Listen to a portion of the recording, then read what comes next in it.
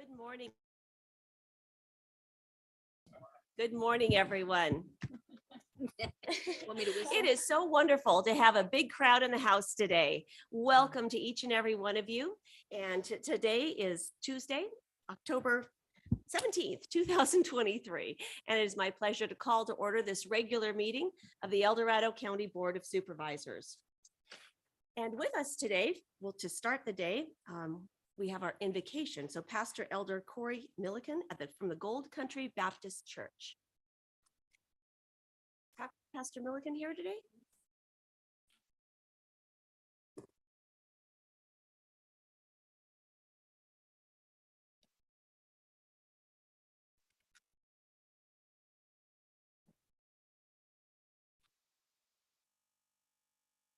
Pastor is new to our roster, so let's see if he's waiting in perhaps a waiting room online.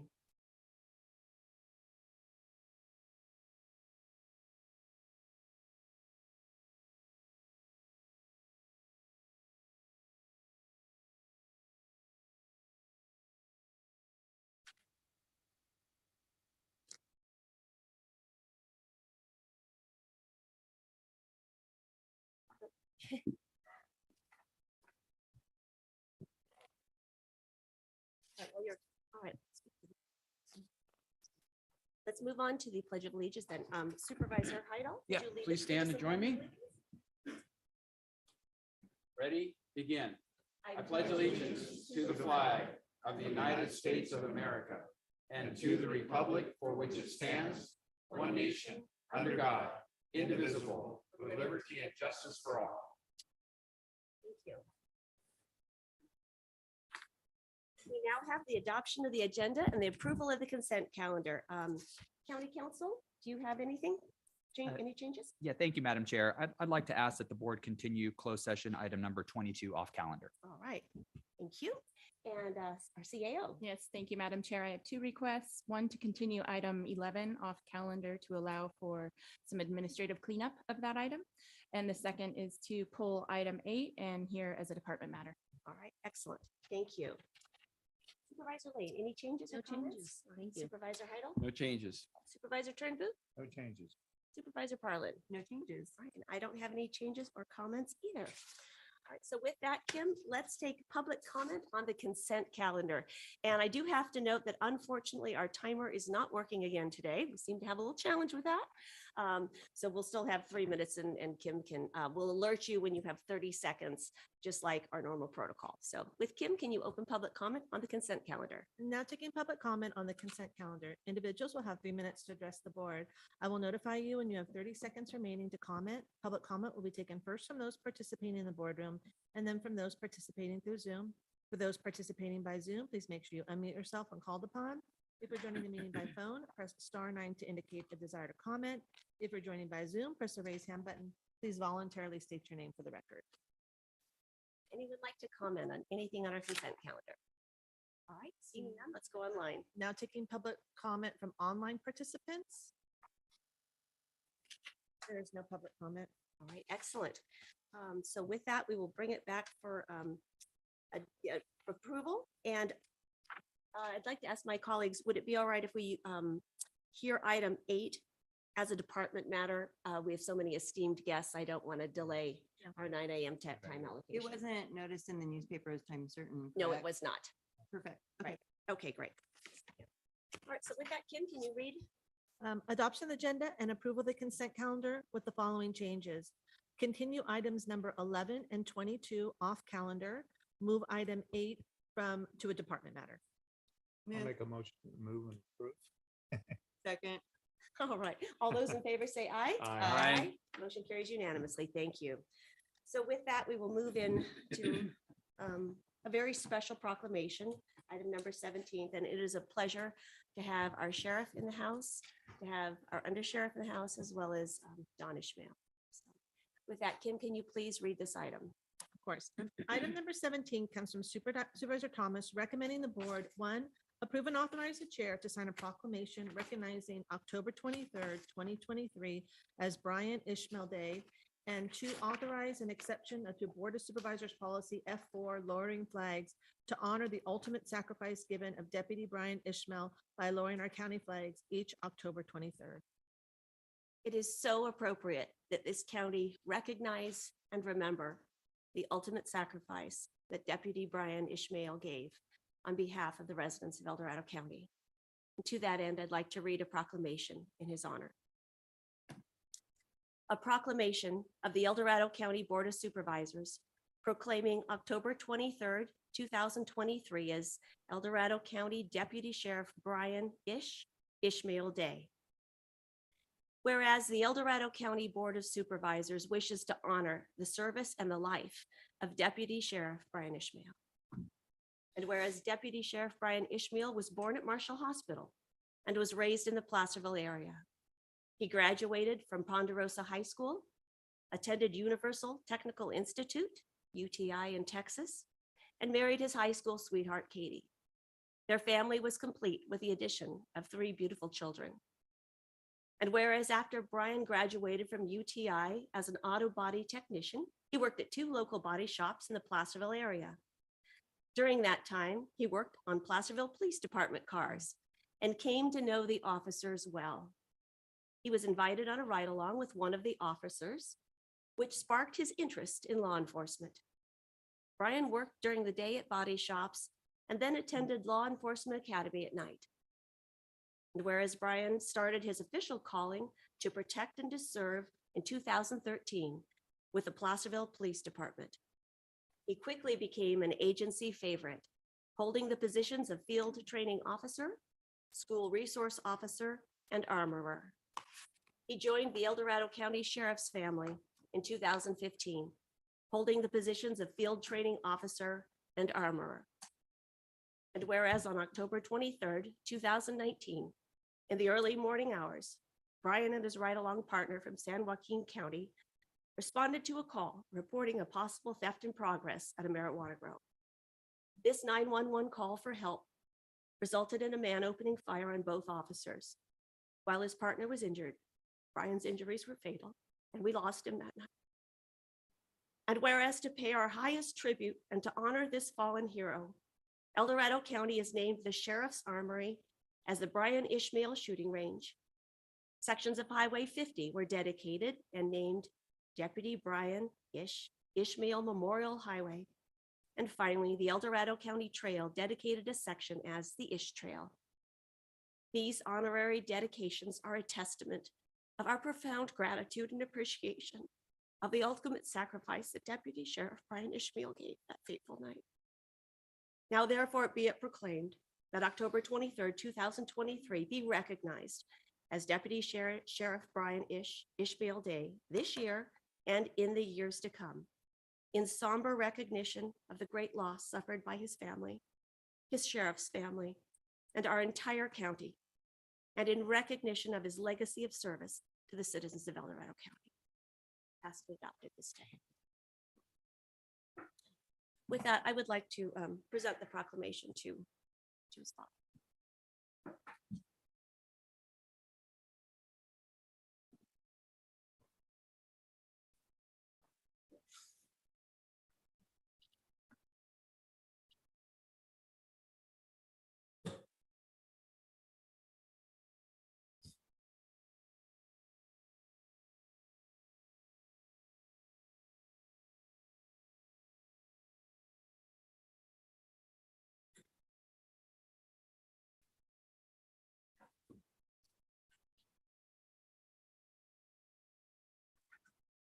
At this time, before we open public comment, I'd like to invite the sheriff or Mr.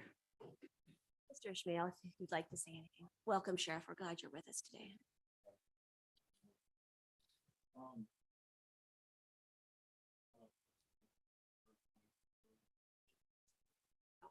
you turn your mic on, Sheriff? Thank you. On October 23rd, 2019, in the early morning hours when I received that phone call, not knowing who or, what was going on, just needed to get out to the scene. And going out there and learning, having to identify Brian, in my 33 years here, I think the darkest moment that in my career that we could have ever experienced. And I say this because we really rallied behind the family. The family rallied behind us. And most importantly, I think our community came to our support and supported us. And I'm going to take you down a rabbit hole here, but I hired a sheriff security officer yesterday. And as I'm talking to this gentleman, he brought up, he said, there's something special going on in El Dorado County. And he goes, he did his research on our agency and on our community. And he said to me that our community supports law enforcement here. They believe in our agency. And having done this research in our agency, your agency has a passion and a love for going out and serving the community. I say this again because it was our community that really rallied behind us, that helped our agency get through the darkest moment, I think, in our history. I wanted to highlight that, and I also wanted to thank you, Madam Chair, and Karen, for your attention to detail and reaching out to us and coming over and meeting with us to make sure that you got this right. You got this right on behalf of our agency, and most importantly, you got this right on behalf of Brian and his family. So I want to thank you all for that. Thank you. Most welcome. Thank you, Sheriff. With that, let's take public comment and then we'll bring it back to the board for comments, final comments. Now taking public comment on item number 17. Individuals will have 3 minutes to address the board. I will notify you when you have 30 seconds remaining to comment. Public comment will be taken first from those participating in the boardroom and then from those participating through Zoom. For those participating by Zoom, please make sure you unmute yourself when called upon. If you're joining the meeting by phone, press *9 to indicate a desire to comment. If you're joining by Zoom, press the raise hand button. Please voluntarily state your name for the record. Good morning. Madam Chair, Lars Knudsen, Pollock Pines. I remember the day, I remember the celebration of life, but I wanted to bring a message of hope to our county. Ishmael is a boy's name of Hebrew origin, meaning God will hear. And I can tell you, God hears us. And I ask God that you would touch our county, that you would touch our department, our sheriff, Lord, that you would touch all in America, United States, with Ishmael. Thank you. Is there anyone else? Good morning. Good morning. Toby Magison. I represent Grizzly Flats in our area up there. I remember when this happened, and I just want to say the sacrifice that Deputy Brian Ishmael made for our community was never forgot. It won't be forgotten. During that time, I don't know if everybody realizes it, but Sheriff Department did a really good job cleaning up some bad people that were in that area. You know, we have children. We don't want cartel and people running rampant in our forest land. And so I thank the Sheriff Department, and I appreciate the sacrifice that was given, and our community appreciates it too. So we just thank you. Thank you, Toby.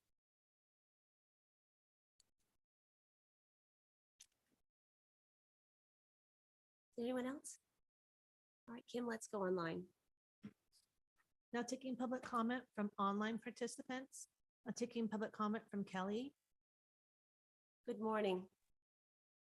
Good morning, amazing community. I am representing the El Dorado County GOP in honoring this motion, which is so deserved. This is what proclamations are for, and we appreciate and we value what Brian did, because what he did and what our Sheriff's Department does every day is the reason we choose El Dorado County as our home. We know that we are safe. We know that in El Dorado County, the message is, if you're the bad guy, you need to go, or else we're going to help you go. We are so in gratitude and debt to his family, who ultimately paid such a sacrifice for him and all of our sheriffs who every day make that choice to protect us, especially in times like this when so many communities feel vulnerable. I know Rabbi Yoshi, who met with our wonderful sheriff yesterday, knows that in El Dorado County, we are valued, we are protected, we are all equal when it comes to the rights of our safety, regardless of who we are and where we live in those pockets. So I today just give such gratitude, not just to Brian Ishmael, but what he represents in our sheriff's department and the men and women who serve us every day. And sometimes their last days. Thank you so much. Thank you for your comments. Appreciate it. Now taking public comment from Don Wolfson. Good morning. Hi, Don Wolfson, Cameron Park. I'll keep it short. That was beautiful. Thank you. Oh. Thank you, Dawn. Appreciate that. There is no additional public comment. There's elegance and brevity, isn't there?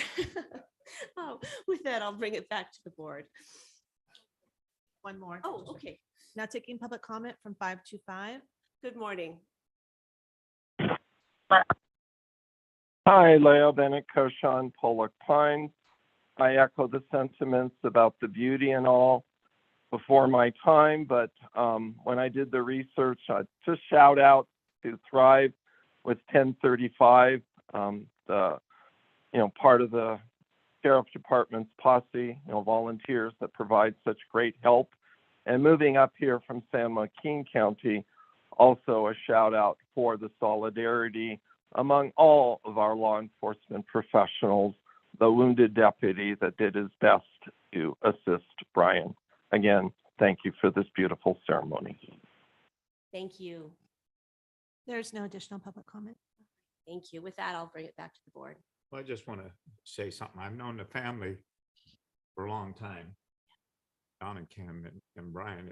And Brian ran around with my son, Georgie. And they went to grammar school together, different phases. I think it was Charles Brown, Herbert Green, and then Ponderosa. Don used to sell me my Snap-on equipment way back when. And his wife worked on the place on Missouri Flat Road. When this tragic thing happened, was 2 miles away from my house. And how do you reach out and say something to anybody?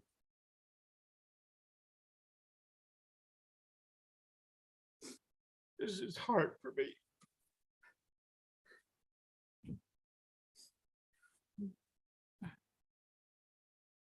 But I remember that day when I was campaigning and I was working on a car and I turned around, they were standing right behind me. And we embraced, all of us did. And we must have cried for about 45 minutes to an hour. Brian was a special person, he really was. And I remember many times him stopping by the shop, just checking on how's everything going and anything going on in El Dorado. He would always ask that as he was going up and visiting his mom, and especially when he was on duty too. The whole family is very special, and we're going to miss Kim a lot, Don, and I'm so sorry for your loss. She was a very special lady, just like your son. And you guys served the community so well. Many, many times. I remember she was a yard duty teacher at Charles Brown School. So like I say, I've known the family for a long time. And this is a very special day and a very special moment. And I remember getting that call from a friend of mine that was a deputy sheriff when this happened. Because at that particular time, they didn't know where these people were even at. So he said to be careful, after that incident happened. But I'll tell you another thing. My son was supposed to go on a ride along with the one deputy that particular night, but he had training to do. Or my son Georgie would have been, who knows? He might have been involved. It's very possible. So this is a special day and a special moment in our county. And I honor this family and all the good work that Brian has done. Thank you. Any other comments? Words can't express truly our sorrow and appreciation. And I thank you, Chair, for bringing this year, because it is important that we never forget. And I'd just like to echo that, the sacrifice that Deputy Ishmael made in the line of duty and all of his family's efforts and love for this community and recovery, it will not be forgotten in El Dorado County. This will be one of those things that we continually remind ourselves of, the vulnerability of our law enforcement and the fact that we all have to be fully supportive of their efforts, that we have to stand behind them and make sure that we do everything we can to enable them to serve us appropriately, that they're given the appropriate equipment, that they're given the appropriate training, and that they're prepared to deal with incidences that none of us can anticipate or understand what they may lead to. So this was just an extremely unfortunate set of circumstances, but my thoughts and prayers continue to go to the family for your loss.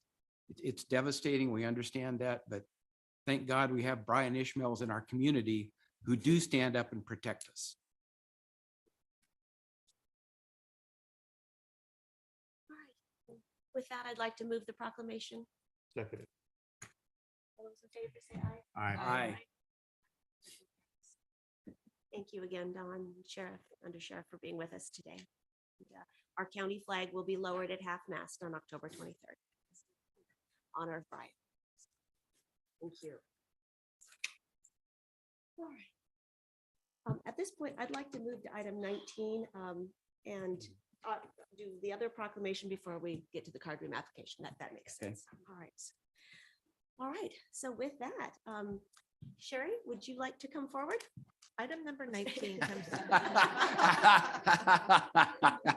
Everybody looks around. I'm gonna go ahead and read it. Okay, sorry. Item number 19 comes from the Probation Department, recommending the board, 1, recognize Sherry White, Accountant 2, on her retirement from El Dorado County after over 24 years of service, and 2, approve and authorize the chair to sign a proclamation recognizing Sherry's dedication to public service and to congratulate her on her retirement. And Chief Richard, would you like to do issue the proclamation? Or am I? Okay, well, wonderful. Well, thank you for being front and center, Sherry, and it's a privilege to honor you today as well. So with that, I'd like to read a proclamation of the Board of Supervisors of the County of El Dorado in recognition of Sherry White for her outstanding public service. Whereas Sherry White is retiring with over 24 years of public service with the County of El Dorado. And whereas Sherry White began her career with the El Dorado County Probation Department in October of 1990 as an account clerk, and then worked for child support from late 1990 to December 1st, 2003 as a fiscal technician. And whereas after helping to raise her family, Sherry returned to the county with DOT as a fiscal assistant, was welcomed back to probation on March 19th, 2012 as a fiscal technician, and has been instrumental in contributing to probation's fiscal unit in her current position of Accountant 2 since February 10th, 2019. And whereas Sherry was nominated in 2013, 2015, and 2017 for Employee of the Year, and was voted Employee of the Year in 2017 and received a meritorious award in 2021. And whereas Sherry's commitment, integrity, collaboration, and work ethic have had a positive impact and assisted in furthering probation's vision of safe communities through changed lives. And whereas Sherry is a lifelong resident of El Dorado County and has contributed to the community for 24 years through roles such as 4-H clubs and is an El Dorado County Fair Board member. And whereas Sherry is looking forward to spending more time with her husband, her 3 sons, and 5 granddaughters. Now therefore be it proclaimed that the Board of Supervisors of the County of El Dorado recognizes and commends Sherry White for her many years of outstanding service to the people and county of El Dorado, passed and adopted this day. So join me in. I'd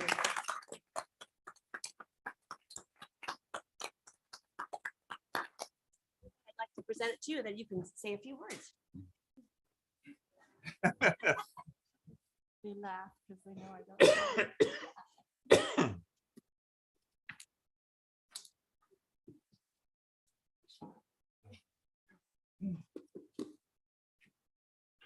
I'd like to thank everybody for coming and my great coworkers and my family. I love my job, but it's time for me to do something different. And I appreciate the opportunity I've had at the probation department. They're a great place to work. Thanks. Thank you. And at this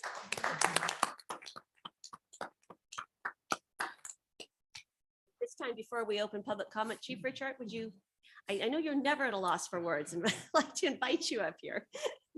Good morning. Nice to have you with us.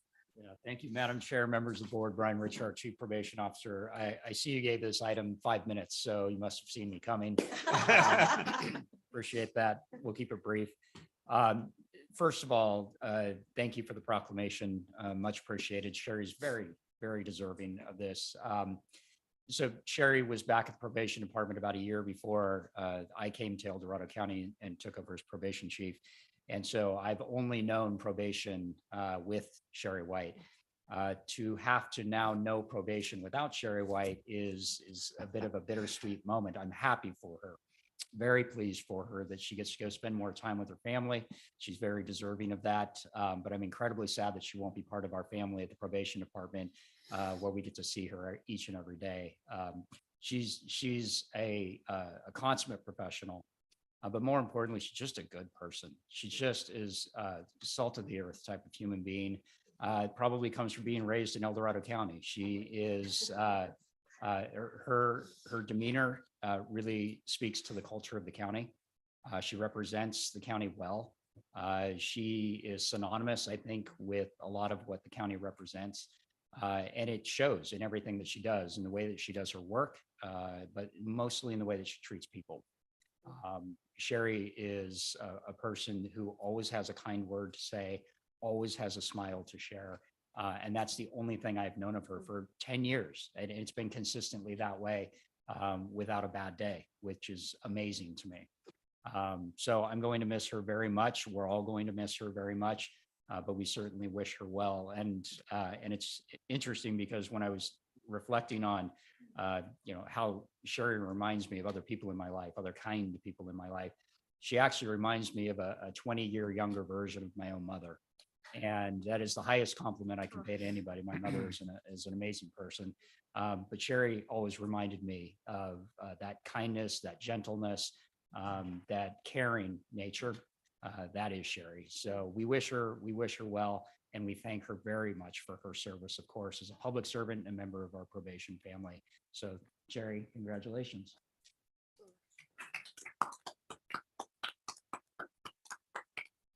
It's a lovely tribute and a pleasure to have her probation family and her family with us today. All right. So with that, Kim, let's open public comment and then we'll bring it back to the board. Now taking public comment on item number 19. Individuals will have 3 minutes to address the board. I will notify you when you have 30 seconds remaining to comment. Public comment will be taken first from those participating in the boardroom and then for those participating through Zoom. For those participating by Zoom, please make sure you unmute yourself when you're called upon. If you're joining the meeting by phone, press *9 to indicate a desire to comment. If you're joining by Zoom, press the raise hand button. Please voluntarily state your name for the record. Is there anyone in the room that would like to speak? Come on down.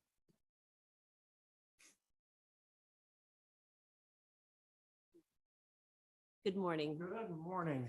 My name is Todd White, and I have the pleasure of being Sherry White's son. She has 3 sons, and 2 good sons, and 2 out of 3 ain't bad. So, so she's done a variety of things for the County of El Dorado, child support, probation. She's driven a bus. She used to drive the big buses downtown. Pretty scary to imagine that, but she did it well. Took some time off to be a general contractor. She held a general contracting license for several years. My brother's a general contractor as well. I can't figure out how to draw pictures, so I'm not a general contractor. But Brian Richard, Chief Richard said, I think he hit the nail on the head with what he said about my mother. She has an ornery side that he didn't talk about. She can put me in my place at least. So but she has a heart of gold. She's given everything she could to this county, and it's been an amazing experience having her as my mother, and she's still my mother, even though she's retiring. But you know, it's interesting. Nikki Mosinger is her boss, and growing up in the county, if you would have told me that Myrna Tao's daughter would someday be my mother's boss, it's a very small world. And I was talking to Darcy Prohl this morning, and she used to work with my mother at both the probation department and child support, and she's a little bit younger than my mother, and it's just an interesting experience to watch us all get older, but we still got it, and we're now retiring. I never thought my parents would be old enough to retire, but county employee 3 times, that's something that I never was in the running for. I think you all know that, but she really is an amazing person, and I look forward to the next 20, 30 years of giving back to the community with her, and she will enjoy spending more time with Tim and Steve. Unfortunately, through community involvement, she spends too much time with me. So one of these days, I'll learn how to settle down, and maybe I'll actually start listening to my mother. So thank you for taking the time to honor her and her service, and what a wonderful woman, a wonderful department, and her coworkers are truly the best people 30 seconds El Dorado remaining. County has to offer. So thank you so much. Thank you for your comments.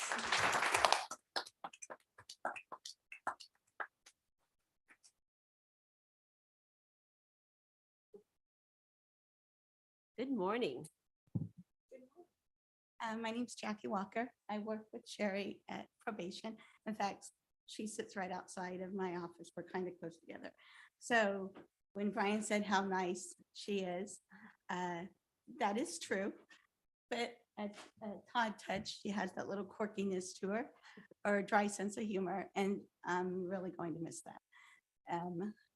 So I just wanted to congratulate you. I'm not a person with a lot of words. Thank you for the proclamation for Sherry, and just want to miss her. Thank you for your comments. Appreciate it. Is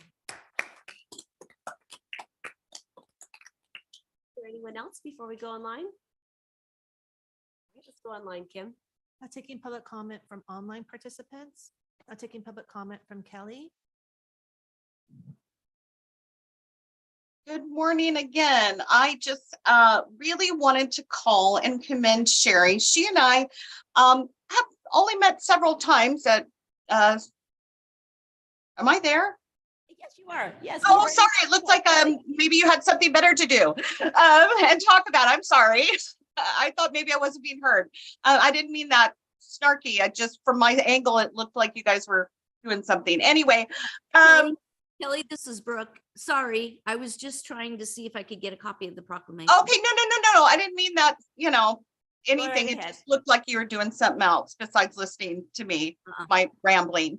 Anyway, I just want to say, Sherry, I know you did a great job at your job, and what a wonderful long-term member you have been in the community. But really, what I know of you is the fact that you have a son who you always don't have the same political ideology, and I would love to be around your dinner table, truly cares about his mom.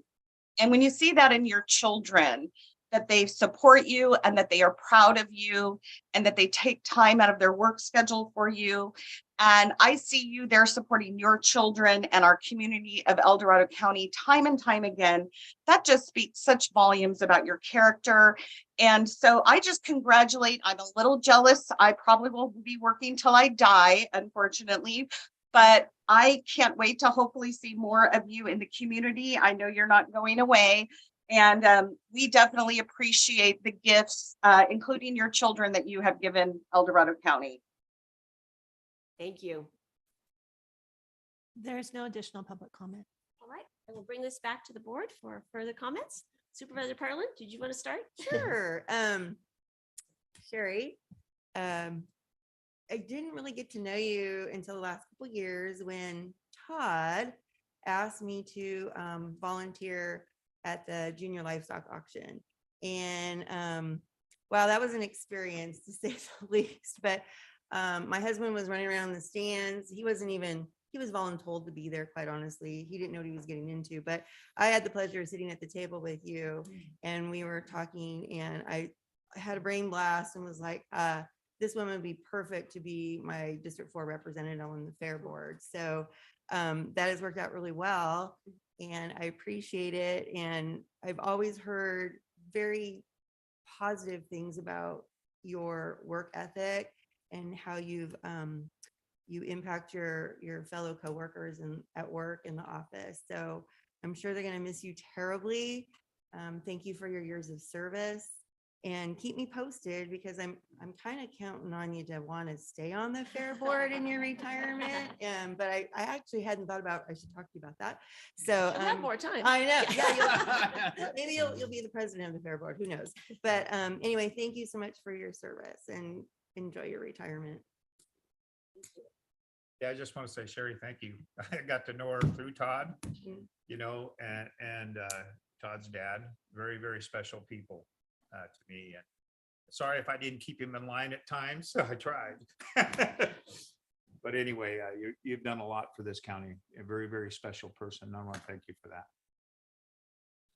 Sherry, congratulations on your retirement. And I see that you've got the right focus in life. The 5 granddaughters is going to give you ultimate joy.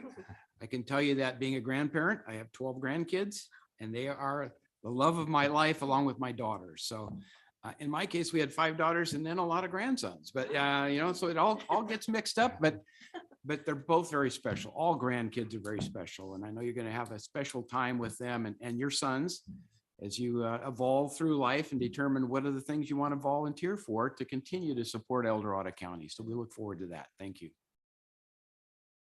Ms. White, I just wanted to say a little bit, and also again, my apologies to Ms. Nelewaja, because I was trying to see if I could physically look at this proclamation.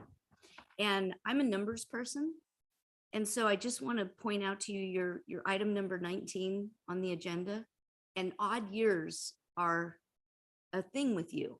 So you were originally hired and worked in your first position for 13 years. And then your next position for 7 years. You were nominated in 2013, 15, and 17, right, for Employee of the Year. And then you received the Emeritus Award in 2021, and you're retiring in 2023. So my wish to you is that every year is a special year for you in your retirement. Well said. Yep. Just congratulations, Sherry. Thank you for your legacy of service to El Dorado County, and we just wish you much joy in this next chapter of your life. You've certainly earned it. So with that, I'd like to move that. All right. we approve I'll the second it. proclamation. All those in favor? Aye. Motion carries unanimously. So congratulations. Congratulations.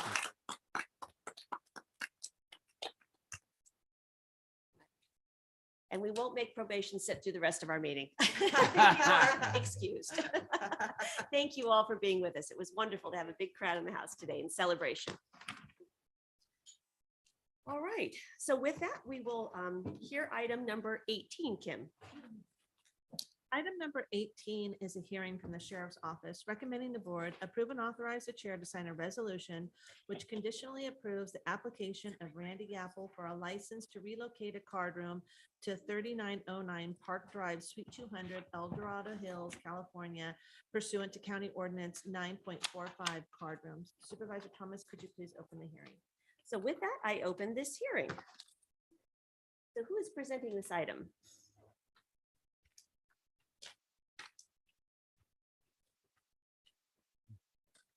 Come on down. Good morning. Good morning. Tiffany Lichtig, Lichtig, on behalf of Mr. Yapel.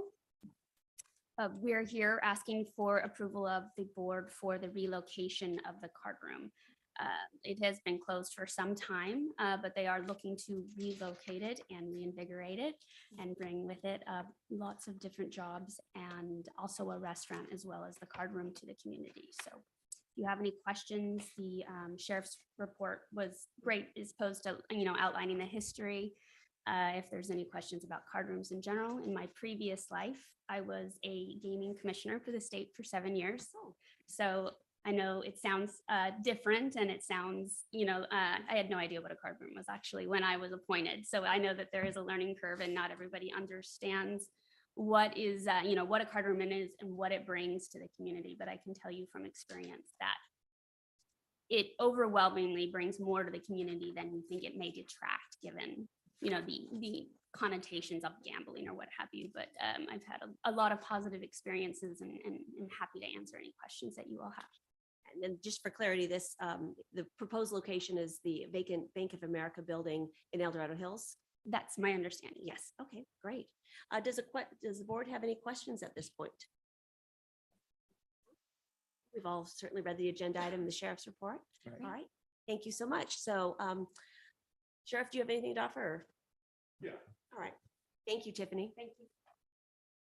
Yeah, as part of our due diligence, we looked at other card rooms throughout the region and the impacts they had on crime and cultural service in the community. And there's nothing that is earth shattering that would prevent us from going forward with the approval of this. However, listening to constituents down in El Dorado Hills, we do understand that and based on experience that there is an element that could be brought into our community that would bring some concerns. But as a sheriff's office, we will do everything to keep tabs on this and go forth with our vision of total enforcement on crime, if there should be any. Excellent. And thank you for your report. It was very, very helpful Yeah, as it we was. worked through this. Absolutely. Yeah, incredibly helpful. Yeah. All right. Excellent. Well, if the board has no questions for the sheriff or the applicant. Yeah, I did want to ask the sheriff, sorry, before you sat down, I'm so sorry. Do you recall, were there any issues at the old location? I do not ever remember hearing there were No, I problems never. with it, but I just wanted to No, hear there it were from just you. your typical calls for service. There was nothing earth shattering. It wasn't anything that was impactful. There were a couple, I think there was a 242, which is a battery, a fight. I think we responded to a couple reports of public intoxication, but nothing that we haven't experienced in any other area of the county. So. Right. Okay. Thank you for that. Excellent. Yeah, that's helpful. Thank you, Sheriff. All right, Kim, let's open public comment on this item, please. Now taking public comment on item number 18. Individuals will have 3 minutes to address the board.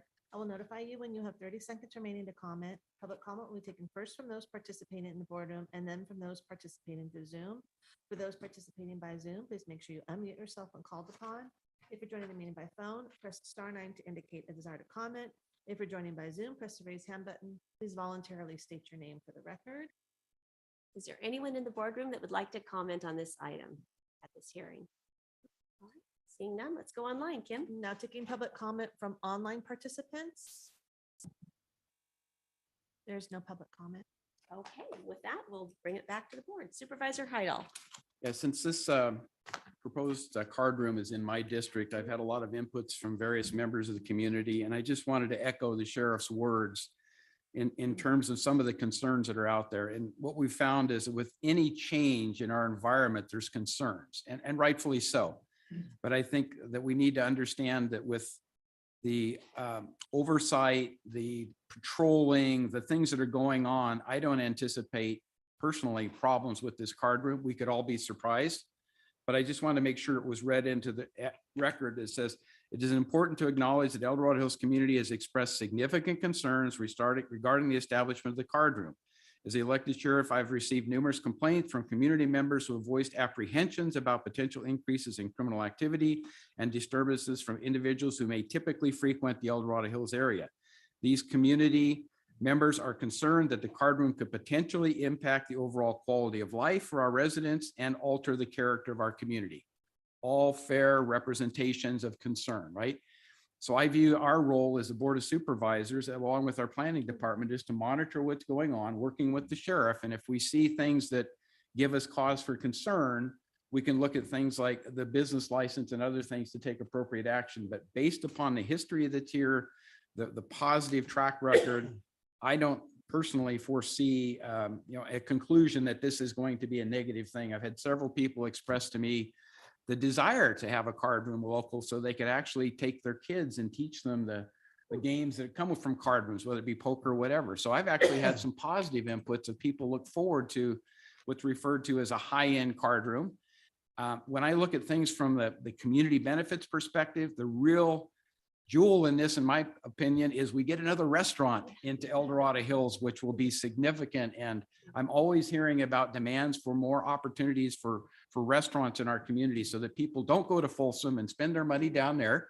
They stay in El Dorado County and obviously frequent our restaurants within El Dorado County, including El Dorado Hills. So I think that's a major positive for the community to fill that space with a quality restaurant again. And I look forward to experiencing that, having going there myself and enjoying the food and the entertainment that may go with it. So overall, I think this is in balance. This weighs in favor of let's give this an opportunity to be successful and just continue to be vigilant and monitor what's going on. I think that's the key. Very good. Excellent. Any other comments from board members? I lived next to this business when it was in Cameron Park. And it's important to recognize that the business has existed for over 20 years. And I lived next to it in a residential neighborhood, very, very close, for 12 years. And just like the sheriff stated, never bothered the area or the neighbors.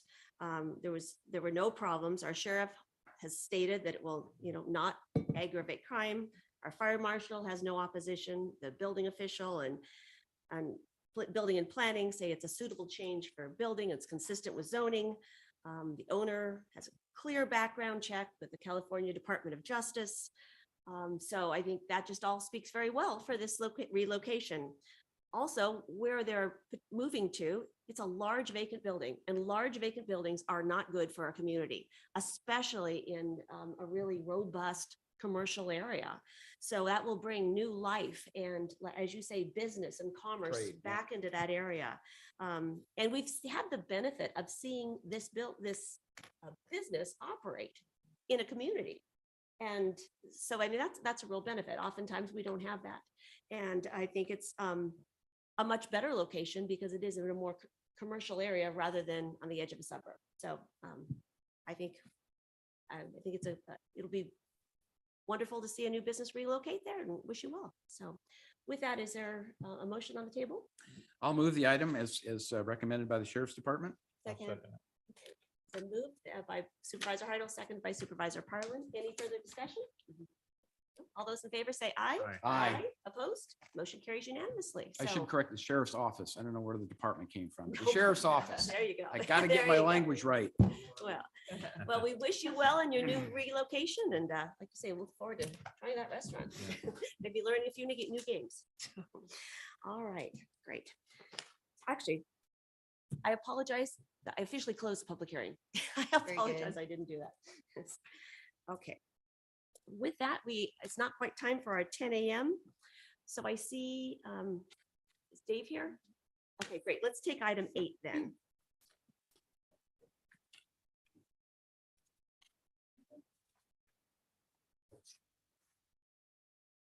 Good morning, Dave. Good morning, Madam Kim's going to Chair. read this into the record here. Item 8 comes from the El Dorado County Air Quality Management District, recommending the board acting as the AQMD Board of Directors. 1, approve and authorize the chair to sign a resolution approving the 2015 Sacramento Regional 8-hour ozone attainment and reasonable further progress plan. 2, find that adoption of the plan is exempt from the California Environmental Act under 14 California Code of Regulations.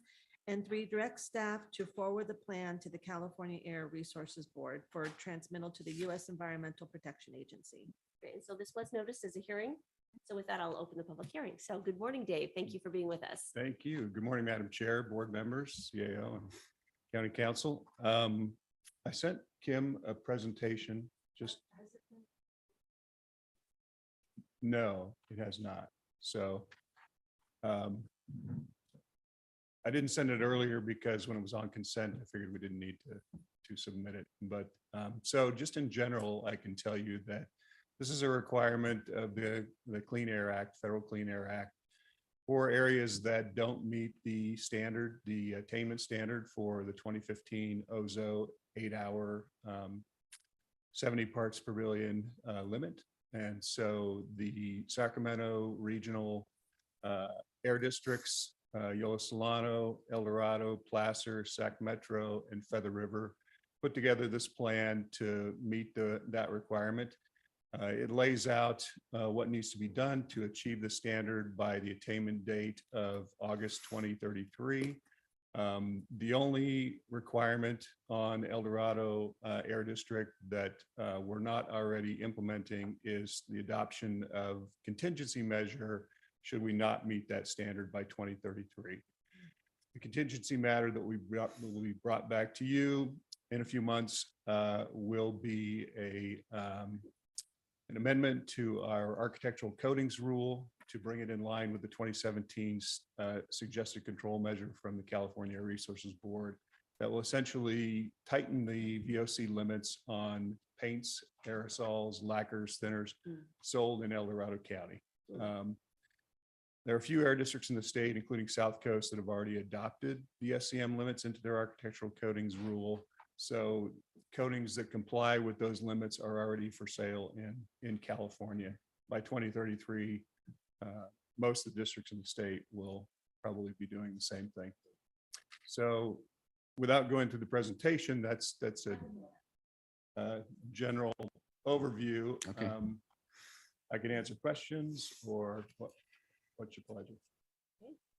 Does the board have any questions? Is there on this anything in the matter? presentation, Dave, that we ought to look at in terms of recommendations or specific actions that are approved? We just got it up. Kim's got it up here, but is there some part of this that we need to Yeah, look at? just, Maybe just move through it real quickly, Kim. Yeah. Maybe so that's we it. can- Just sequence yeah, it through so we just get let's- a quick glimpse.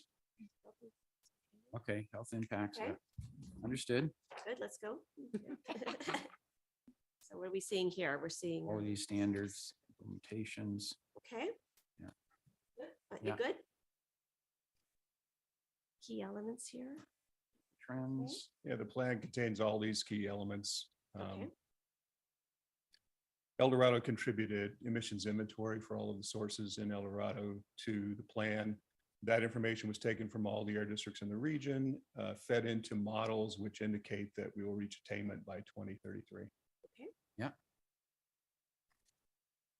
And Overview of key requirements. plan requirements. Okay, great. Yeah.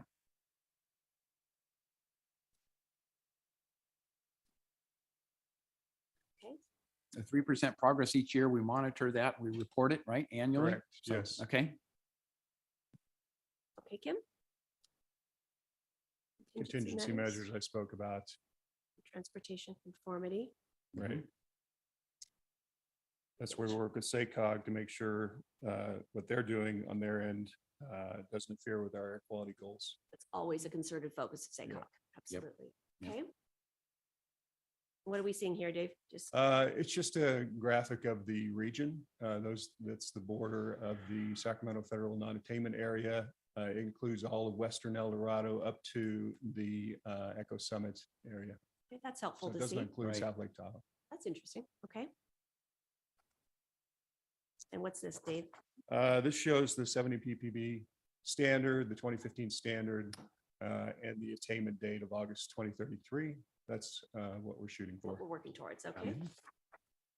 This is a graph showing the progress we've made over the last 20 years. It's a good trend. yeah, absolutely. The yeah, trend's in the blue- right direction. So it looks like it's greater than 3% maybe, but that's good.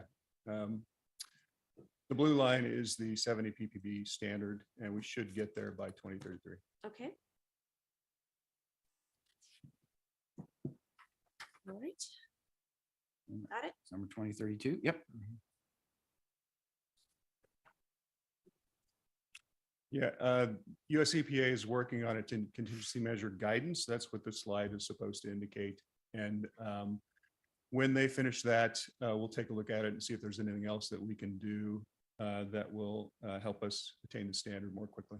Okay. And you excellent. expect that within the next 6 months, year? Do you got any idea on that? Yeah, there's been legal battles. It's the second shot at coming up with contingency measures by EPA. And so, yeah, it's probably in the next 6 months. Okay. The other contingency measure that the state is going to be doing is a smog check tightening.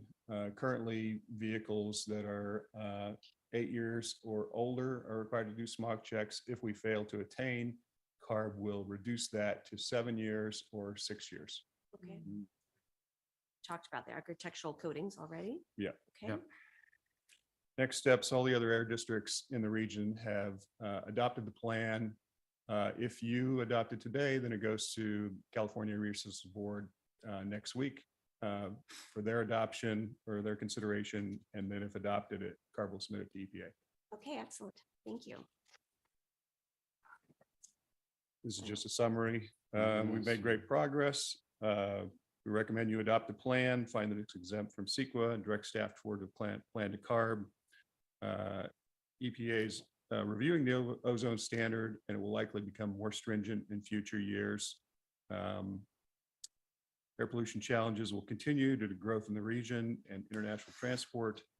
So additional federal, state, and local strategies will be needed, and happy to answer any questions. All right. Thank you, Dave. Any other questions by the board? No, being that I was involved in that with the smog check program, and stuff and vehicles and stuff. And you got to understand way back when it used to be 14-1, but now the cars are so clean now that it's like 80-1 with the emissions and stuff. And it's zero emissions coming out the tailpipes now with a lot of these vehicles.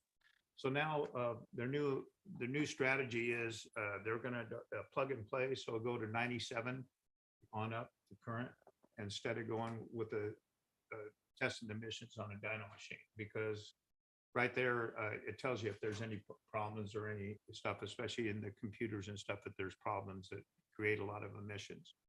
One of the biggest things is we need to reduce these horrific fires that we have, because one wildfire one day puts out more pollution than all the vehicles and trucks in California 1 year.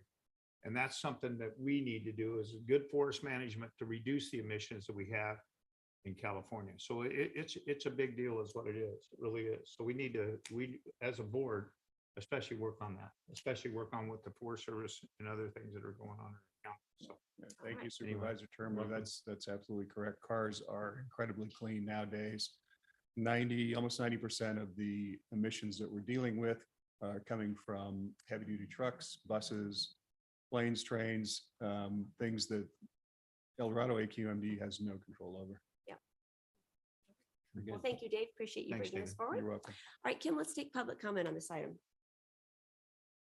Now taking public comment on item number 8. Individuals will have 3 minutes to address the board. I will notify you when you have 30 seconds remaining to comment. Public comment will be taken first from those participating in the boardroom and then from those participating through Zoom. For those participating by Zoom, please make sure you unmute yourself when called upon. If you're joining the meeting by phone, press *9 to indicate a desire to comment. If you're joining by Zoom, press the raise hand button. Please voluntarily state your name for the record. Is there anyone in the room that would like to speak to item 8? Seeing none, let's go online. Now taking public comment from online participants. Now taking public comment from 525. Good morning.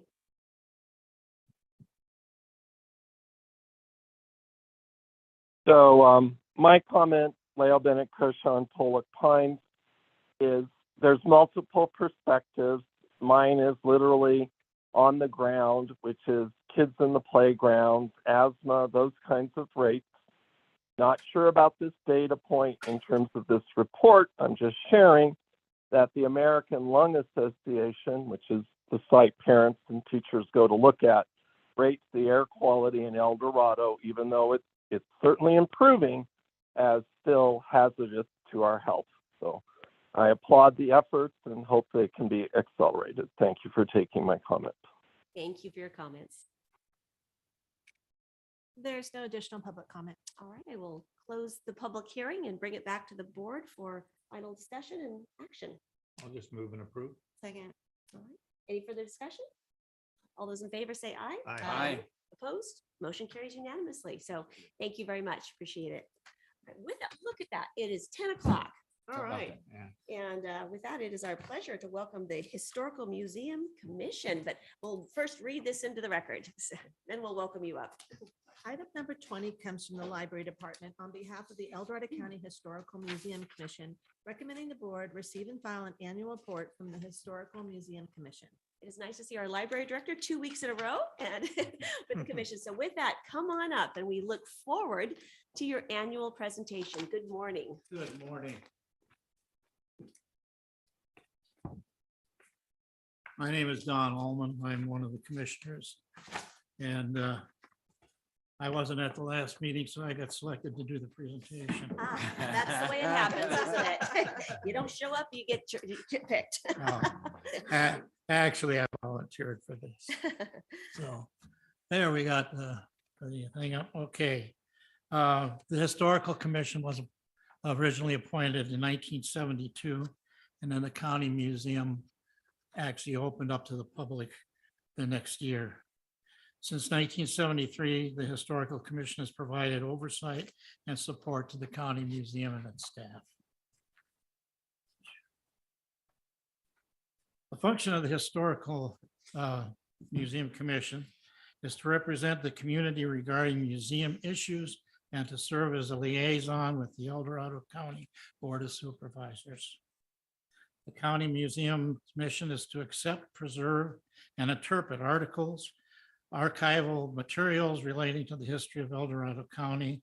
And we accomplish this through permanent and special exhibits at the museum, special museums at the county library branches, public outreach and at historically related events and presentations such as senior centers, conducting research to the public, county, and professional surveyors, cultural resource specialists, artists, and others. The Museum Commission has 7 members appointed by the Board of Supervisors at large, meaning, of course, not representing a district. And we have 2 members that represent established historical organizations.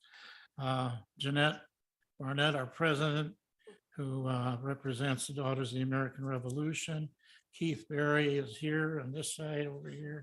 He represents the El Dorado Western Railroad. Myself, Pam Huppner, Frank Jacoby, Dee Owens, and Barbara Raines round out the group. So anyway. The commission's purpose can be summarized as recommend museum policies, make recommendations to accept or reject artifact donations, represent the museum and other forums, strategic planning recommendations, and budget and funding recommendations.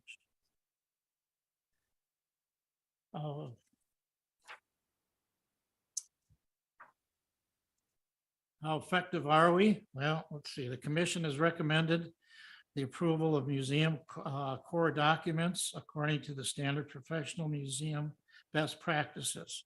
And the documents include an acquisition policy and the funding program stating the criteria for preserving artifacts and archival materials. Collections by management states how we can use these items to be cared for and documented.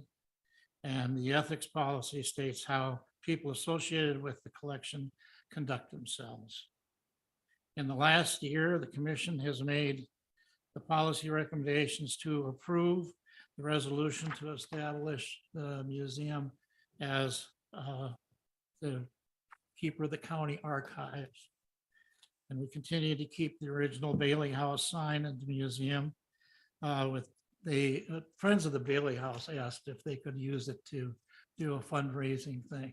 And we looked at it and it's not in the best condition. So we were afraid that it would get damaged, but we did offer to allow them to come in and measure it and make a replica of it.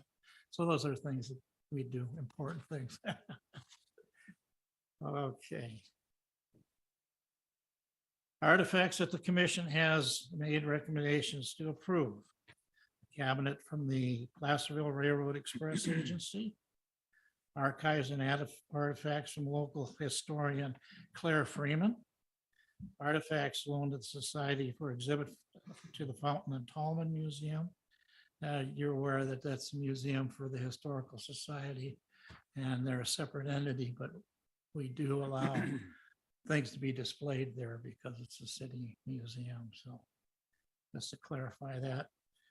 We have the Georgetown Gazette stained glass window, the Phyllis Rupley Snyder's El Dorado rose dresses, and also rose dresses from Reba Trask and Reba Sinclair. Also archaeology collection from Gold Rush area, data recovered from the sites impacted by the construction of the pedestrian trail by Serrano in El Dorado Hills.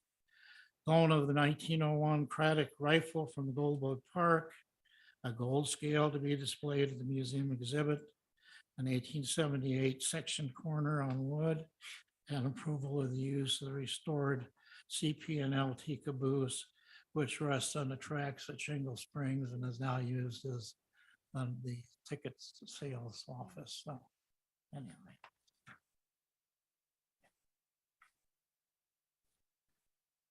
Okay. Individual commissioners also represent the county museum in a wide range of groups and organizations. And that's the El Dorado County Historical Society, the Oregon California Trails Association, Daughters of the American Revolution, Colonial Dames, El Dorado Gold, Sons in Retirement. It wasn't seniors in retirement, it says, but it was Sons in Retirement. Kind of an oxymoron. The Heritage Association of El Dorado County, the El Dorado Western Railroad Foundation. We also do representation during the county fair, Placerville Main Street events, and historical events around the county, such as the Clarksville Days and the Founders Day. The commission recommends adopting the strategic plan for the El Dorado Western Railroad County Museum Program. And we're interested in working on museum-wide strategy plan with staff members during the 2023 to 24 fiscal year. As part of the planning, there will be recommendations for supporting the museum's operation and accountability. The Historical Museum contributes to the county. This is what we do to help the county.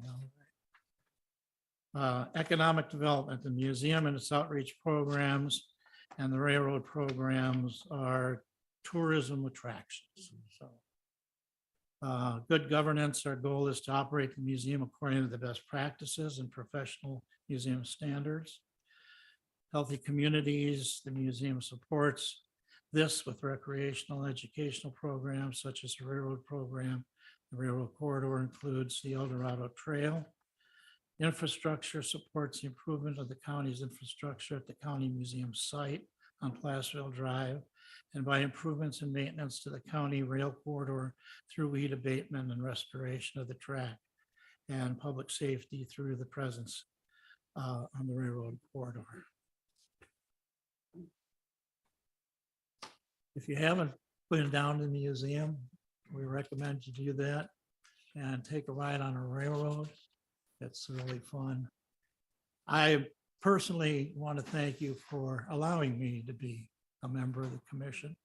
It's been a real fun thing, and especially when we start reviewing the artifacts and that. So thank you very much for your attention.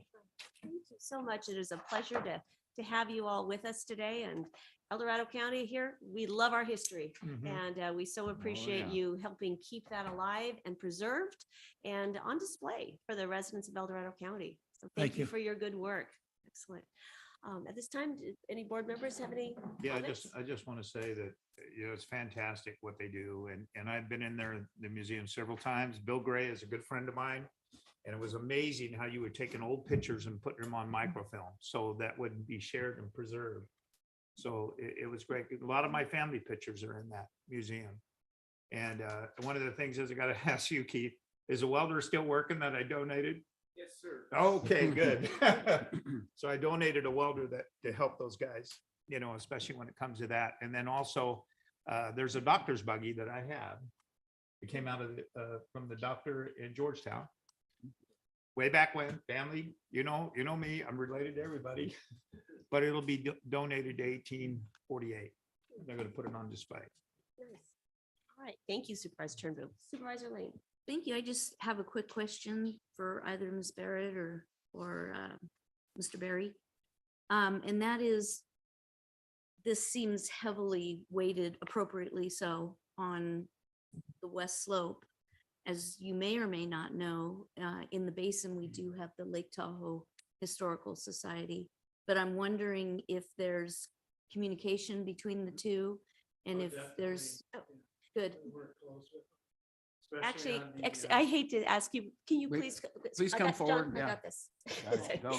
Can you please come to the podium so we can capture your words? Thank you.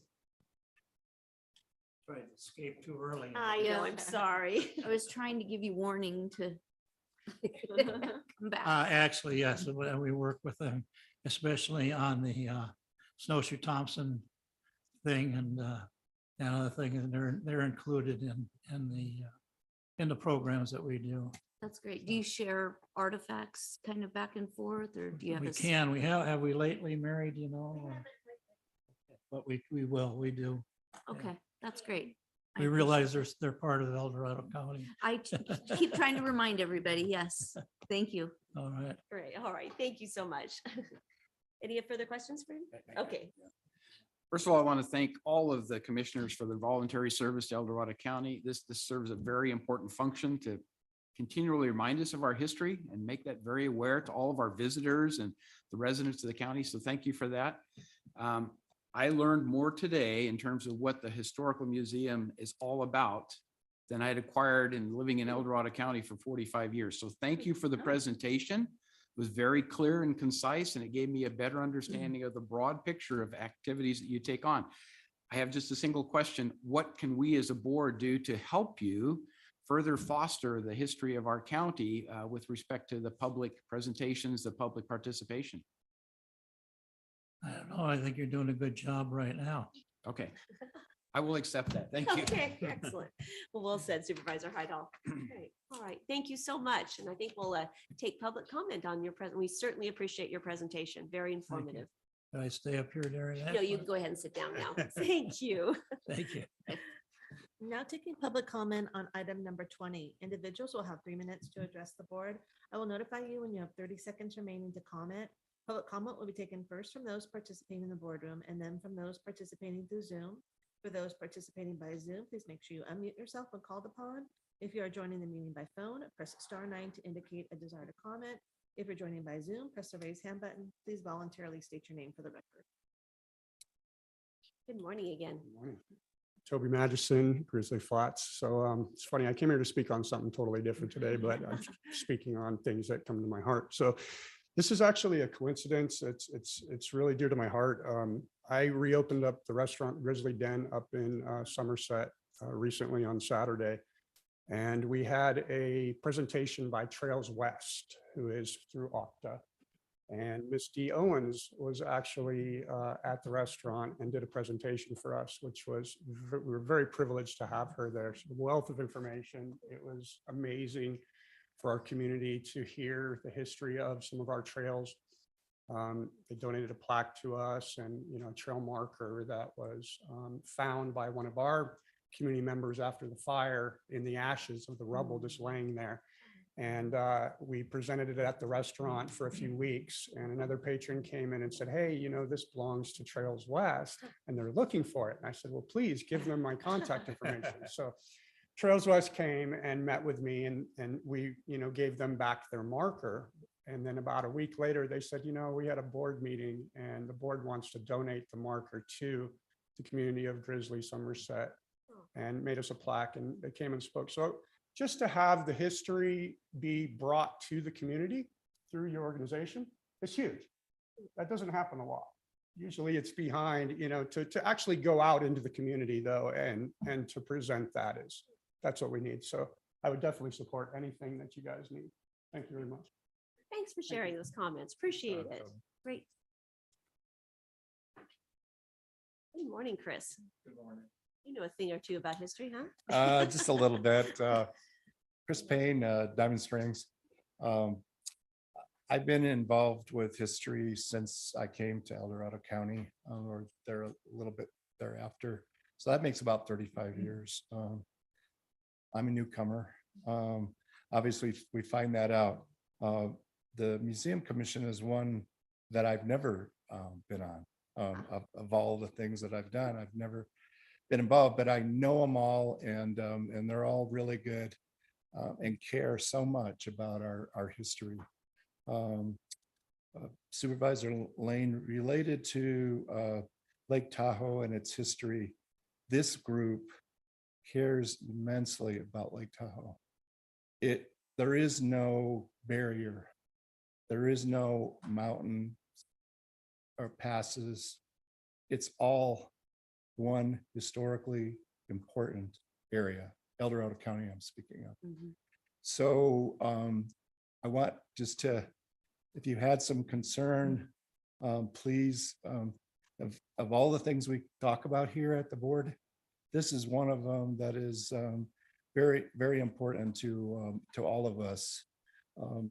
Case in point, we just had an open house at the El Dorado Gold 1848 just a few weeks ago, and the Historical Society, Lake Tahoe Historical Society, was there, and they presented as if they were us. You know, we all work together. We all care about the artifacts. We want to make sure there's homes for the artifacts, and therefore this commission is critically important in acceptance of those. There's standards of acceptance, and I just want you to know I'm so proud of them and their efforts. So thank you very much for allowing me this moment to recognize them. Thank you. Thank you, Chris. Is there anyone else that would like to speak on this item? All right, seeing none, let's go online, Kim. Now taking public comment from online participants. Now taking public comment from 525. Good morning. Can you, there you go. Hi again, Leo Bennett, Coshon, Pollock Pines. Thank you, Supervisor Heidel, for your question to this great and very informative presentation. In terms of what can the board do, I have ridden the Highway 50 wagon train, which used to go from Nevada all the way to Sacramento. And I applaud the board for supporting that living history, which is having its 75th anniversary coming up. I'm also helping out Save the Graves, and I know that everybody's very supportive of their event coming up this Saturday. Lots of overlap. You have so many different groups like the Railroad Association, your awesome museum director, lots of different volunteer. I look to the board to try, perhaps have a workshop someday, but to provide the strategic vision for making sure that we're all aware, both newcomers and folks that have been here a long time, and folks who, for a variety of historical reasons, may no longer be in this community. All the different threads, the world rushed in, that's the theme. I was in Coloma for their living history event. And so it's how do we bring all of these elements together to truly celebrate the example of El Dorado as a caring and committed connected community, but is also inclusive of some of the events that were not so great, as the genocide of our indigenous, the driving out of the Chinese. You know, there's things that we need to come to terms with still. That's if you don't learn from your history, you tend to repeat it.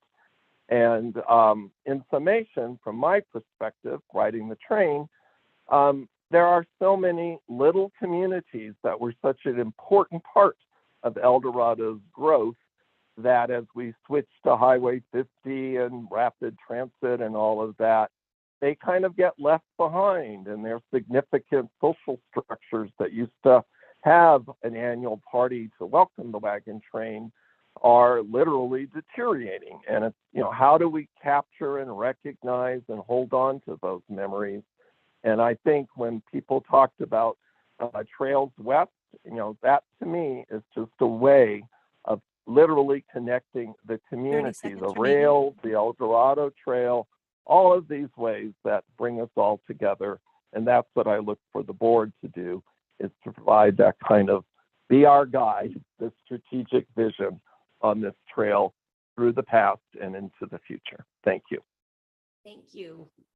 Appreciate your comments. Now taking public comment from Laurel Brentbaum. Good morning. Good morning, Laurel. I think you're muted. Yeah, it disappeared for a second there. Thank you. Back. Good morning, supervisors. Supervisor Thomas mentioned what a gift the museum is to our community, to our residents. I want to share with you that through the efforts of the Visitors Authority, what we know is one of the most sought after things for travelers is history. And most of our, the majority of our inquiries are about our history. Our visitors that come to our counter ask, where is the museum? When's the museum open? It's a huge draw and a huge attraction to the visitors to El Dorado County. Also, I would like to give a personal shout out to Mary Corey. Mary, every year faithfully opens our new leadership class with a presentation of the history on El Dorado County, and it's very, very well done. And she does it with great sincerity and passion, and I want to thank her for that. So thanks for the time. Appreciate your comments. Thanks, Laurel. There's no additional public comment. All right, excellent. This is not an action item. So thank Chair, you. can I just say one more thing? Absolutely. Of course, thank you to our commissioners. The history of our county, we just all treasure it so much and appreciate that you are keeping it, where everybody can see it and touch it. And the museums are so important, and the train rides, Keith, you know how much I love that. So, but I did, when Supervisor Heidel said that he really didn't know what the commission did until this presentation, it made me realize that I really want to say thank you to our clerk, Kim Dawson, for stepping into that space of our committees and commissions and bringing this annual reporting so that we are aware of what's going on with our commissions, and so we can be more supportive. So that we had a void there. And so Kim, thank you just so much for stepping in and helping too with the template. I see you created a template to help our commissions, committees know what we want to hear from them. And so just wanted to shout out and say how much I appreciate that. And Thank you for recognizing that. And I want to say one more other thing, thank you for you guys' hard work and stuff, preserving our history, because history is a big thing to me too. And especially when my family, the 8 wagon trains that Hugh Turnbow Sr. brought across, from Missouri to here, and then through Hope Valley. And every time I visit Hope Valley, I see the wagon tracks that are through the granite, and I think about my great-great-grandfather, bringing those wagon trains across and how special that was at that time. And all the history here in Lotus Store, Lotus Hotel, the rescue store, Uncle Tom's Cabin is all my family. And Lori always teases me, I don't have a family tree, I got a bush. I'm related to everybody. So, and I can't help that, but anyway, and I want to just thank you very much for preserving our history, because history is very, very important to me, and it's very important to this county. Supervisor Turnbull, our families might have been on the same wagon train. 'Cause I'm probably sure. we came here in 1850 as well on a wagon train. So they probably traveled together. So with that, you all are volunteers to serve our, in serving our county with your time and your passion and your talents. And that is a gift we don't take lightly. So thank you so much. We appreciated you being with us and look forward to your report next year. And thank you for all your good work on behalf of the citizens of El Dorado County. It's greatly appreciated. Thank you. Thank you. All right, so with that, let's go to our department matters. Let's take the first one, a very intriguing item number 13. Kim, can you read that into the record?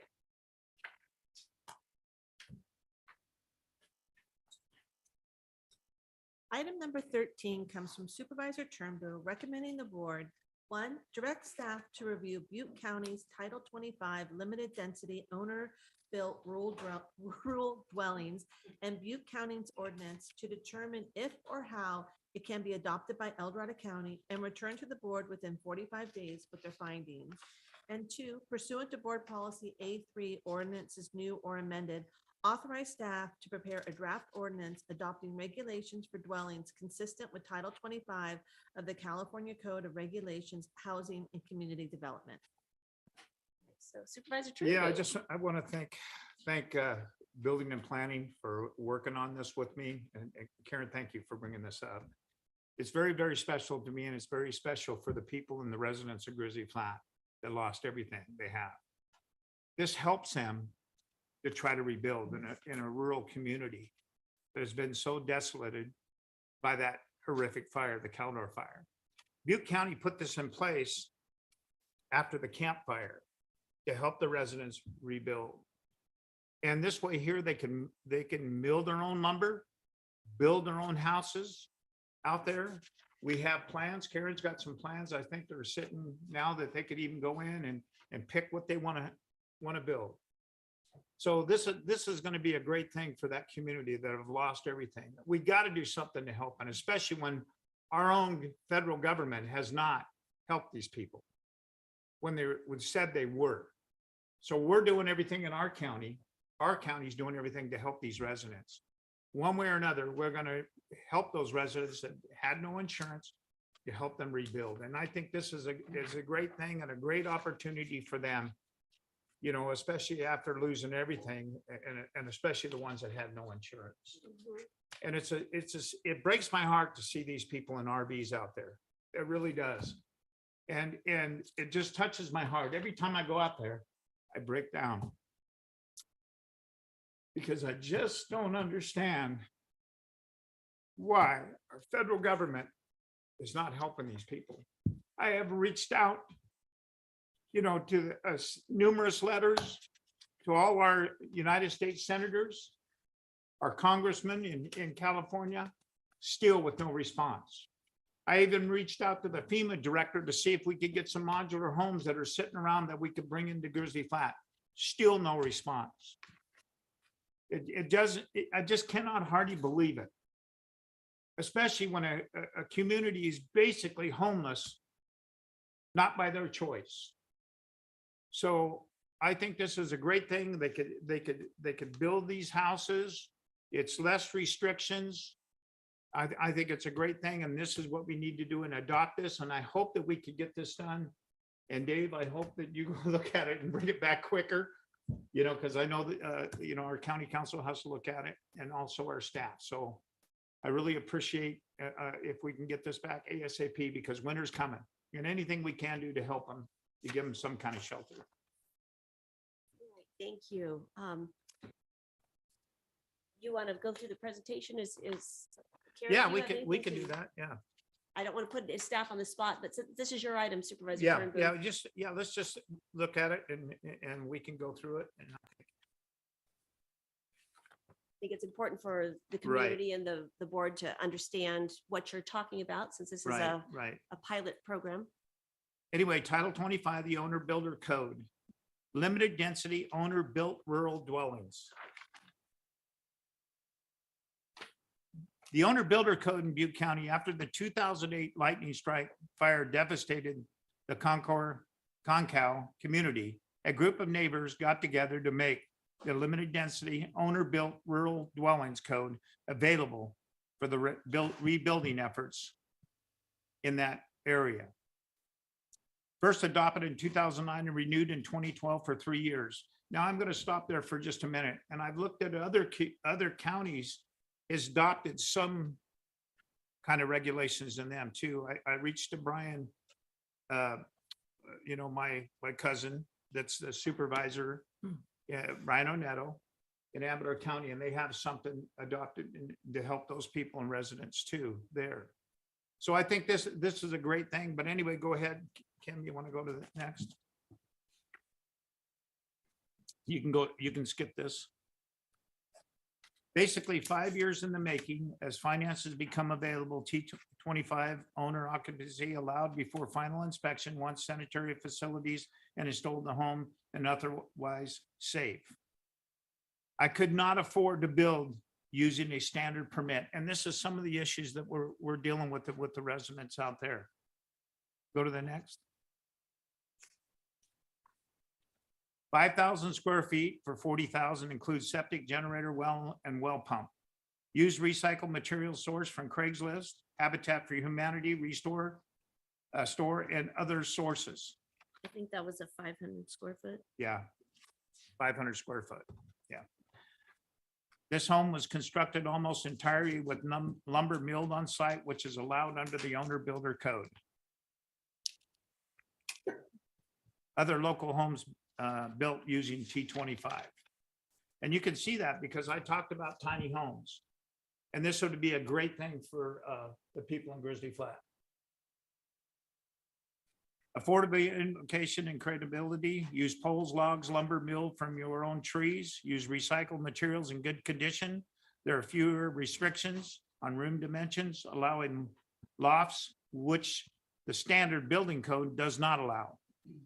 Permits will be valid for 3 years and longer with renewals. And what it is these people could live in these houses as they're building 3 years and then come back with another renewal for 2 more years. You can go ahead and go to the next one. Butte County Owner Builder Code, Density Owner Built Rural Dwelling Code has been available only in Concal, Yankee Hill, Big Bend community are legally created parcels at least 1 acre. So this is a thing here in Grizzly Flat because a lot of them 1 acre or smaller parcels. So this will help these people.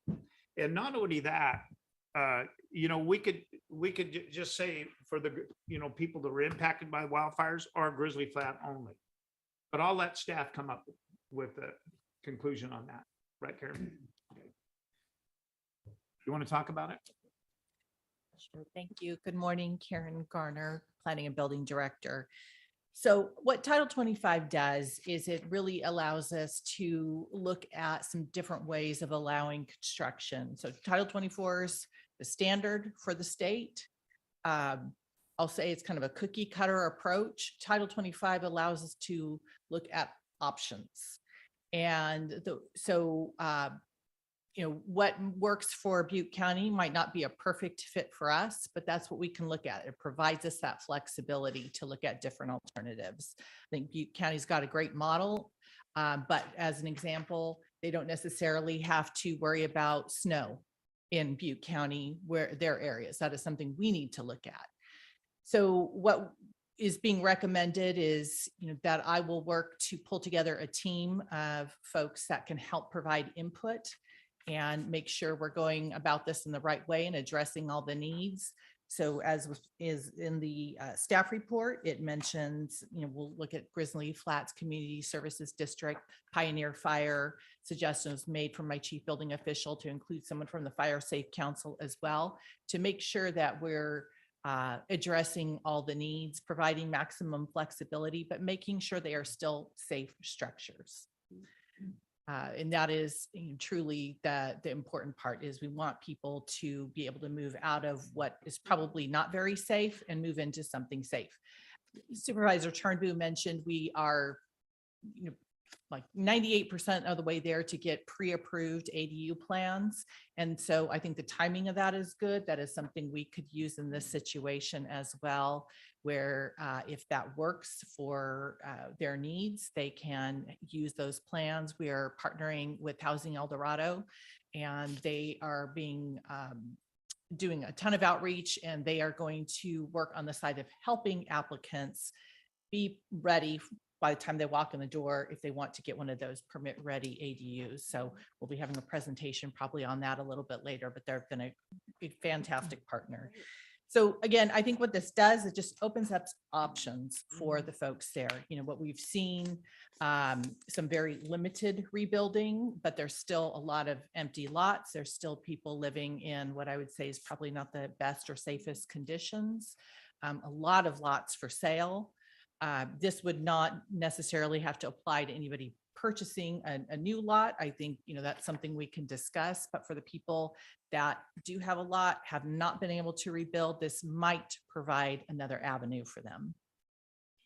Very intriguing. Yeah. Very intriguing. Thank you. All right, we'll take board questions at this point for Karen or for Supervisor Turnbull. Any questions from the board? Karen, so you mentioned the pre-approved ADU program, which I'm very excited about that. I've been wanting that for a while. So are you saying then, because ADUs are secondary, so are you saying you're looking into basically taking the same thing and making it applicable to a primary residence too, kind of? Is that? Oh, absolutely. Okay. Yes, yes. Okay. So, and that's one thing we can look at as well, is there are some benefits when it is actually is a typical ADU. It is a secondary dwelling unit. In some cases here, it's going to be their primary unit, at least for the foreseeable future. But there may be some flexibility within this program that we can go ahead and apply some of those benefits, even though that is their primary residence. So that's something we'll take a look at. Got it. Okay, that makes sense. That's helpful clarification. Yeah, thank you for that. And then Supervisor Turnbull and I did go on a tour, Plumas County, were we in Yes, Plumas? We were in yes. Plumas County. Oh my, so many tours lately. Yeah. Where they had a kind of a pre-approved. With plans. Yeah, and it was a little bit different. They were very small, which was neat, because they were quicker, but they were extremely fire resilient though at the same time. So another, thing to look at, and yeah, they were pretty down and dirty.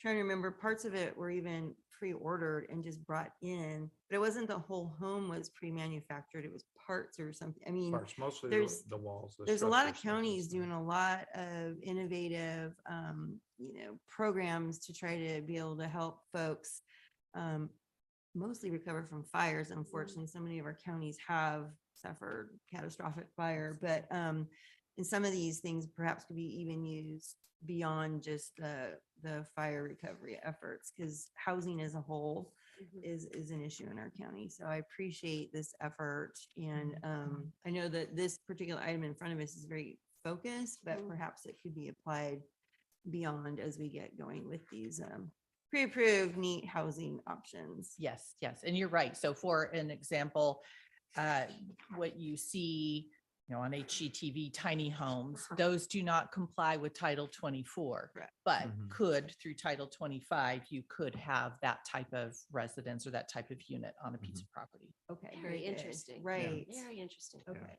Supervisor Heidel. Yeah, I fully support this in concept. I think it's a great opportunity to find an appropriate response to the devastation that happened in Grizzly Flat, perhaps mosquito as well. I don't know if that's of interest or not, but we can talk about the details later.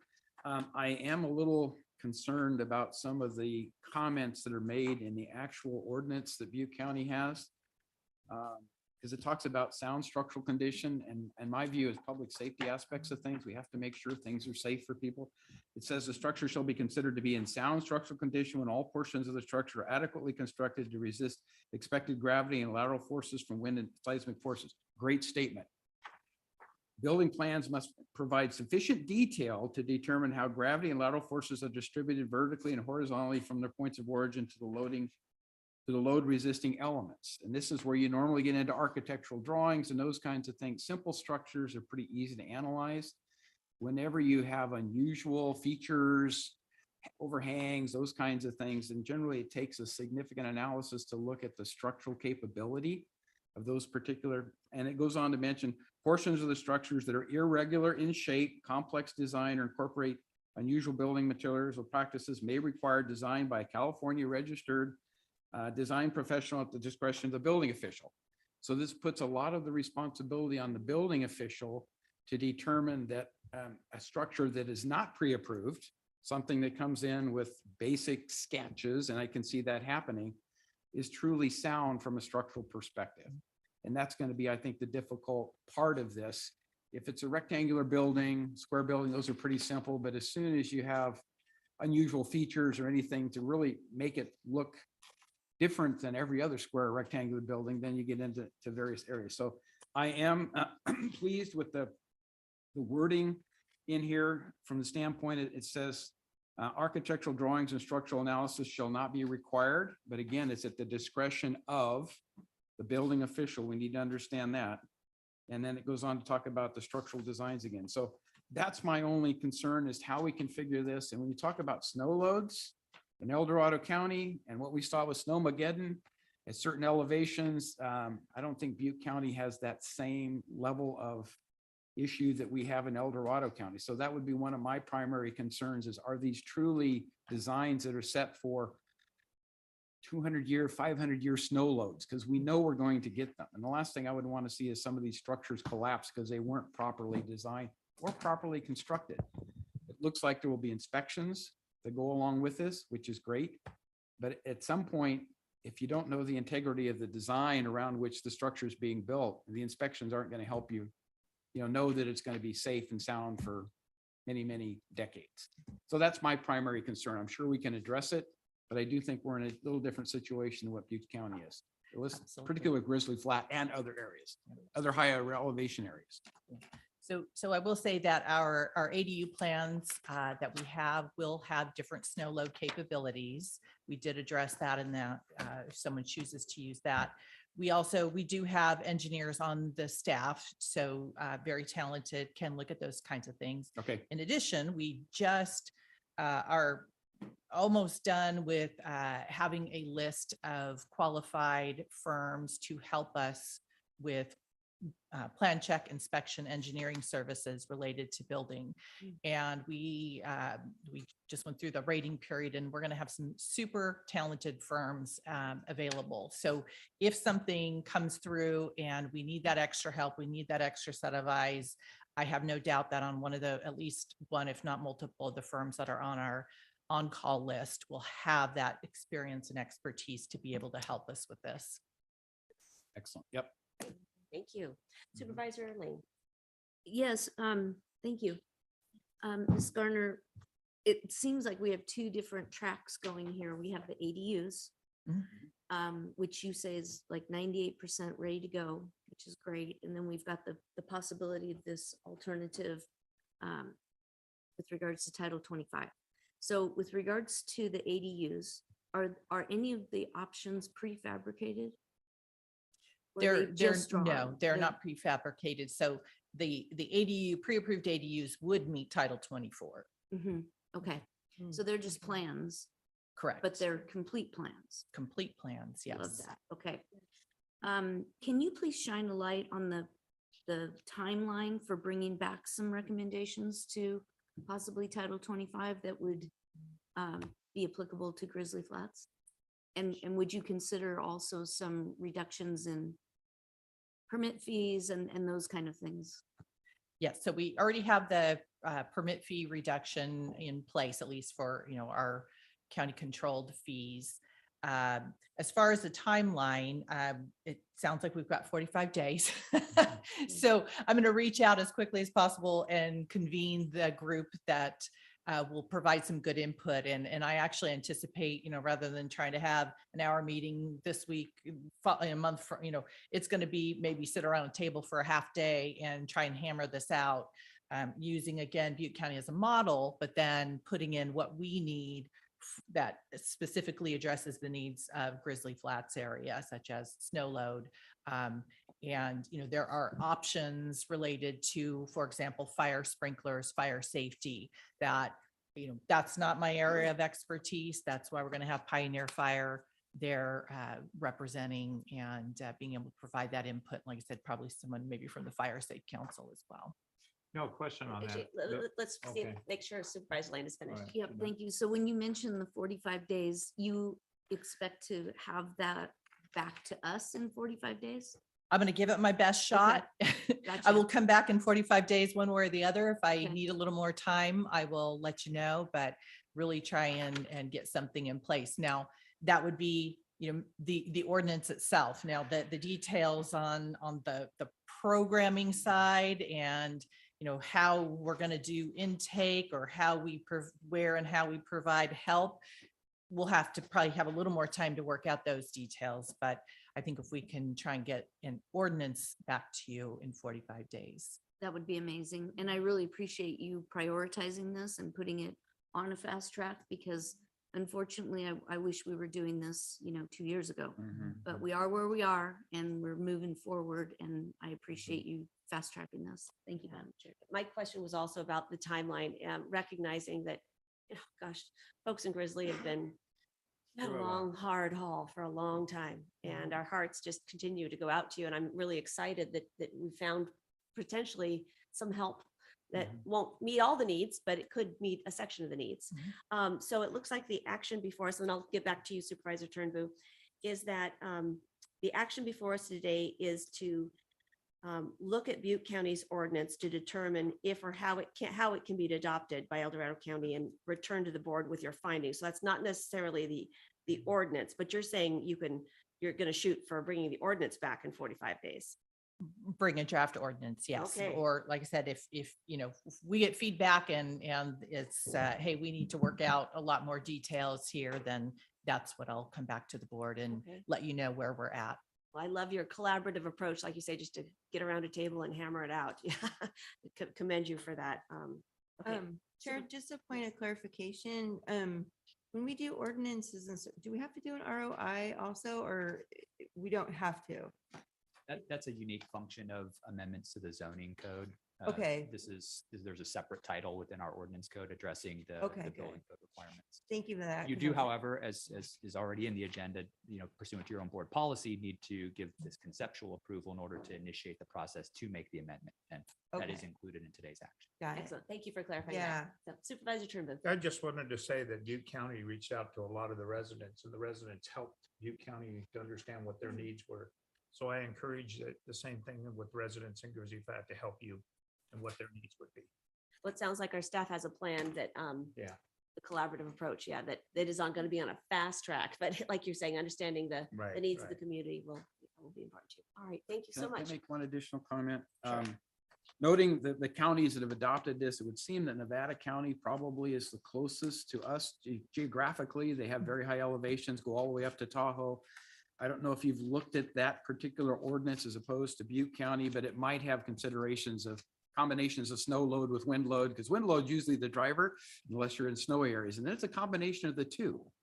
So anyway, that I would think that Nevada County would be of particular interest, but Yes, absolutely. And we'll be looking at all of the counties and their examples Okay. and, kind of picking and choosing what fits. And to your point, I know actually Supervisor Lane and I just had a conversation yesterday about how in areas, when you lose all the trees, the wind factor changes. That's true. And so we have to be cognizant of that. One more question, Karen. Recognizing that building and planning has a lot on your plate always, and this board always has a lot of priorities. I think we need to understand, what will you be setting aside to do this? So, we're realistic with our other expectations. Yeah, absolutely. So thank you for that. I You bet. appreciate that. So I will be largely involved. I will have also a planner and someone from our building staff involved. And I think, that'll be the main group. And cognizant again of everybody's time, especially on the planning side, everything's a top priority on the Yep. planning side. It But happens. I do think it is doable and try and get this done, as quickly as possible. So like I said, the ordinance, that's actually almost a little bit of the easier part because Okay. that's, a written document. It's the setting up then the staff to Implement take it. plans in and implement it and set up turnaround times and all those things that go along with it, which we're doing. We're kind of in the process with the pre-approved ADU plans, the same thing. I mean, what good does pre-approved ADU plans do if it still takes a really long time to review and turn it around? So we're working on, well, what's that time frame? Excellent. All right, great. Well, thank you so much. Appreciate it. All right, let's take public comment on this now. Thank you, Karen. Thanks, Karen. Now taking public comment on item number 13. Individuals will have 3 minutes to address the board. I will notify you when you have 30 seconds remaining to comment. Public comment will be taken first from those participating in the boardroom and then from those participating through Zoom. For those participating by Zoom, please make sure you unmute yourself when called upon. If you're joining the meeting by phone, press *9 to indicate a desire to comment. If you're joining by Zoom, press the raise hand button. Please voluntarily state your name for the record. Welcome back, Toby. Toby Madison, Grizzly Flats. So the Title 25 is a huge, huge thing for us. One thing, John, I do respect what you said about the snow load and making sure that, things are safe. So I'm going to kind of lead this with a story. Some of the most stringent building code practices in California are in LA County. Everybody knows that. It's the hardest county to get anything passed when you're building, besides San Francisco, of course. So I was down there working, and an inspector who's a very renowned inspector down there was getting ready to retire. He said, Toby, I can come out here and nitpick you on a bunch of minutia of code. He said, but that's not my job. My job is to ensure a safe functioning system. So that's what I want to break this down to. Life safety is life safety. Okay. There is ways, when you talk about snow load, there is still cabins that were made well before the snow load requirements were initiated, and they still stand today. Yep. Okay. So the difference is an RV that was made in 1998 out of cheap products, because they don't make them like they used to, that. Those roofs are not withstanding the snow load. So you have people in RVs, a person that was just in a tent more than, 2 weeks ago, finally has got himself a little teeny building under 120 square foot that he can cram his body into. What's more of a hazard for the human being? Okay, so you got to look at that. Another point is there's a lot of hazards up there that nobody's even paying attention to, such as trees that are falling all over the roads now because cleanup's done. So all those trees now are on us to be able to deal with. So as we ride down our easement roads, there'll be a tree fall, or God forbid one fall on somebody when they're driving. So there's other major issues of life safety that need to be addressed over whether or not somebody's going to have a snow load roof that's going to be adequate. Okay. We need people in homes right now. We can work on this as we go. Okay. This doesn't have to be such a rush deal. It's a rush deal to get the proposal passed so we can actually do stuff. Being able to mill our own lumber, the man sitting back here has helped this board all knows Matt Noonley too well. He's helped this community tremendously. 30 There's seconds lots we remaining. can do as a community with this motion, this title 25. It's a game changer for us. Look at the Butte and look how much the building has increased since this adoption passed. Thank you so much. Appreciate your comments.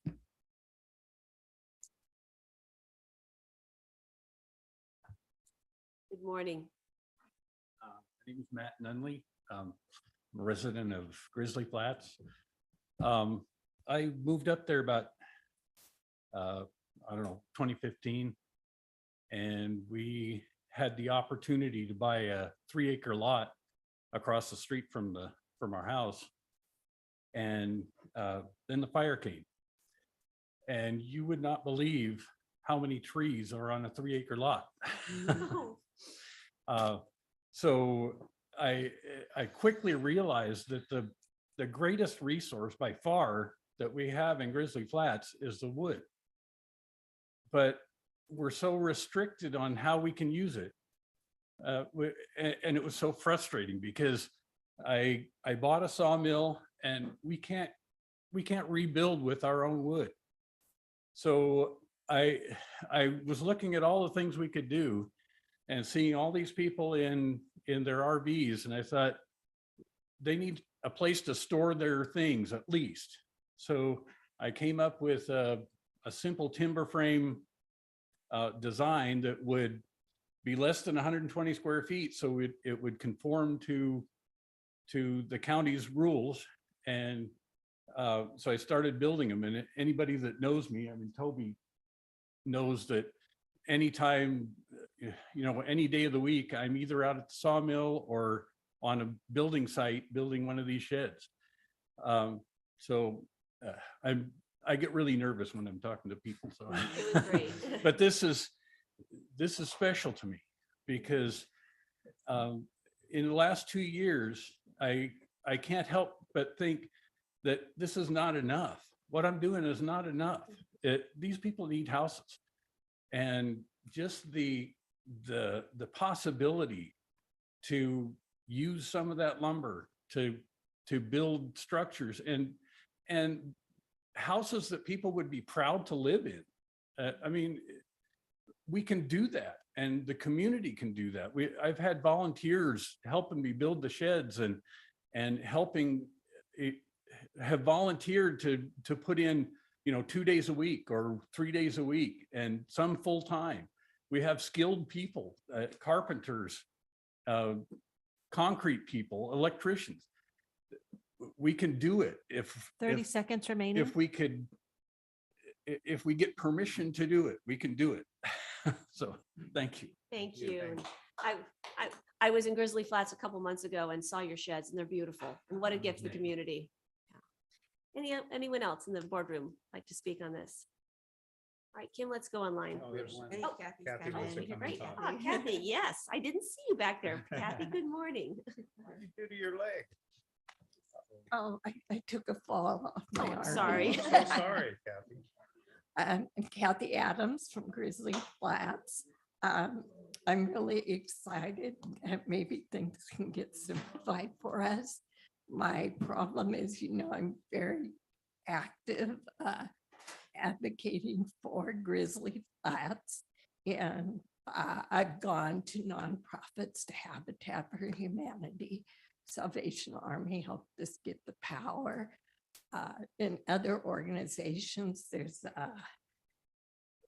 an organization I met at the fair that is training people to build in construction skills that were willing to come up here and build. But as it is now, it's too complicated and too hard. These organizations say, oh, we can't do it, it's hard. Well, I'm going to tell you what's hard. Hard is living in an RV in a trailer. It's like camping. I had to go out and get a gym membership, not to get in shape. I get plenty of exercise, shoveling gravel and piles of dirt and clearing my property. But to get clean, they were just, don't you want to work out with the trainer or get your hour? No, I just want the shower. So, I'm looking forward to someday not having to pay $60 a month and go down and shower. But baby wipes just don't do it. So thank you very much for your consideration, and thanks for Matt, as he has done great for us. Thank you for helping put this into context for us. Thank you, Kathy. Anyone else in the boardroom? All right, let's go online, Karen. Sorry. Kim, I'm sorry. Kim. Oh. By any name. That's okay. Now taking public comment from online participants. Now taking public comment from 525. Good morning. Good morning, Lyle Bennett, Koshan, Pollock Flats. I just second the speakers that are speaking to you. I hope you fast track this. I think it's a wonderful idea that Supervisor Turnbow is bringing to you. I have to confess, and I don't know, so I'm going to just share a life experience. I grew up in San Diego County. I was very active in sharing my home with folks that needed housing, and unfortunately, we suffered a fire loss. So we're living in trailers, all the experiences that I'm hearing.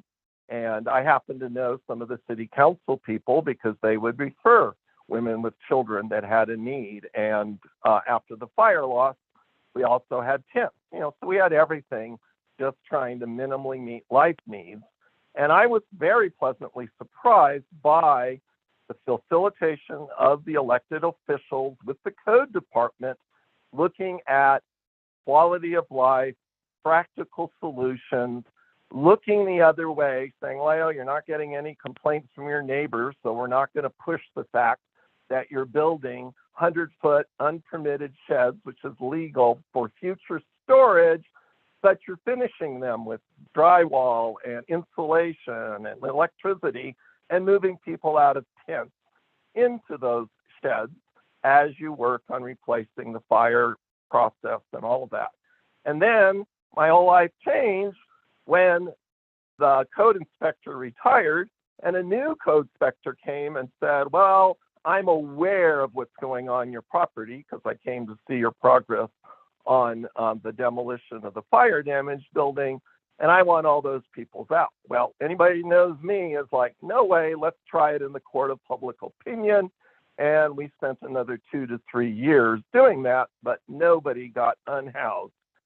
So, I feel there should be some way that nobody's in an RV unprotected, because there's also, you can build structures to keep the snow off the RVs. It's all about what can we do practically to keep everybody safe. And ultimately, we'll get to full code compliance, but that should not get in the way. And it didn't get in the way, in my experience, when I was working with folks that actually took a look 30 at the whole seconds remaining. picture. And I am hoping that as elected officials, this has been going on long enough, that again, you can give it the time and the strategic leadership that's so important to come from you as a policy board. Thank you for taking my comments. Thank you. Now taking public comment from Don Wolfson. Good morning. Good morning. Don Wolfson. I too have written to the White House. Got a beautiful letter back. Thank you for your input. Other than that, it said absolutely nothing. Apparently, the president has no intention of keeping his promise, which is sad. So I think it's great that you all are taking the initiative at the local level to find a solution for the people of Grizzly Flats. What happened was terrible. The aftermath of them not being taken care of was absolutely shameful. And I really hope that you fast track this. And just a funny aside, as far as the brief comments, back in the 1990s, a manager that I used to work with asked me if somebody had once told me that I get charged by the syllable. No, I'm just brief for whatever reason. Anyway, I would like to see you fast track it. That would be really great. Thank you. Thank you, Don. Now taking public comment from Kevin McCarty. Good morning. Good morning. Thank you, supervisors, and specifically to Supervisor Turnbull. My name is Kevin McCarty, District 2. This sounds like a fantastic idea. I hadn't heard of it until this board meeting. But for Grizzly Flat and across the county, it's extremely difficult and costly to pull a permit and to go through the whole process. So I agree that this should be fast tracked.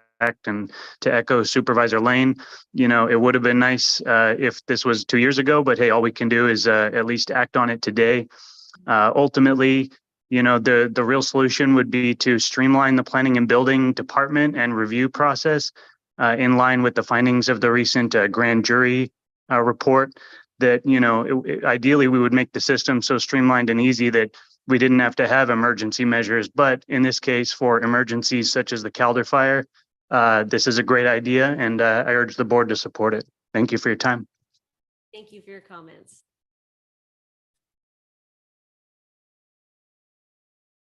There's no additional public comment. Excellent. I'll bring this back to the board for discussion. Is there any further discussion on this? Yeah, I just want to say, going through this last horrific winter they had with the snow, and Lori had the same impact in Georgetown too. It was really sad because all these RVs are on propane, small bottles. And there was times they couldn't even get out of their houses. So I gotta thank the El Dorado County Food Bank for delivering propane to these residents who were out in Grizzly Flat. And I still see the picture of them putting the propane bottle on a sled and hauling it to these people. That's their only source of heat is propane, especially in these RVs. So this opens it up. They can have, fireplaces, pellet stoves, different things to do. And this is a great thing. We got to get them. I just don't want to see them go through another horrific winter like we had last time. So And I do I hope hear we a don't. motion? Do I hear a motion? Yes, I make a motion that we approve this item. All right, excellent. Any further discussion? All those in favor say aye. Aye. Aye. Opposed? Motion carries unanimously. All right, excellent. Thank you Supervisor Turnbull for this creative solution and to our planning staff for working with Supervisor Turnbull and in the weeks ahead to get this done. Really appreciate all your Yeah. efforts. Thank you, Karen. All right. Appreciate it. So with that, let's move on to item number 14. And Kim, please tell me you're not going to read this title. Please. Pages? Yeah. I don't know, but I don't like HHSA right now. I've kind of condensed it, hopefully. So. Okay, great. Okay. Item number 14 comes from Health and Human Services Agency, recommending the board acting as the governing board of the El Dorado County Public Housing Authority. 1, award 8 proposals Time's up. 8 proposals Sorry. identified as qualified evaluation panel for dedicated project housing for units for PHA referred clients eligible to receive housing vouchers. A, award 15 to Jamboree Housing Corporation. B, award 10 to Midtown Apartments Limited Partnership. C, award 7 to the Related Companies of California Limited Liability Corporation. Award 7 for the Sugar Pine Village Phase 2B development. Award 2 for the Sugar Pine Village 2A Phase 3 development. Award 3 to Mallard Apartments LP. Award 3 to Tahoe Coalition for Homelessness. H, award 3 for existing apartment units in the Red Lodge property.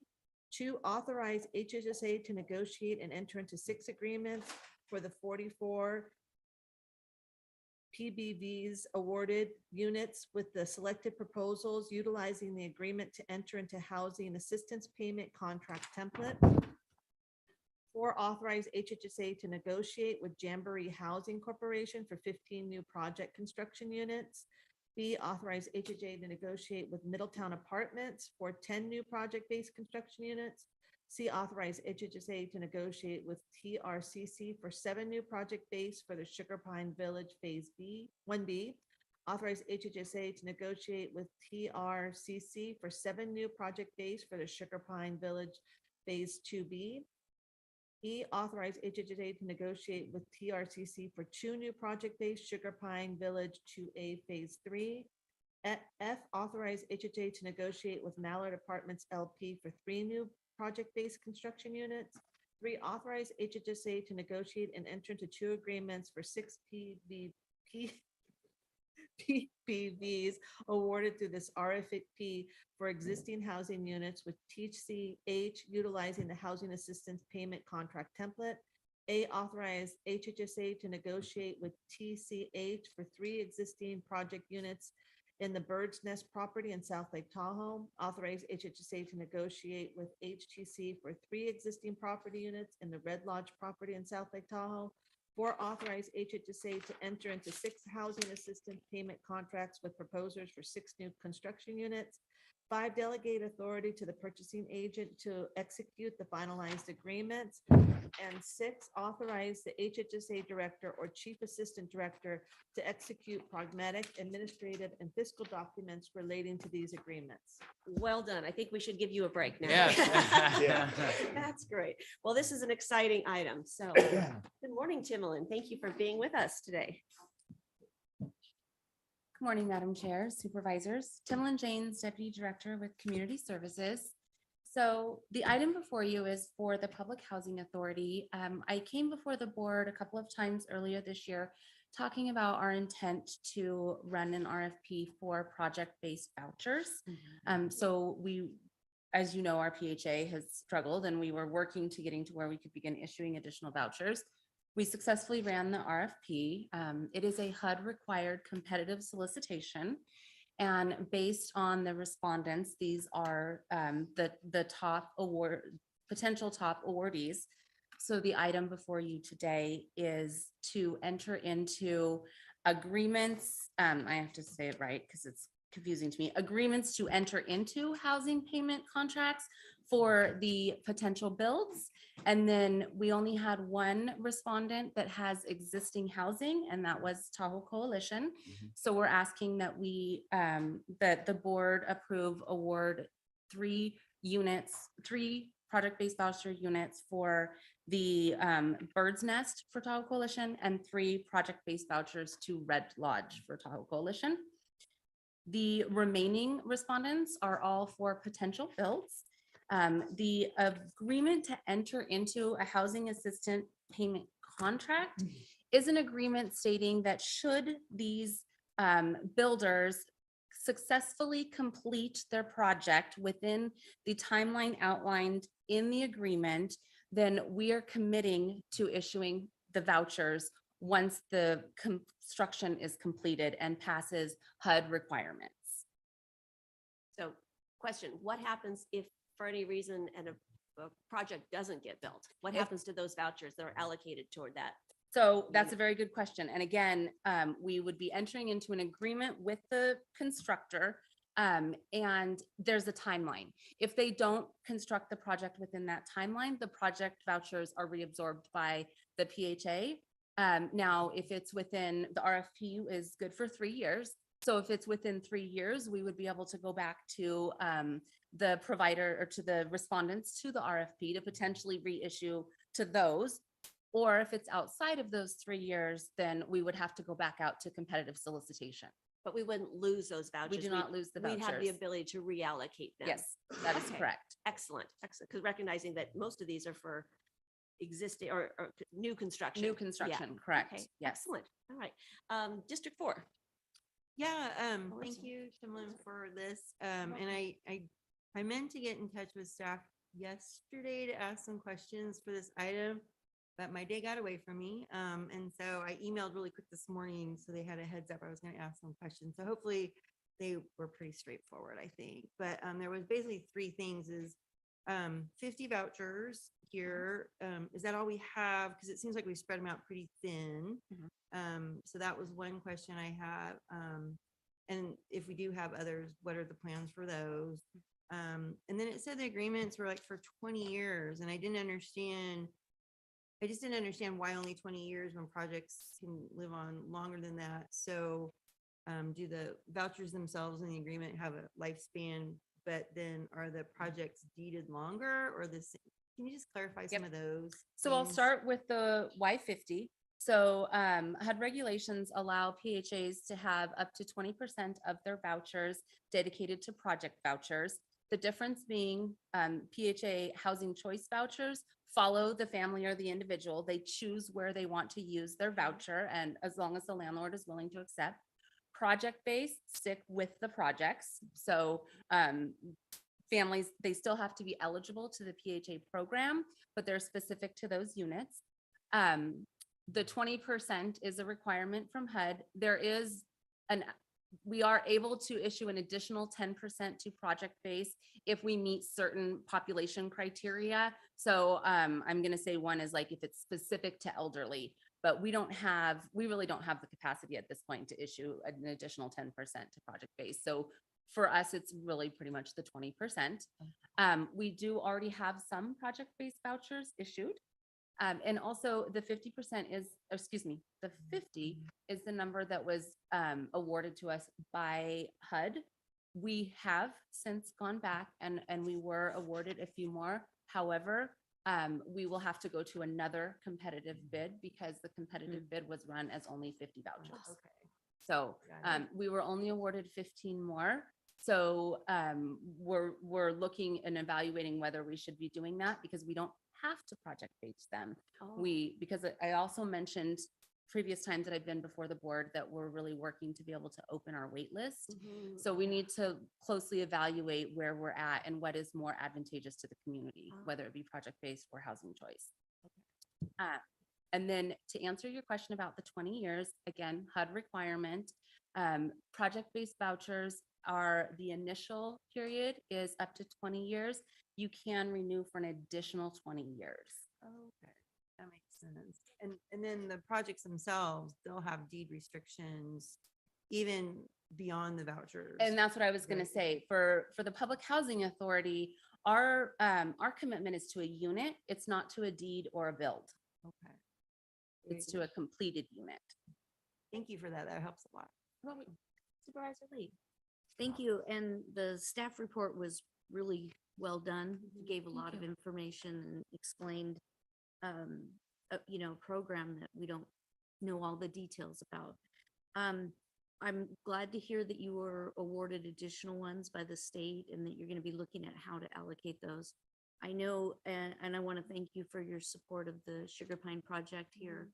I had reached out to you a few months ago, encouraging support for that, and it's here. So I appreciate that. I think in the case of Sugar Pine, though, they wanted more than you were able to allocate. So is it plausible that the additional 15, instead of going out for a new RFP, which just takes more time, staff time, that you could look at the RFPs that you received in the first round and were not able to fully support their request, that maybe that be an option? I appreciate that question. We did entertain that, but unfortunately, because at the time that the RFP was run, we were only approved for 50. So it was run with the number of Oh. 50, so it would have to be run again. Okay. All right. Thank you. You're welcome. Good question. Yeah.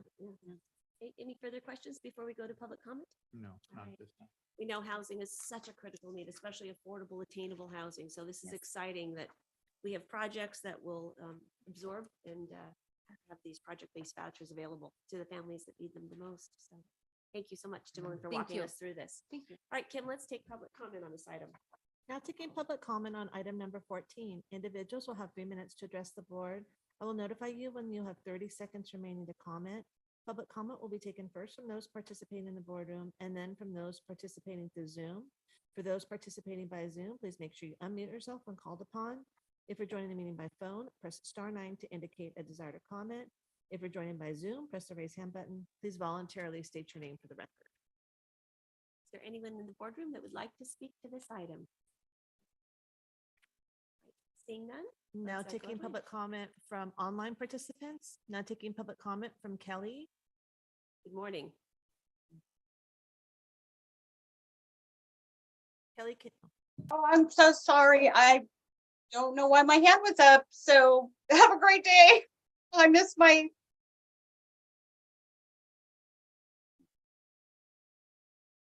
now taking public comment from 525.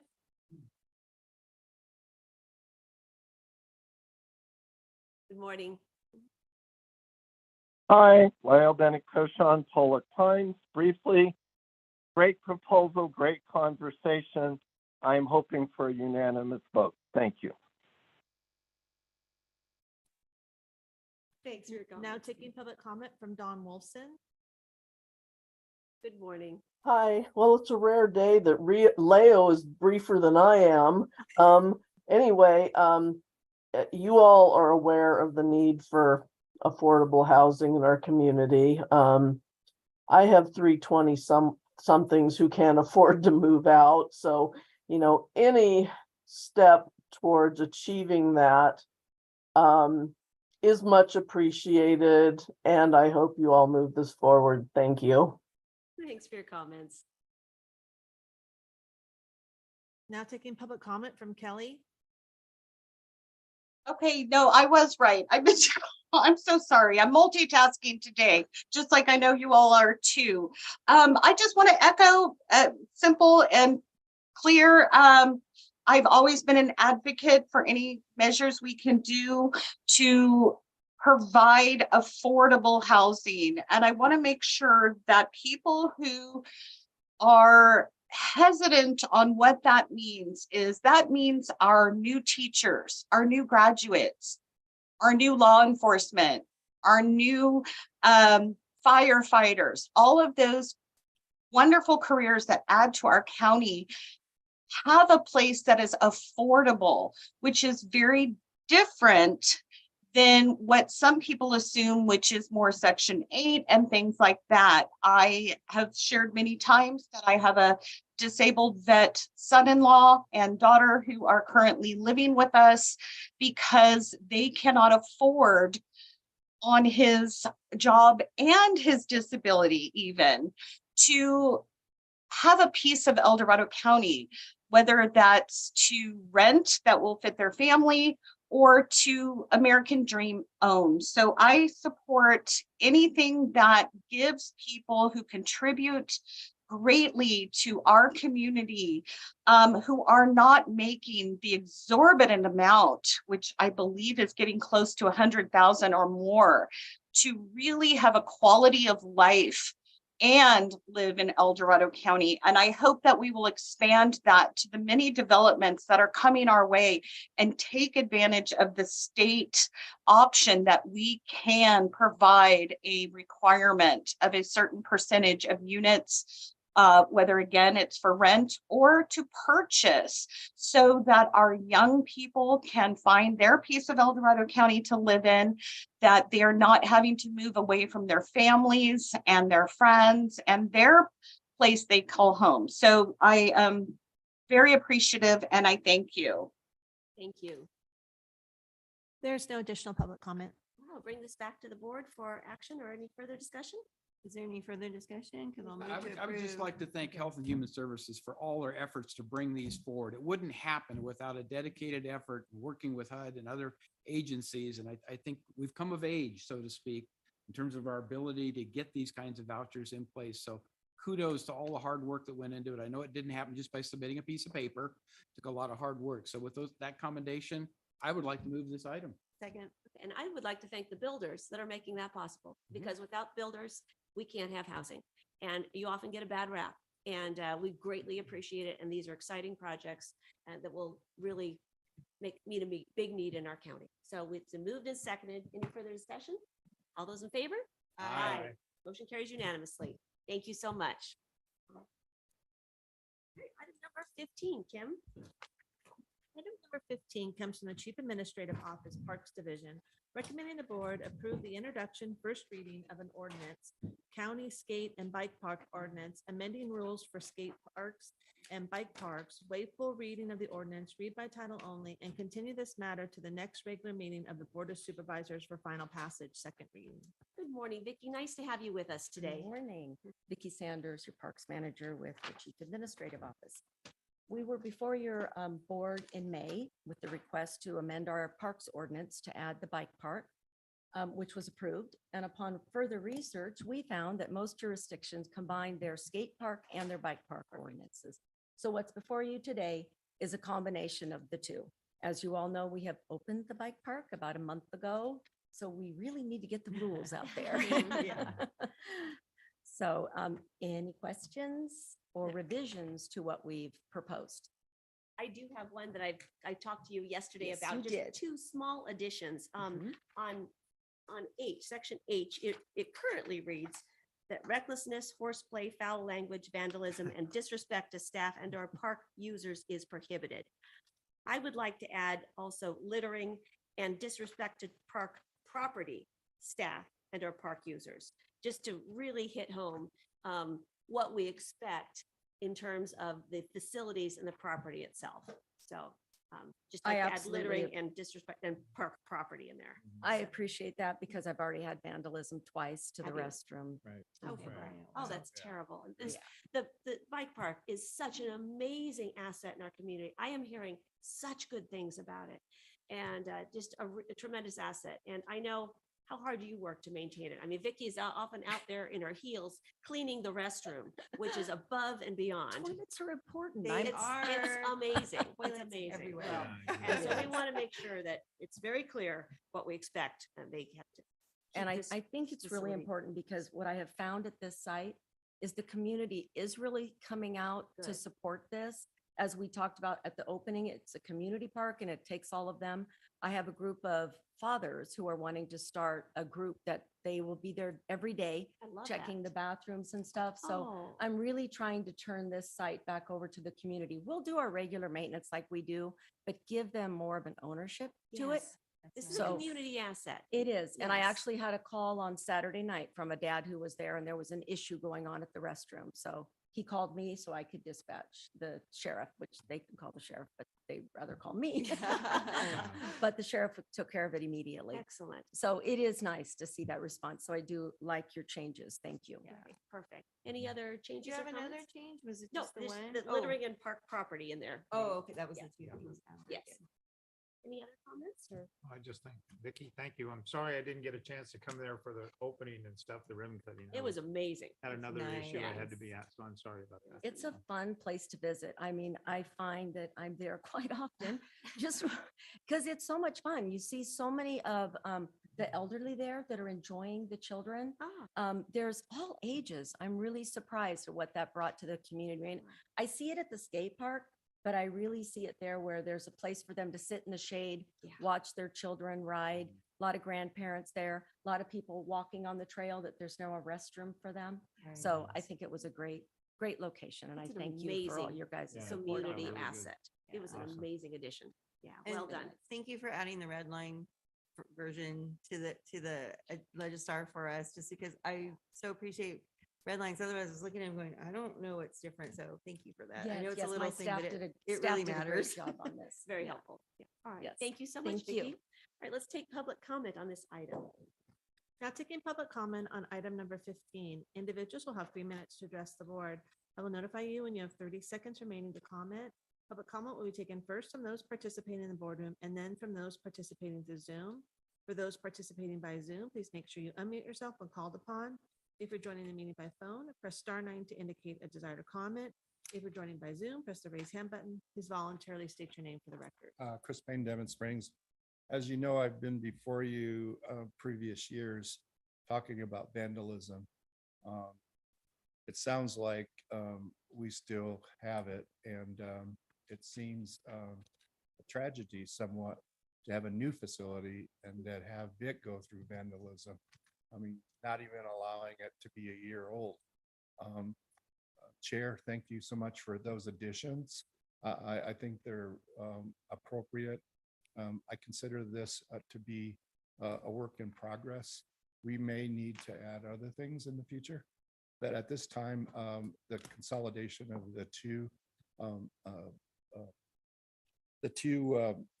types, I think is well appropriate. And I thank Vicki for bringing it forward to you today. Thank you. Thank you, Chris.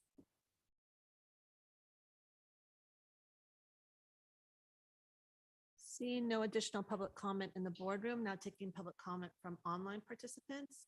Now taking public comment from Kelly. Hello. One more for the road. What a sad problem to have in our community. And maybe I didn't catch if we have identified a more common perpetrator than the other. Is it our homeless population? Is it adolescents / teenagers? Sad, hopefully it's not citizen adults that do this. But one thing I'm wondering in all of the above is, one is, I'm assuming these kind of vandalisms are done in the night or in times where people are not witnessing. In terms of if we are able to identify, is our sheriff able to do a restitution, let's say, that really makes a message, especially if, I hate to think this, that if it is teenagers, children that are bored or angry or using this as a artistic mechanism, no child is immune. My son, when he was an adolescent, and his friends got into a little mischief on the school grounds and were identified, thankfully. And let me tell you, having the sheriff at our house, first of all, making him think he was going to go to jail for the rest of his life, because that's what I asked him to do. And the restitution that was involved with parents having to shell out some money, which was not fun, and also rectifying the situation. I'm wondering if we have those measures in place of what is the action taken.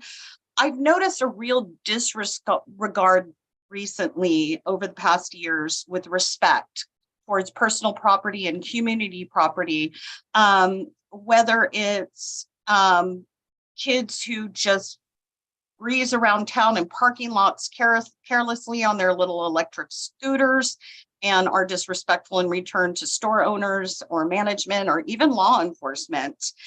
And I'm hoping that in addition to this, which I think is wonderful, that we also have measures in place when we are able to identify the people involved with this. So that would be my take. Thank you. Thank you. Now taking public comment from 525. Hello. Okay, you unmute yourself? There we go. Hi, sorry, took a while to push the buttons. Leo Bennett, Pollock Pines. Like the comments from Chris and Kelly, so I'll start there. Additively to problems. I have no idea if this happens in this county, but in San Diego County, we had an opportunity for residents increasing affordable housing to provide that 24/7 by parking an RV or something on properties that were experiencing excessive levels of vandalism. So just sharing that out. And then ending on a positive, I loved the description by your Parks and Rec director, and thank everybody that brought this park together. Haven't had a chance to go there. The image of sitting on the bench as an elder and watching all that youthful energy, I'm inspired. So thank you everyone for this wonderful addition to our county. Thanks for your comments. There's no additional public comment. So I guess the question I heard is do we have any idea the nature of the offenders? Is there a pattern to that? And as far as what happens after the sheriff's office comes, that would be a matter for the sheriff's office too. It would. So what I've been experiencing is more vandalism, graffiti on the doors. So what we are trying to do is be there as often as we can so that we're covering it up as soon as possible, because I find that if you leave it that way, it just grows. So making sure we address it immediately. Over the years that I've been here, we have had vandalism where we have caught them and it's gone through. I guess it would depend on what the severity of it was. They were cited and they did have to seek restitution for some, they were out on one of our fields out at Bradford Park at 4 o'clock in the morning, spitting Brodies out there in the lawn. So, and then you know what happens in the winter, you get stuck and they didn't know how to get themselves out. So that's a shame. we caught them. The one issue that I did have the other day was just substance abuse in the restroom. Sometimes it's not, I mean, I really don't think I would ever classify it as being young adults because we have it of all ages. And this park is visited by all ages.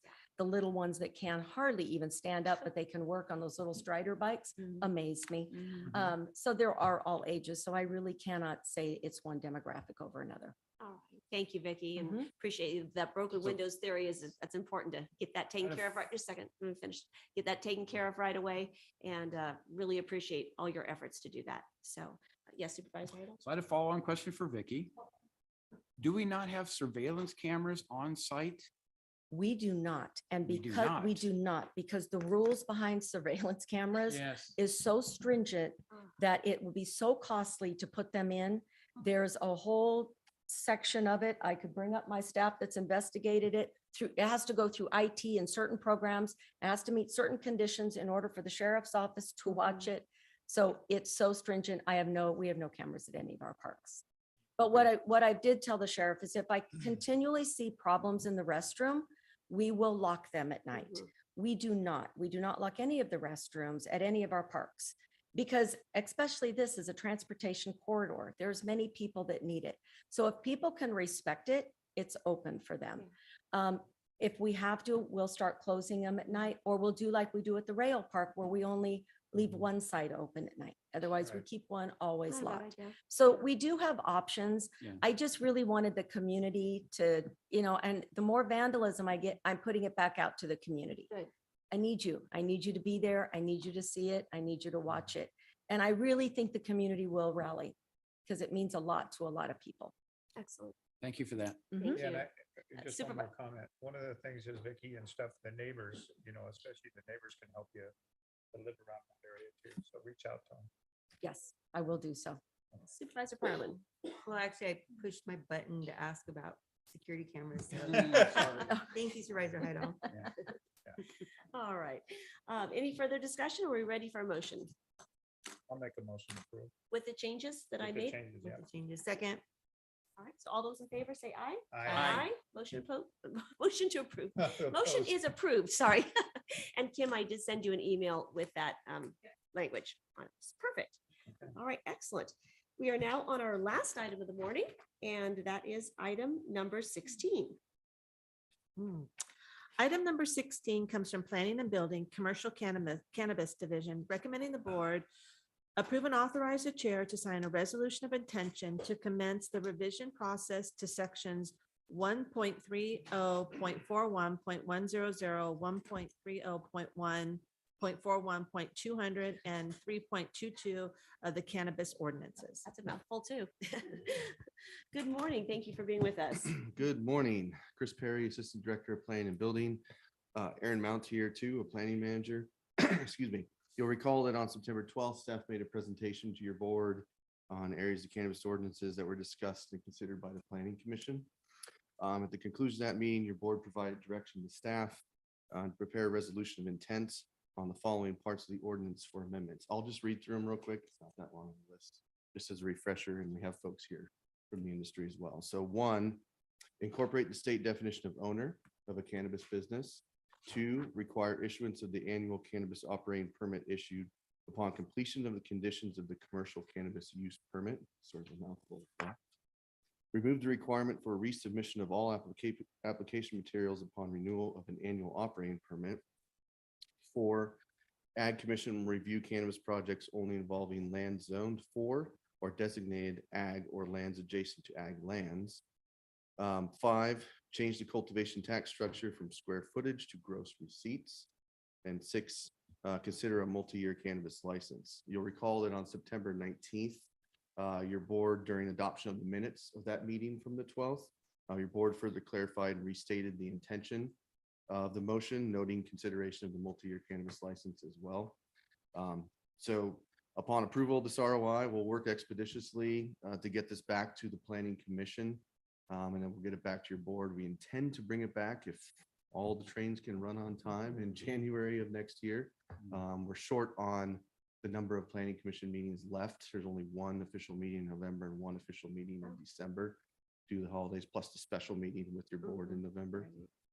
So we're a little short on Planning Commission meetings as well. So we intend to get this back to you by January. We want to keep this moving expeditiously for your board and also for the community and the industry as well. And the second phase of that process, because your board had a sort of a bifurcated motion, the second phase of those items that were identified for further consideration, further study at the Planning Commission, that process will commence immediately after we complete phase 1 at your board in January. So again, we want to keep that moving apace as well. I'll pause there, pretty short to the point. We're happy to take any questions that you have. Excellent. This is consistent with board direction. So yeah, appreciate that. Any comments by the board? Supervisor Lane. I have just one question of clarification, Mr. Perry. You read into the record the change the existing cultivation tax structure from square footage to gross receipts. But in the paragraph just after that, you talk about the fact that we wanted to clarify the intent of the group to clump together the 2 tax related items the other one being an examination of the cannabis tax rates. Did I just pick it up wrong when you read it? Yeah, so in the ROI, specifically, we're looking at square footage for cultivation, square footage, changing over to gross receipts. There's a wider conversation about tax rates in general on the cannabis industry that would be had. Your board was simply restating that that is a conversation that merits additional attention. And the second part of that, outside of the cultivation part of it, will be moved to the discussion, the second round of discussions that would be coming first quarter next year, if that clarifies it all. So cultivation, gross receipts, square footage to gross receipts. Yes, and Jefferson wants to weigh in as well to make sure that I Absolutely. spoke that Yes. correctly. Good morning, Jefferson. Thanks for being with us. Good morning, and thanks for the opportunity to clarify. I think the issue is if cultivation is going to go from area to gross receipts, clearly we can't do that without setting a rate. So at least that first portion needs to be part of this ROI. My understanding was that the general look at all the other tax rates was part of the ROI as well. But if that's not what your board wanted, we could definitely tweak that right now. But at least those two things kind of have to go together. Otherwise, it's impossible to switch the rate without knowing what it should be. That makes sense. Yeah. Okay. Thank you for clarifying that, Jefferson. Appreciate it. And Anything else? one final question. Has there been consideration by county staff to make the cannabis ordinance its own ordinance as opposed to it referencing it in multiple places? Not sure that we specifically given thought to that. It wasn't a discussion that we had in the interim. So no, not at this point in time. Okay, I'm going to suggest that as we continue to modify this program, that at some point it probably would be better for the user, easier for a resident or a potential business owner to be able to identify an ordinance that lays it all out in one place as opposed to trying to piecemeal it. I also, have tried to get up to speed on a lot of the various county codes, and the website is very clumsy and the search engine is not that great. You really have to dig for stuff. So ultimately having it be in its own place, I think I would like to just have staff at some point down the road consider that. There's a lot of our ordinances that are They're all linked. over the Yeah, they place. are. Yeah, it's a larger conversation. Yes, yeah, but interesting. Yeah, good point. Supervisor Huddle. Yes, I've received a lot of emails. I'm sure the rest of the board has relative to questions about, did the board really consider all of the recommendations made by the planning commission of things that could be put in the current ROI, i.e. low hanging fruit or whatever terminology you want to put with it? Were those responded to in kind from the standpoint of there's a clear understanding of why they either are included now, which sometimes there's misinterpretation, or they've been excluded because they require more work? So what did we do to respond to some of those? I don't want to go through all the emails, but there was a ton of it. So can you help me just understand that before we take public comment? Sure. So if you recall, there were two planning commission meetings for the study session. The first study session was particularly thorough in bringing up each and every section of the ordinance that was of interest. And I don't want to speak for industry folks here, but that was the way we'd gone through it. In the interest of getting some forward momentum out of the planning commission in the second study session, and it was agreed upon at the end of the first study session that we come back in the second study session with more of a compact set of ideas that we wanted the planning commission to actually give consideration to. And that, born out of that, were those 8 areas that you saw on September 12th that Jefferson and Aaron presented to you. Those were the areas, those specific 8 areas were what we condensed it down to as staff based on that first planning commission into the second. And then the planning commission took a very kind of loose vote on how they felt about each of those being recommended to your board. And you saw that reflected in that staff report on September 12th. So for us, we came forward to your board with those 8 overarching areas that were identified to give your board the same consideration that the planning commission considered in that second meeting that they held. So are there still a number of issues out there that are more specific than maybe that report gave? Yes, indeed.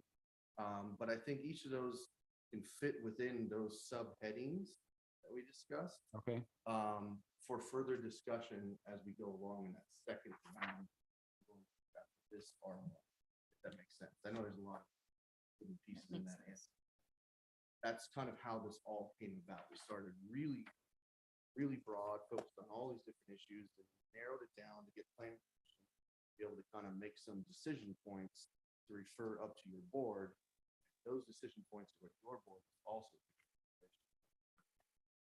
Now that came direction to us to create our bifurcated process that we bring to this part right now. Okay. The second part to come, and included in those, we feel are all the other items. We've had some discussions with these three folks as well about there may be some disagreement, what should or shouldn't have gone in this first ROI. We feel pretty confident that it's right for your board. And there has been conversation to that Yeah. extent. So that's what I want to make sure is that we kind of basically provided a response. So thank you for that. Appreciate it. Any other comments at this point? All right, let's go out for public comment. Kim? Now taking public comment on item number 16. Individuals will have 3 minutes to address the board. I will notify you when you have 30 seconds remaining to comment. Public comment will be taken first from those participating in the boardroom and then from those participating through Zoom. For those participating by Zoom, please make sure you unmute yourself when called upon. If you're joining the meeting by phone, press *9 to indicate a desire to comment. If you're joining by Zoom, press the raise hand button. Please voluntarily state your name for the record. Good morning. Good morning. My name is Adolph Zerke. I'm coming to you as a resident, Colorado County, almost all my life. Business owner for over 32 years and a voter who voted to legalize this. And I'm actually pleased to finally see the stigma of prohibition getting squashed. Okay. I know a lot of people are against it, but we need to look at the big picture. Voters voted for it. We need legal things that we're so proud of. And also that the home grower can grow their own, just like the home winemaker can make their own wine. Share with their family. Doesn't have fentanyl in it. It's not run by cartels, it's run by art. And I think that's the way it all is. I appreciate it. Perhaps discussing. Thank you. Thank you for your comments.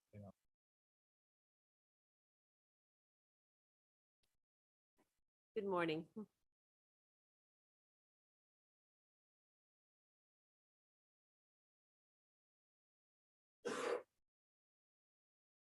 Good morning, supervisors. I'm Lee Tannenbaum.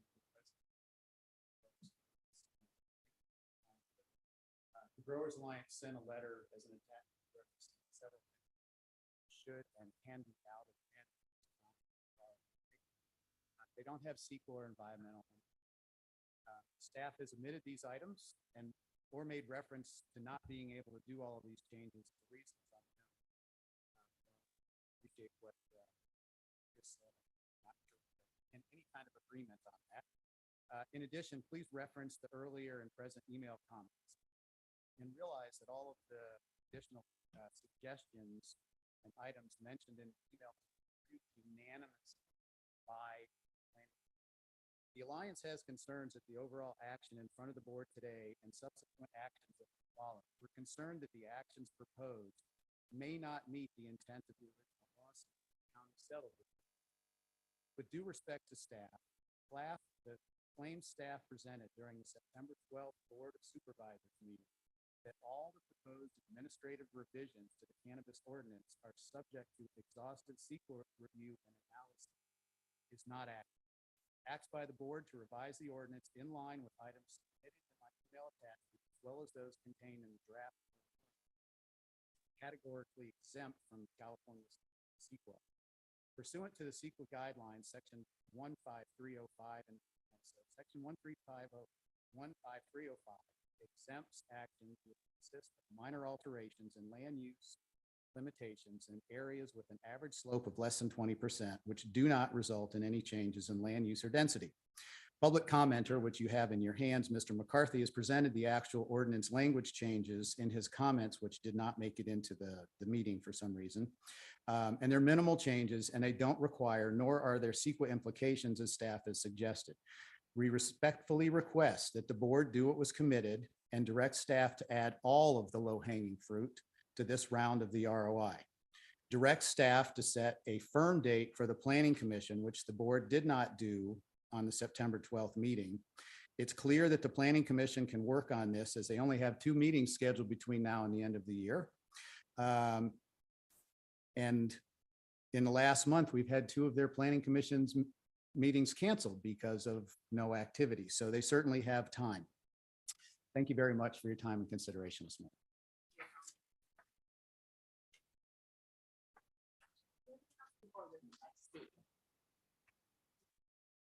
Good morning. Good morning. Thank you all. Jason Kipperman, resident El Dorado, Somerset. So just to reiterate what Lee's saying here, I agree that more of the low-hanging fruit here needs to be involved. We could sit here and argue and debate, terminology, things that need to be changed just to go with state's wording. But all that wording, none of that's going to do anything to get any new players in the game. The biggest problem here is there's only one cannabis grow, and there's lots of other people that are trying to get involved. All these things that we're changing here, I don't see any of that that's going to be streamlining the process for anybody that's in wait or anybody that's trying to get involved. That seems to be the bigger issue here. I don't know how a program is trying to get off the ground with only one person in the program. So I would just think that the board needs to review some of the things in this proposed changes that would potentially help bring in more cultivation, more operations, and make it like originally people have been trying to get, just to streamline the process, just to even be involved. Thank you. Have a good day. Thanks for your comments.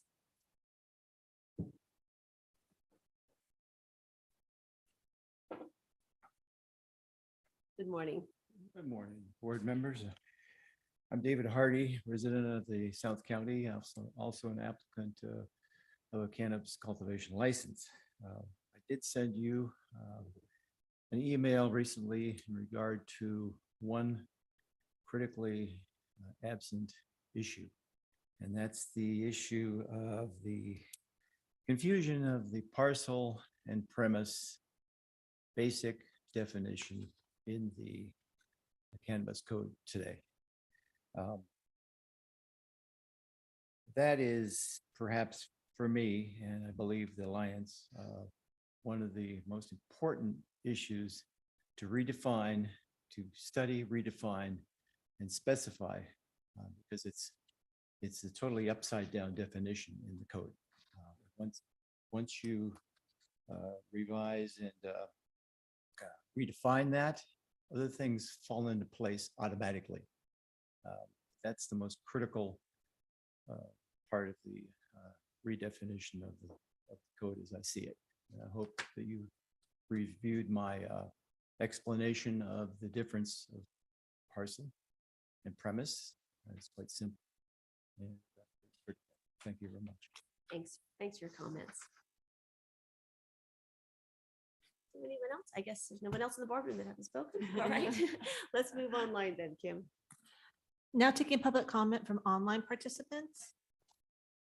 Now taking public comment from Kevin McCarty. Good morning. Good morning and soon to be good afternoon, supervisors. Thank you for continuing to hear this. It's a very important item. This is Kevin McCarty, District 2, President of Archon Farms, and member of the El Dorado County Growers Alliance.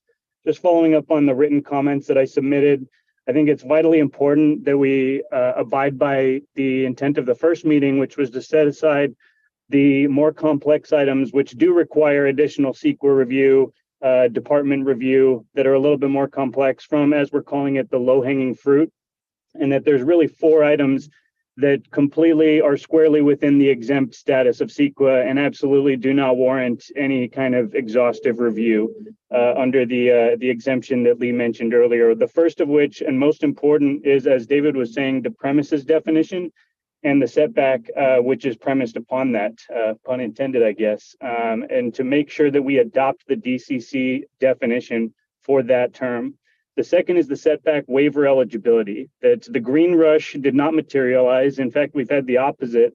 We've had complete stagnation. So eliminating the November 6, 2018 parcel acquisition date threshold is more than appropriate at this point. Number 3 is the mixed light definition, Right now, it is impossible under the code to have a mixed light grow between 6 and 25 watts per square foot. And that apparently was just an omission of, it was just an error. It was not intentional. So just fixing that by changing it to 25 watts and eliminating reference to light deprivation also aligns us with the DCC code and simplifies the process to make it more logical and rational for operators. The fourth is just addressing that indoor propagation aspect, which again is not changing any land use. It's really just a minorly changing the definition so that outdoor cultivation means mature plants, so that the indoor propagation of clones and baby plants is not going to be violative of the ordinance. Given the important nature of these and their CEQA exempt status, contrary to any, with due respect to staff, I appreciate their input, but these are not subject to CEQA review. These are squarely exempt, and these are vitally important for the industry. I urge the board to lump these in and direct staff to make this a really powerful ROI rather than leaving these hanging, because we all know how things that if they don't get dealt with today, they can die on the vine, so to speak. And really, this is an urgent matter for all of us. And finally, I urge the board, be bold, help us improve the agriculture in our county. These are common sense actions. Let's work together to make our county's cannabis as 30 world renowned seconds as our remaining. wine. And all it takes is to add these 4 items back in, which do not warrant CEQA review, and we can get to the more complicated stuff at the Planning Commission down the line. And again, I want to thank you for hearing this and giving it the attention it deserves. And I know you'll do the right thing. Thank you for your time. Thanks for your comments. Now taking public comment from Michael Pinetti. Good morning. Good morning, Madam Chair and County Supervisors. My name is Michael Pinette. It's often mispronounced like Pinetti, but I don't blame you for that. Anyway, I'd like to reiterate exactly what Lee said. I'd love to know more, but the volume, whoever's controlling the volume, it's very hard when you're remote to actually hear it. Same was true when Christopher Perry was speaking. But one word that I did pick up on when Christopher was speaking was expeditiously. I think we can all agree that with one licensee in 4 years, this process has been anything but expeditious.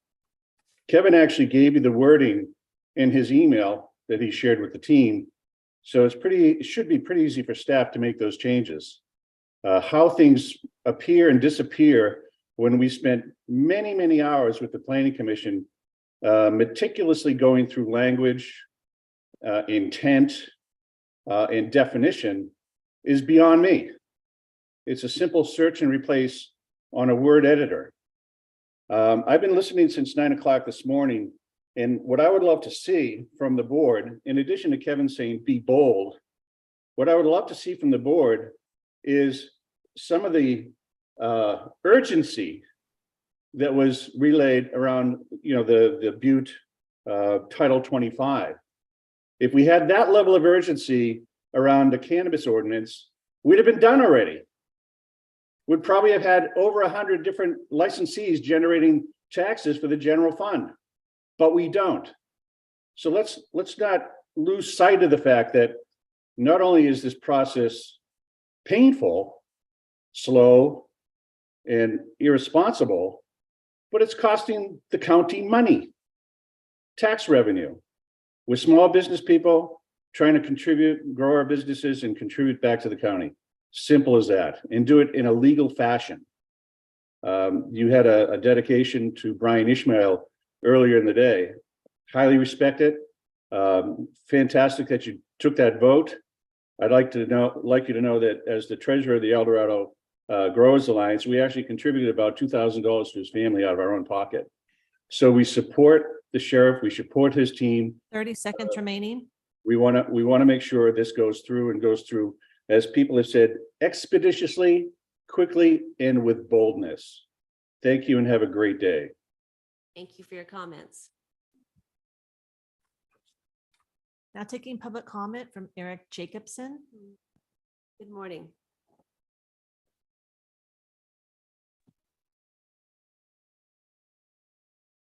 Eric, are you available? Uh, There you go.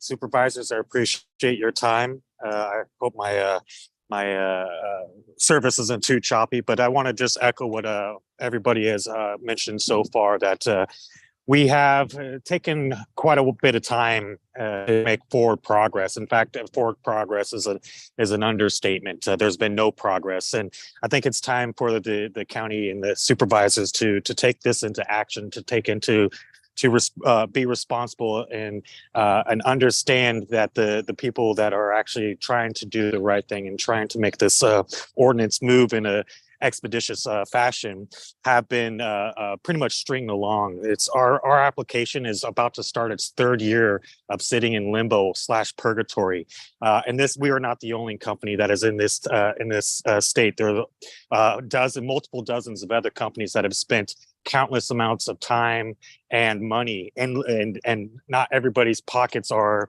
deep to where they can withstand the length of this duration to actually get changes into place. The requested changes that are proposed are things that are very simple, that the board can take a little bit of time and effort out of their day to move forward with these processes, so we can get general fund taxes start to accumulate for the county, which is the biggest goal, or one of the biggest goals, for implementing the cannabis processes. This was passed by the voters multiple years ago, and it seems quite stagnant. So this processes and these changes in the ordinances will allow us to finally move forward in a positive and respectable manner to begin operations as small businesses and to continue contributing to the county as which we want to do. I'd like to reiterate, I've been a resident of El Dorado County for about 36 years now, and have seen the growth and the beauty of how this county has evolved over that time. And I would like to see this continued growth and maturation with this cannabis ordinance. And so I do appreciate your time, supervisors, and I do appreciate the time that you have taken into this matter, but it is time for us to be more haste and thorough with this process. So I once again appreciate your time, and I look forward to steadfast movement. Thank you. Thanks for your comments. There's no additional public comment. Okay. Bring this back to the board and have a few comments, and thank you all. And, we appreciate that this has been a lengthy process. It's been frustrating. The public comment is closed. I'm sorry. Thank you. Do want to clarify a few statements though. The board identified this low-hanging fruit that's before us today at our September 12th meeting. The board did not take action on all of the items raised there. We didn't necessarily take all the revisions that didn't have a CEQA implication. Also, our staff did not choose what to bring forward to us today. The board directed that at our September 12th meeting. I also want to be very clear that this board fulfilled our requirement by holding the hearing on September 12th. We were not required to do anything beyond that. But we chose to bring back the low-hanging fruit, which is before us today. And it's also, I appreciate that some of these items seem simple, and that the Planning Commission, maybe you feel, has time. What I don't think is understood is that the tremendous amount of staff time it takes to bring something to the Planning Commission. And so while the Planning Commission may have canceled some of their meetings, our staff has not had time to really dig into these issues to prepare it for a Planning Commission. And I just want to make that just very clear. So bring it back to the board for discussion. Supervisor Lane. Yeah, thank you, Madam Chair. Also, thank you for that summary and that clarification, kind of reminding us where we've been. I'm possibly the lone wolf on this one, but I do think that, Jason, I didn't catch your last name, but you made a very important comment that I hadn't really noticed, and that is all of the recommendations that we're administratively, saying we think we can deal with, they don't affect new operators at all. They're all, once you've gotten into the process, everything we're suggesting that we take up affects renewals or other types of the tax structure. The ones that they're recommending that we take a look at, I'm very sympathetic to, and that is very confusing, the way that we're utilizing the definition of the parcel and things within certain feet of a parcel, when, as we did not hear last week, the item before us as it was continued, but to have 105 acres and to be wanting to utilize 1 acre of it for cannabis, and yet every part of your territory is being, applied to this particular setback, it doesn't make sense. And the definition of premise is much more clearer to me. So I think the items that Mr. Tannenbaum has represented in this that was just provided to us, they also seem to me, at least the first 3 of them, seem to me like easy administrative changes that I would support. I don't totally understand number 4, which is the light use or light something. I don't have it. I'm not quite sure about that one, but the other 3 I think seem reasonable. And setting a firm date that the Planning Commission would start to work on this, I think is necessary, because this has gone on way too long. I haven't been involved in it that whole time, but I know in the city of South Lake Tahoe, it took us 8 months, and we put together an ordinance that has had to have very little tweaks, because we really worked hard on it for 8 months. And if people have been applying for these permits and they're going on 3 years, something's wrong. So I would support adding some additional administrative changes today, if there's other of my colleagues that feel that would be important as well. Supervisor Heidel. I agree with Supervisor Lane that there are things in here that seem to be relatively simple and should be included in this initial ROI. Premises is number 1, but I haven't heard from staff why these weren't a consideration. If there's some overriding situation, history, whatever, that we're not aware of, that's what I'd like to understand for all 4 of these. If we could just quickly go through them and understand where staff's position is on it. Is it an easy thing to add, or is it going to cause a lot of additional work that we're not aware of? We'll let Jefferson Before they speak ask, on. they weren't added because we didn't direct them to add it to the RO. I think that's important. Now it's presented. I to us think for that's important to, consideration, that's all. but that's why that staff did not bring it forward, so Understand. we didn't direct that. Thank you, Board. Jefferson Billingsley, Deputy County Counsel. I just wanted to highlight that 2 of these issues, when your board discussed this, removing the setback, there was no agreement with your board. That's a policy consideration that I don't think you reached a consensus on. That's the main. I mean, I would also have concerns that there are CEQA implications to that, but I did not perceive any direction that your board agreed on that item. The same with the parcel versus premise. I know it sounds simple, but this has been a debate during this ordinance. Also, this item was raised during the hemp ordinance because the use of those words does have an impact, especially when it comes to having commercial cannabis and commercial hemp on the same parcel.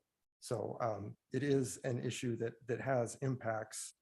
The mixed light definition, that wasn't specifically, that does seem like something that, unless staff disagrees, I don't think would have a CEQA impact, and I think is a simple change. But I'd want to highlight that a lot of these were sort of critical policy issues that we didn't get a response to, and that's why they're not in the ROI. Got it. And if I recall, that's why we wanted to kick it back to the Planning Commission for their thorough, discussion and recommendation to us on these issues that are really policy issues. Chair, I think that was accurate, especially with the setbacks, Yeah. because Yeah. the Planning Commission discussed getting rid of grandfathering or lesser set. There wasn't any consensus on what that solution should be, and I think that's why it has sort of moved back. If your board is in agreement about changing that, that's something to go forward, but I do think that needs environmental analysis, because that's changing how far apart land uses need to be. And I think the intention was that things with CEQA impacts would be grouped together, so there's one cohesive project that is analyzed together. as opposed to little pieces here or there, which can occasionally get us into trouble. Thank you, Jefferson. So with the exception of item 3, just so I'm clear on it, with the exception of item 3, you would not support the board trying to add those other 3 items to the ROI at this point. But item 3 is kind of a no-brainer. Is that, even though we didn't direct it, does it make sense at this point? I want to make sure I'm looking at Mr. Tannenbaum's email. Right. The low hanging Mix- fruit. Number 1, I think you could add. Okay. Number 2 is already in there. Premise versus parcel, I think that's more complicated than a simple change. Okay. But that is part of the send back to the planning Well, commission. Jeff, I'm so sorry. Can you, I'm looking at what was handed to us today, which was Arch and Farms, that's the one. Kevin I don't have that McCarty. one. That's why I think Yeah. I'm having a huge Okay, so disconnect. we're- So We're I'm talking s- different numbers. Yeah, Okay. so sorry. Do you want to use Sure. mine? And that way at least we'll be talking about the same things. Cause I was going, no, that's, Thank you, Supervisor very Parlin. confusing. Yes. Appreciate that. and I'll look at George's with me. Okay, Oh, I see. different lists of numbers. So where were we? Well, number 1 was premises definition. We're saying that's potentially CEQA involvement, so we really shouldn't address that today. It would be better off if it goes back to planning commission for more thorough review. Is that? Well, I think it impacts not this ordinance as well as our hemp ordinance. So Okay. You if mentioned we are that. going to have consistent definitions, it would probably have to be throughout both of them. Okay. Those are policy decisions. Got it. Yeah. Okay. Got it. And then the setback waiver, that seemed like a difficult issue for your board to chew on. So Right. I didn't see direction coming out of that. Right. The mixed lights, that does seem something rather simple unless Mr. Perry has, I think that could be folded into the ROI. Indoor propagation, I think that would need a little bit more analysis. I don't know that it's just as simple as changing the definition, but I don't want to get too far into the. I just want to add real quick on the tier 2 mixed light. That was a conscious decision. It was not an error. Because we don't have a commercial greenhouse industry in the county, it was a conscious decision to limit it to tier 1. I don't have any feelings either way, it should be analyzed, but I just want to make it clear that it wasn't an error. Okay. Anything else, Supervisor Hydell? No, that's all. Okay. Just want to make sure we reviewed them and got on the same page. Thank you, Supervisor Parlin, for Yeah. getting us to the same page. You're And- welcome. I was But very I now confused. understand the broader view that's being looked at here as opposed to maybe it's just not all as simple as it appears, right? Low hanging fruit is probably an overused term for some things, and it would seem that might fit here. but- Well, some things may be low hanging, but it doesn't mean there was consensus as well. So Correct. That's true. I personally am not a policymaker. I don't have my finger on the scale. Whatever your board wants to do, I'm ready to assist. Also this part. Yeah. Supervisor Parlin? Yeah, and then Aaron, if you could, because I remember, but I can't remember the words. There's been reference often to that, oh, there it is, the setback waiver eligibility and the date Mhm. in there. And there was talk about, oh, the gold rush didn't materialize, therefore we don't need that date for waiver eligibility. But I remember you saying there was a little bit more to it. And I can also see as one of if you were a voter who voted to support this issue, knowing that that was in there, and then the board just goes and takes it away. Because, I'm always trying to think of the folks that supported it and what they thought the impacts would be to either their own property, quite honestly, because everybody has self-interest, right? Or, oh, by the way, I'm not an ag, so I won't be impacted by it either way, just so everybody knows. But, if a voter voted for this, knowing that this date was in here, that would, preclude waivers in the future, right? You indicated there was more to it than this gold rush didn't come to fruition. So the cannabis ordinances were originally written by Bree Mobius and Creighton Avila, and I had multiple direct communications with them on this subject. And they stated there was, dozens of preliminary meetings before the resolutions were adopted or by the voters. And the intention was to give preference to local landowners that own property before, the public voted upon that. Okay. So, I mean, that's just another thing that I hope as the board moves forward, the voters And I get what you say, Lee, all the time. You know, the voters want a legal market. Sure they did, but they also don't want what could easily become a nuisance next door. And we've already done that with VHRs. We don't want to do that anymore. We've already done that with branch marketing where we're, you know, we keep having to go back and fix things that the prior boards have allowed to happen. So I know it's painful, you know, government and processes and stuff, but I appreciate that we're taking these quite seriously and looking at them. And each one of these probably will, you know, not the ones that we're going to put in the ROI today. I think those were pretty straightforward and, like you say, the low hanging fruit, but the other ones are going to need to have some serious public input, and we need to be mindful of how people are going to be impacted by this. So I don't think this is going to be easy at all if we're going to be thoughtful about it. And I just want to remind everybody of that, that government typically isn't hasty and doesn't do things quickly because, you know, we have 190,000 people out there that we need to make sure that we're doing the best we can for the most people. So I think this is going to be a little more difficult than folks think. But we're taking it in chunks and moving forward this first chunk. And okay, any further discussion on this item? And who wants to make a motion? Did we make any suggested changes, or did we just kind of say, let's roll with what we have? Yeah, Supervisor Lane suggested that we take a look at the premises and the setback waiver, but was looking for consensus from our board. I don't support that. I So think she suggested 1, 2, and 3, if I'm not mistaken. Right. But the board wanted more explanation or understanding of it. so. Yeah, I just didn't understand 4 totally, but I think if county council thinks that that's a easy one, then I would suggest that we look at that. And at a minimum, for me, if we're not going to include any other items onto the ROI today, what would be absolutely imperative to me is that we direct staff to set a firm date to get this process going. We've already we're a month out from originally talking about this, and the Planning Commission hasn't started the process. And I do think it's a matter of urgency. If we have applications that are hanging out there going on 2 and 3 years, there's a problem.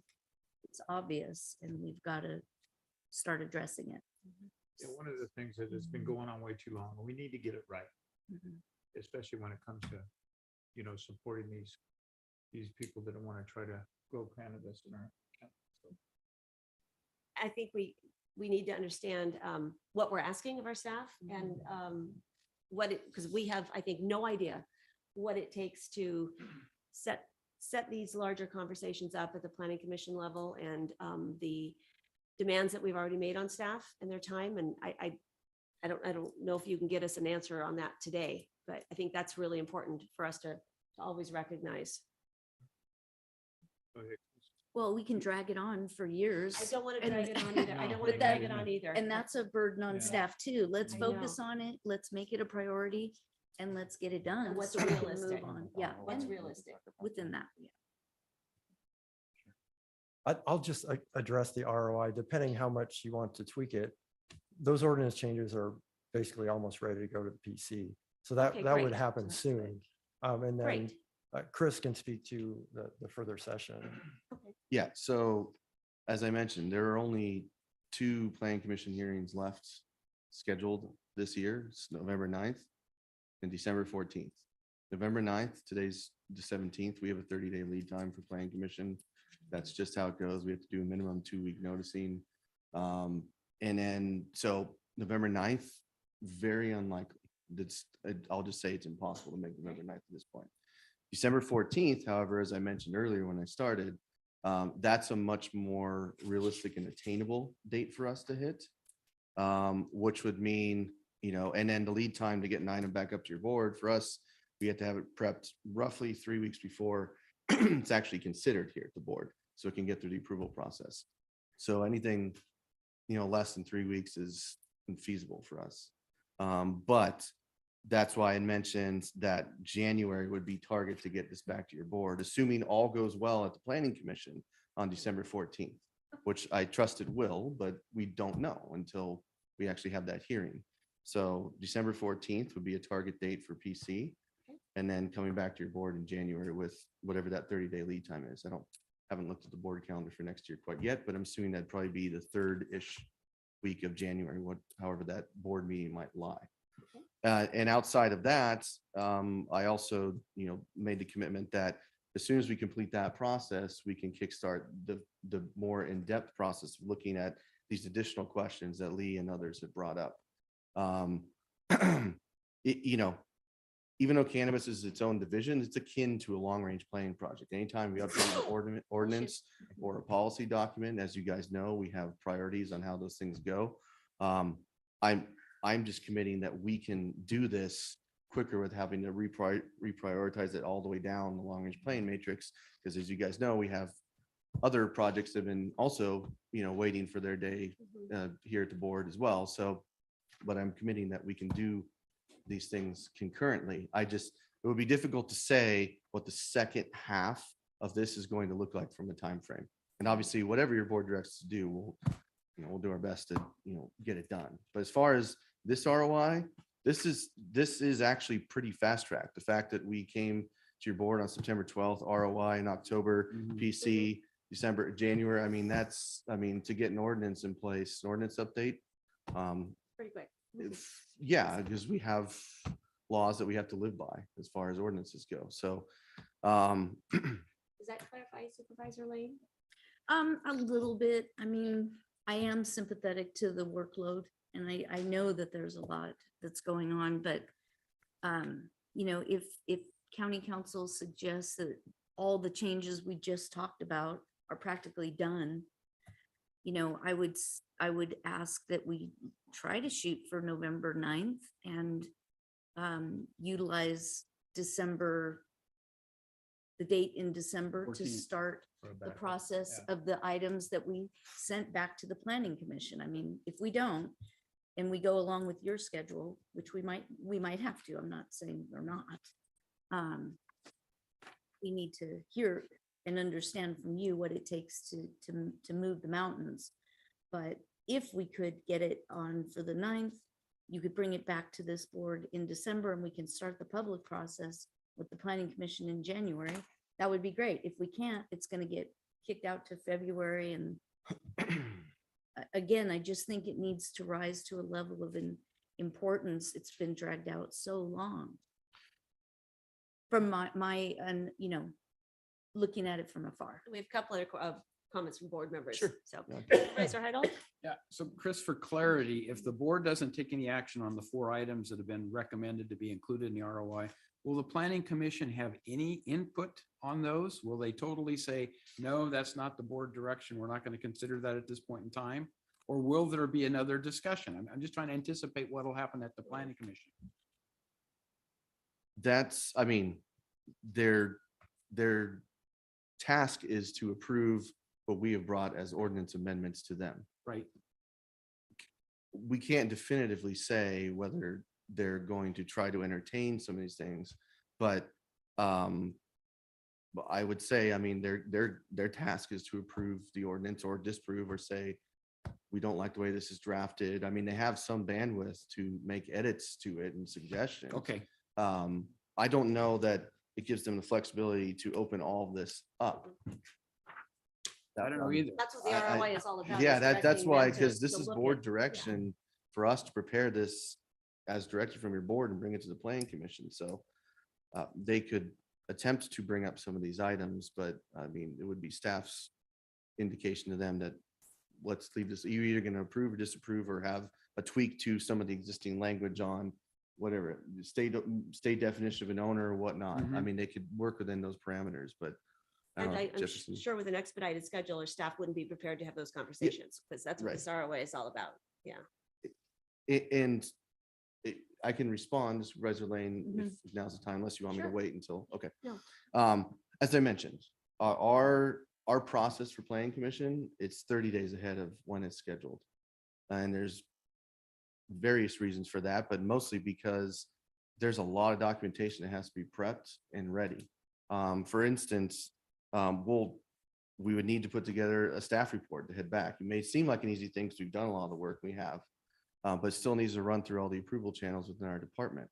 And then we got to get our hearing out, which would have to happen, say 17th, but then for early next week, maybe, but hearing, I mean, we had to notice, usually it's on Friday when we send hearings out to Mountain Democrat. It's an extremely tight deadline for us to work on. And we always, just the same thing as we mentioned the public, we have 30 days built in for administrative reasons for planning commission. And it would be very difficult to achieve that November 9th. Even though our county council just said it's kind of already done, and it is 23 days before the 9th. So it's not like it's 10 days. It's 23 days. But I will respect, ultimately, I'm going to respect what you feel is doable. And the other thing to consider also, as I mentioned, we have our internal deadlines as well to get an item up to your board. So let's Sure. assume everything goes well at PC, and, conceivably December 12th is the last meeting that your board has calendared. That has a 3-week lead time for us to get it through the review process, which leaves us maybe a week, if that, maybe a few days after the planning commission to kick that item around and send it up the approval chain. That might be a little bit difficult too, trying to respect the chain of approval that we have for board items just in general. So I feel like I'm being, I just want to make everyone aware. Like I said, ultimately, whatever your board directs us to do, we'll do our best and we'll get it done. I just putting all the, the warnings out there about how difficult it might be to make this a reality. So Let's get Supervisor Parlin's comments. I almost forgot. I had to write it down because I would keep Sorry. coming up with more things. No, I think that one of the things that was brought up today, and I think we keep going back to it, is the 3 years it's taking to get an application through. And quite honestly, I don't know why. And I just want to keep it in perspective. I mean, for lack of a better analogy, nobody shoot me, but Central El Dorado Hills project has been in the works for how many decades, right? And part of it was the process, part of it was the applicant. We don't know. And so I just want to be, fair. We don't know why some of these applications are taking so long. Is it truly, I know there's huge CEQA requirements that they have to do as part of this process. Has that been part of the holdup, reviewing the CEQA? We just don't know. So, and I don't know if trying to rush through ordinance changes will even help any of that. We don't know. So what I'm wondering would it be possible to get some kind of an update or just a memo or something to explain to us really what is the holdup in there? Because I think that could help us with some of our decision making. What's our reality? Just because. Is that something you could do, Erin? Is just give us a rundown on why some of these are taking so long, and maybe it's Perhaps a staff memo? yeah, something like that for clarification, just because I don't want us to keep trying to change something so quickly, thinking it's going to fix this, and maybe it won't. I honestly don't know. And I want to be thoughtful of the whole process as a whole. There's a lot of parts here, and I know it's hard for applicants and industry to hear things, but sometimes, when an ordinance or look at our general plan, it is still not 100% implemented. We're still and that was approved in 2004. So I just, want people to remember these things don't, just because you have a ballot measure and boom, you have an ordinance, it doesn't mean building the program around it is automatically going to happen quickly, especially as it's unfolding. So is that something you could do, Erin, to help us understand kind of what is taking long? Yes, we can. That would be helpful. It is a holistic issue. That's- It's not one, variable. Right. And that would be helpful, I think, a little bit too in our thought process here. We have a full picture of what we're Yeah. dealing with. All right. Excellent. All right. So what is the will of the board on this item? We've heard a lot of discussion. And do you have something to add, Jefferson? Chair, I think it'd be helpful on the ROI number 5 to just get a little board direction. The last sentence is examine all existing cannabis tax rates, and it wasn't, I think that's what was requested at the last meeting, but I just wanted to make sure that there was agreement on that. Because We do need to change to gross receipts and set a rate for that. But another thing that was requested that is in here is basically looking at the tax rates for all the cannabis businesses. And I think another thing that, Okay, so add. And review all tax. well, rates. it's in there. I just wanted to Yes, bring it to oh, your yes, so that's attention. what we wanted. Yes. And I think what might be helpful is number 5, this will probably actually be 2 ordinances because the tax portion doesn't live in the zoning code. It doesn't have to go through the planning process, but I think it, due to the level of interest, I'd be very interested to know if your board would like the tax portions to go back to the planning commission with the other ordinance. I don't think it would slow anything down for input, or do you just want the tax provisions to come directly back to you? Can they come, the tax revisions can come straight to us? Well, they're not in the zoning code, so they don't have to go through the planning commission Oh, process. we should do that. Okay. But What's the will of the board on that? Just for expediency? Mhm. Okay. All right. So who would like to entertain a motion then? I would like to approve this matter as recommended by staff. Do I have to make any changes, Jefferson? were you interested in adding the change definition for mixed light cultivation? That's very simple and I don't think would slow it down. I'm concerned about lighting, quite honestly. I don't know the ins and outs of lighting. I know it's a complaint. So I would be hesitant to do that, but maybe if somebody else understands it better.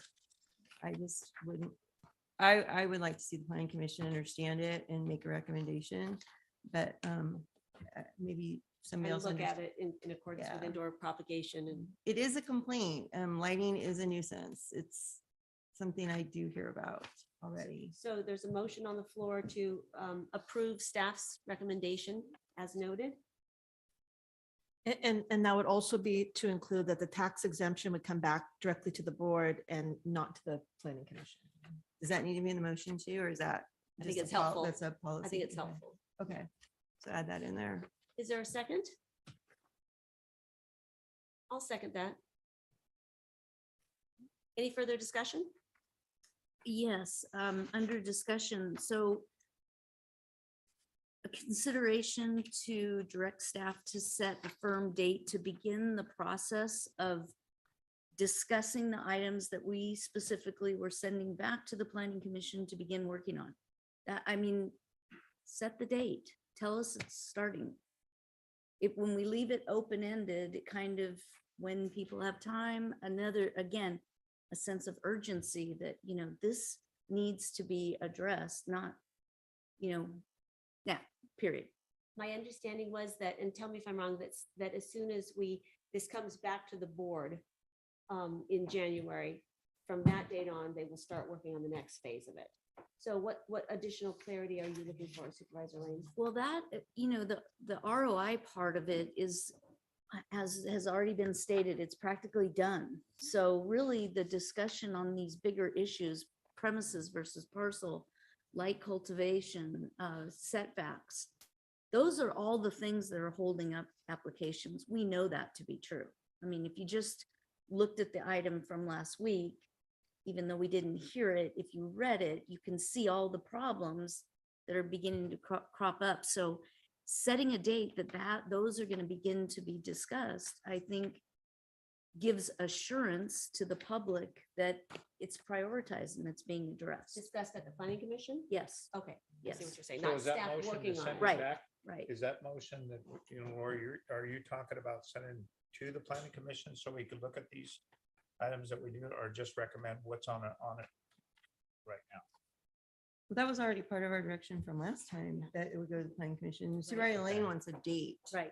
And Okay, I all right. hesitate to do that without, CAO, were you going to provide some input there, or? Just typically when the board is in this position where you want some assurance of when something is going to come back, you give direction, working with staff, say within 90 days, within 120 days, all right. within, right, and set that time frame so that there is that assurance and they know that there's an expectation that it will come back.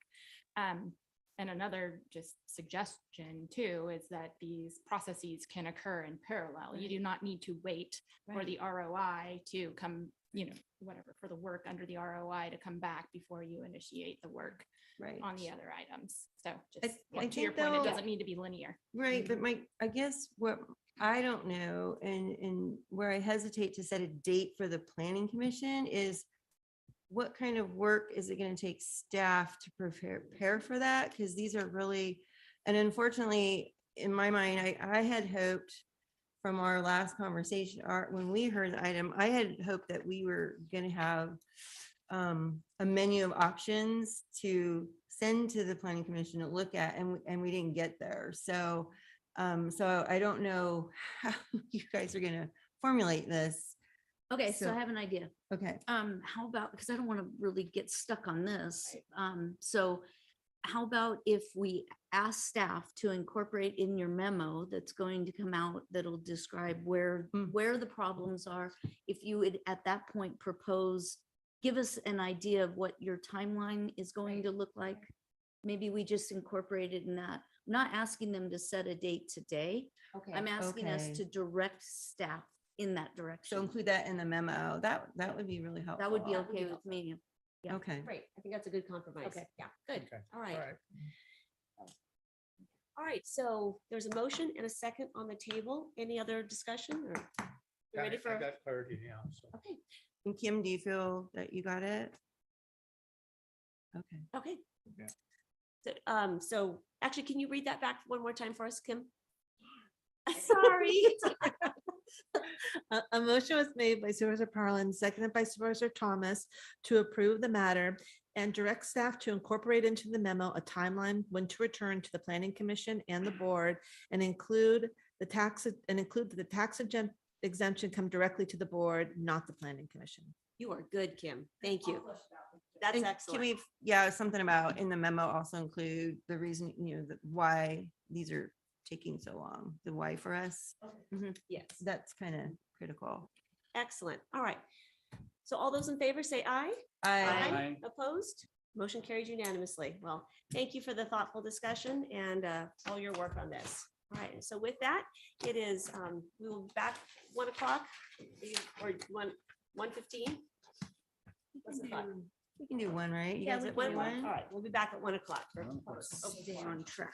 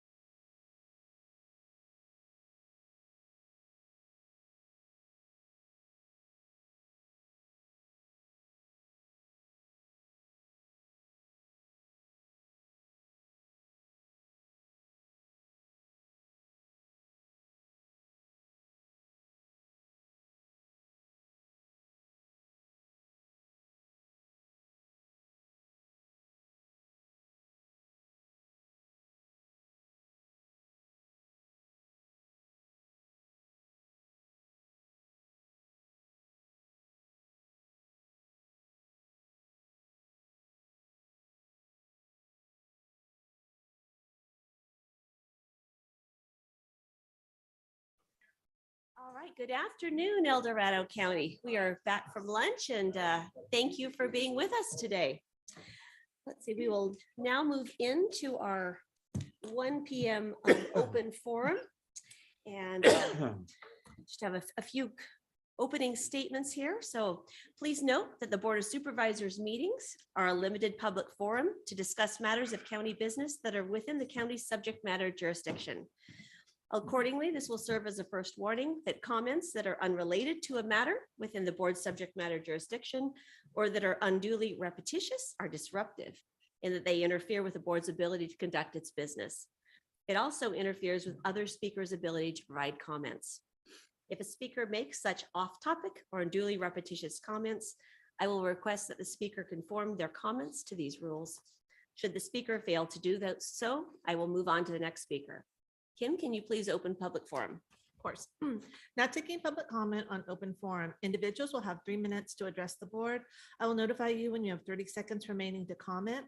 Public comment will be taken first from those participating in the boardroom and then from those participating through Zoom. For those participating by Zoom, please make sure you unmute yourself when called upon. If you're joining the meeting by phone, press *9 to indicate a desire to comment. If you're joining by Zoom, press the raise hand button. Please voluntarily state your name for the record. All right. Good afternoon. I think I know what you're going to tell us today. Hi, welcome. Hi, I'm Mike Roberts, and this is, Julianne Melchor. and we are both on the board of Save the Graves, a nonprofit that does cemetery restoration here in El Dorado County. And our big annual fundraiser is coming up this Saturday, and we are here to invite you with actual complimentary tickets, maybe Kim or somebody, maybe somebody can just make them take the postcards too. I love the postcards. So this year we've got, we're celebrating the Blair family, the historic Blair family. We've got 11 different Blair characters that will be participating in 8 different performances throughout the day. We have thus far, I think the count is 55 Blair family members from around the country attending this. We've inadvertently created a Blair family reunion. We have 3 or 4 Blair descendants playing their ancestors. And it's another one of those little bits of history that gets lost easily. They were incredibly formative in the early going here. They're behind the entire timber industry and related to pretty much everything that happened here in the 1800s. So one of many. Anything to add? No, I think you're covering it well. We gave you enough tickets so you could have like 4 for each in case you want to. Okay, that's what I was going to ask. So thank you. You don't get them all, Supervisor Farland. Exactly. She was hoarding them. And She's got a lot of friends. What time does this event start and where? 10 to 4 p.m., 10 a.m. to 4 p.m. It's at Placerville Union Cemetery at 650 B Street in Placerville. And anybody is welcome to come. Tickets are $20. Children are free. yeah, 17 and under. And as you enter, you'll notice that there is a grand new steel entryway arch in place with the funds raised from last year. Oh, nice. So most of that, the labor was donated by the Sacramento Iron Workers Union Motorcycle Club, but we did pay for the materials. Oh, that's So, great. Yeah, we have a proper entryway arch, gorgeous. and we're quite proud of it. It went up yesterday morning, Oh, so made it just in time. wonderful. I think that's it. No, hang on a minute. Doors open at 9:30. We're expecting a big crowd. Get there early. All right, thank you so much for being with us. you. This is such a incredible event. I always enjoy it. And thank you for all your work on this to keep our history alive. Thank you for your personal past support. Aw.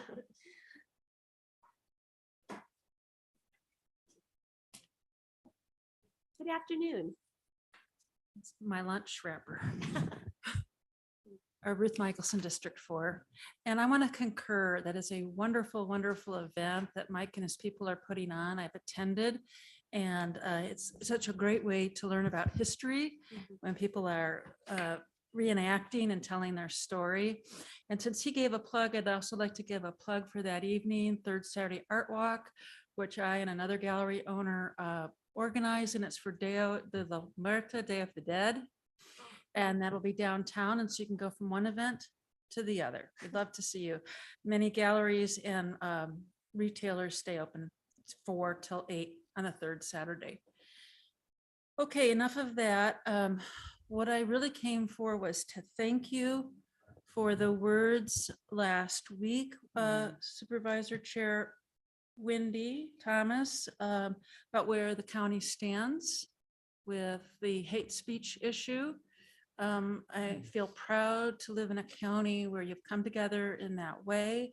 I also feel proud that we're not giving up the call-ins. Many cities and counties have chosen to do that. And I think it disenfranchises those who cannot make it in, the inclement weather we have, elderly people, et cetera, et cetera. So I'm glad that we stand strong in that, to have good governance.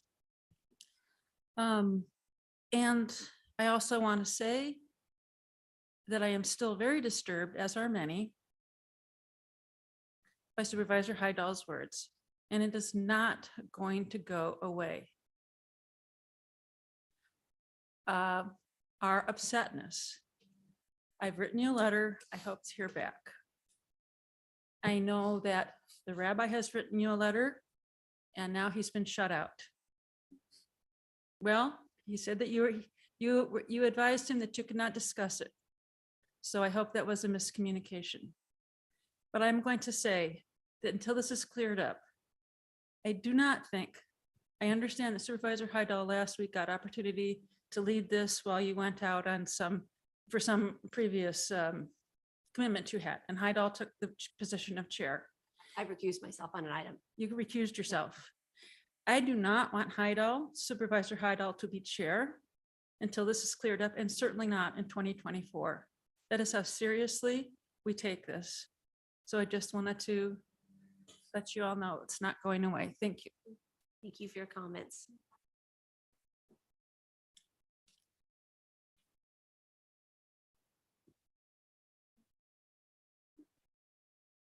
Good afternoon.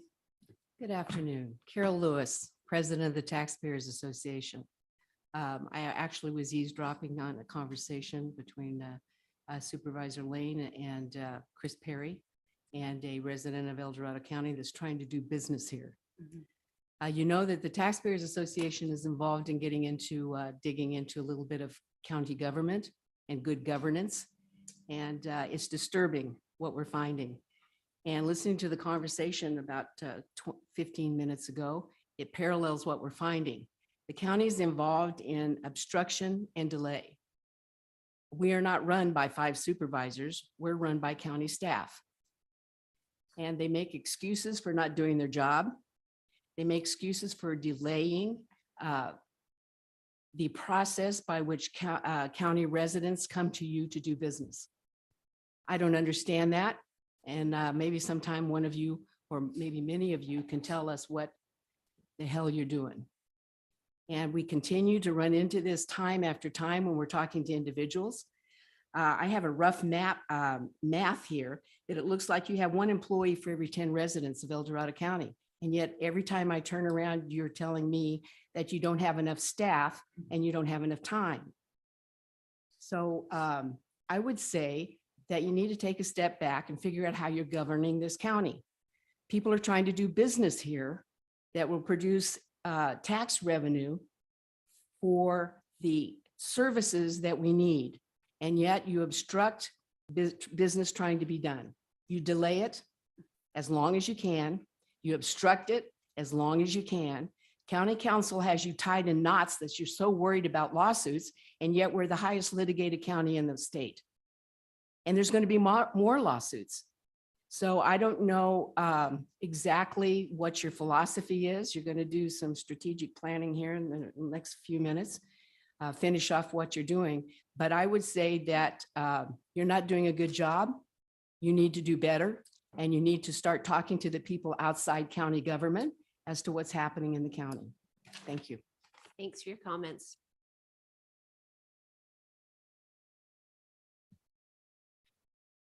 Good afternoon. Hello.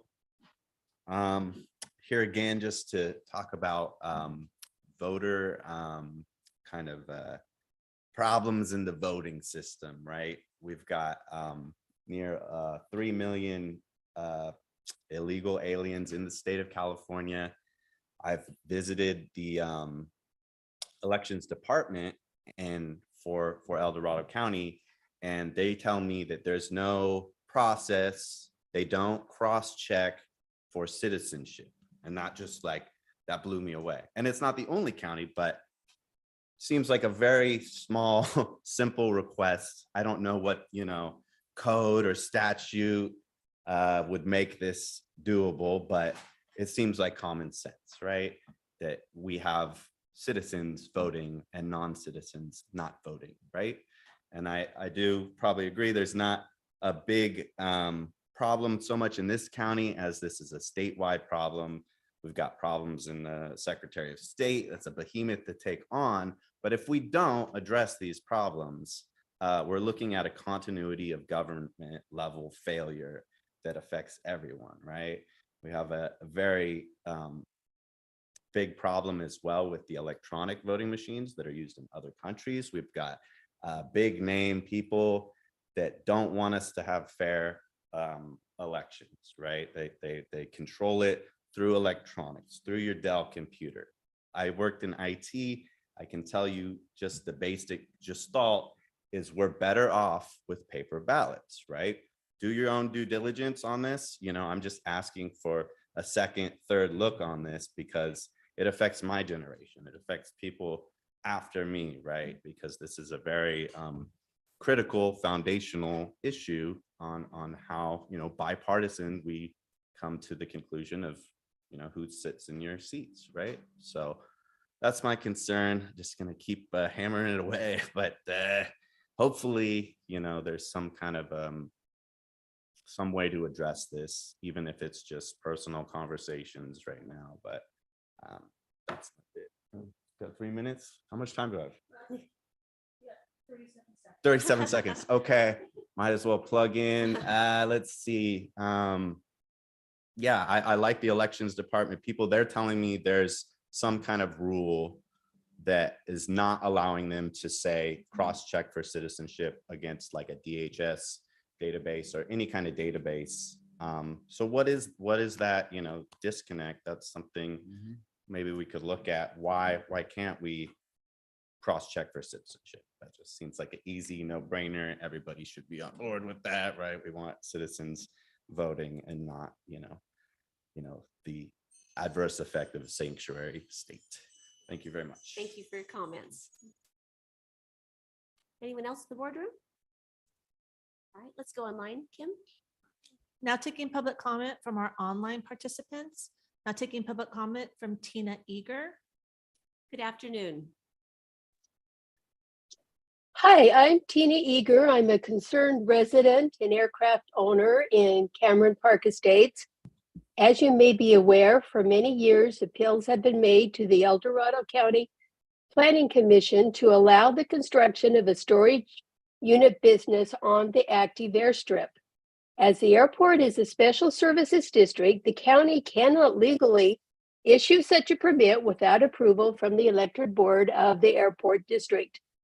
For unknown reasons, the County Planning Commission erroneously issued a building permit, causing the builder to disregard years of being told the legal reason such a business is not allowed on airport property, and construction has begun on the storage units. There are important reasons that all construction on airport property is legally required to be approved. One reason is safety. The builder has submitted no plans either for the safe running of the potential units or even the safety of workers or pilots as construction progresses. The construction area has not put up an approved safety barrier, and the construction workers have already asked for permission to use the taxiway for their large equipment. This demonstrates a lack of understanding of the safety issues that arise when working near an active airstrip. If the project goes to completion, citizens of the county will potentially be in danger as they access the units. I'm especially concerned for children who may unknowingly run into the path of an airplane during landing or departure. In order to operate the airstrip, the airport district must obey regulations required by the Federal Aviation Administration and Caltrans.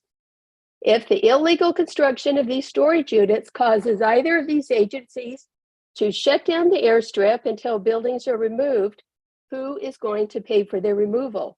As the county caused this problem, it would be reasonable to assume that the county would bear the expense. The builder has already spent thousands of dollars on this project, and that number will only increase every day the construction is allowed to continue. If the lack of safety protocols at the construction site caused an accident on the runway, the county could potentially be liable. Despite being aware of these concerns, the builder is rapidly proceeding with construction. I am here to ask the county to immediately stop this construction while we all work together to figure this out. To allow this very large 30 problem seconds remaining.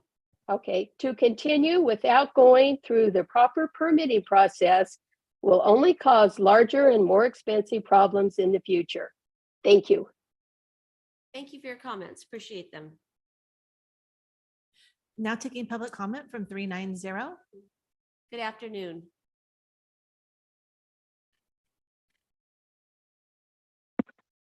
Good afternoon. Good afternoon. Good afternoon. Greenwood from the Triple Junction way out there.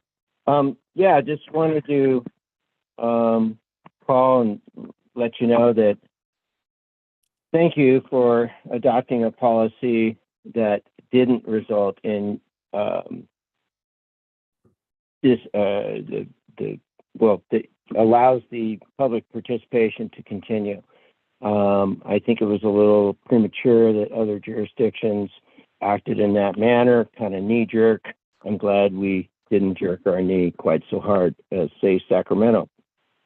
And so, but my thoughts back to that day were certainly absolutely, how can this be happening? Who are these people? Anyway, thank you very much on that.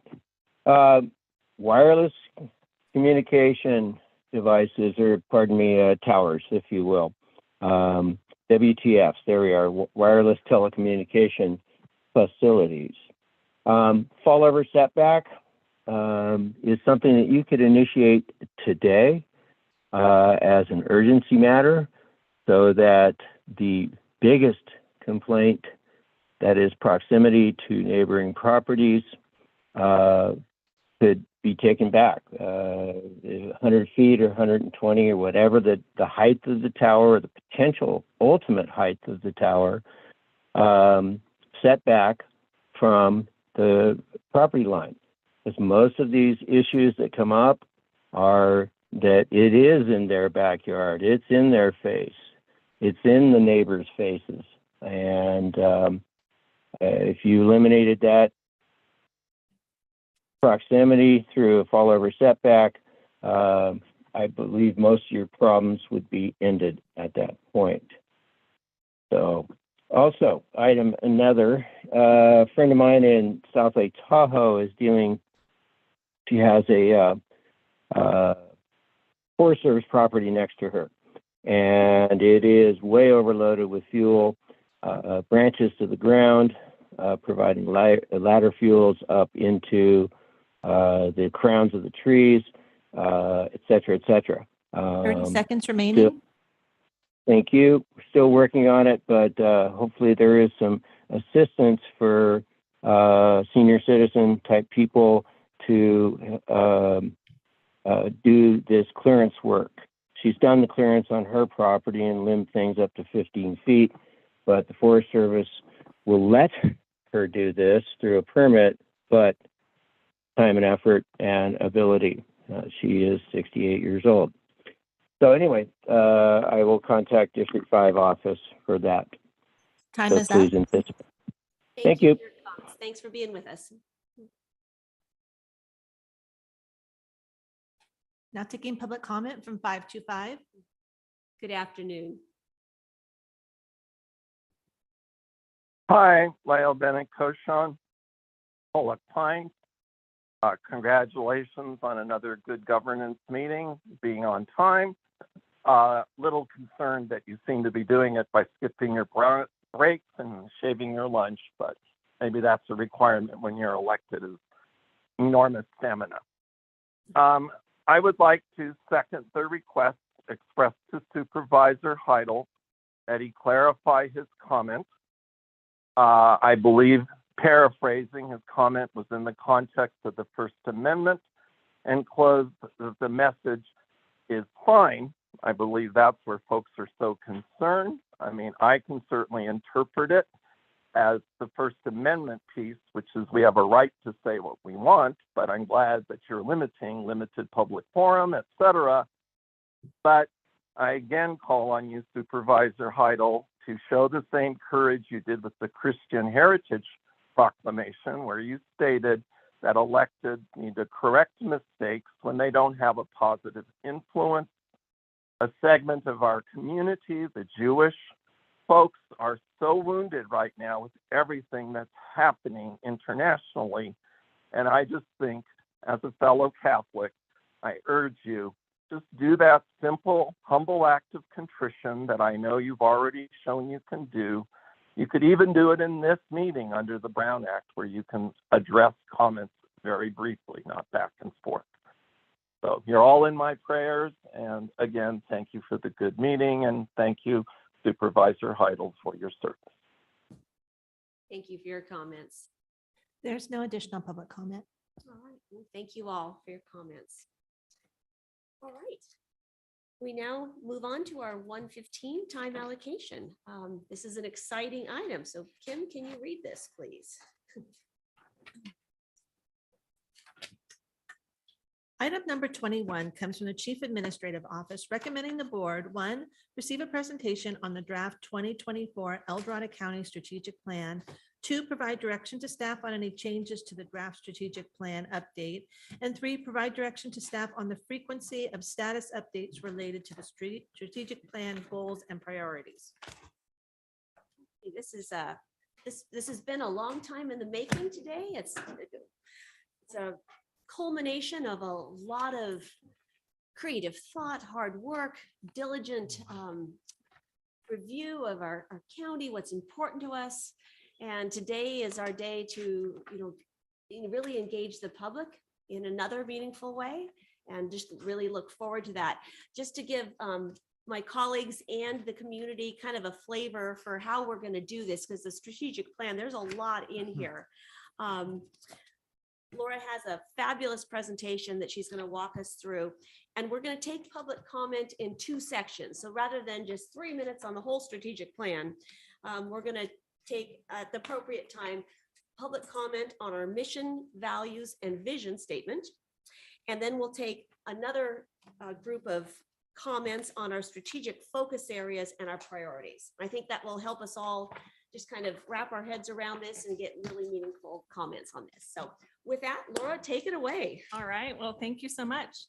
Laura Schwartz, Assistant CAO, and it is my pleasure to bring this item forward today. I thought I would start with just kind of reminding the board and the public of how this process started and how we got to where we are today. So this process actually started back in January. I know that seems kind of crazy, but back in January, we worked with a consultant, MRG, Robert Bendorf, and he went through and actually interviewed every single department head, board members, to kind of really get a sense of the direction that the county wanted to move with this strategic plan update. So after that, we went through and held a series of public workshops with the board, all-day workshops with department heads, board members. We actually held 3 workshops, May, a couple in July, I believe, and the last one in August. And what came out of those strategic working groups was what you kind of have in front of you today.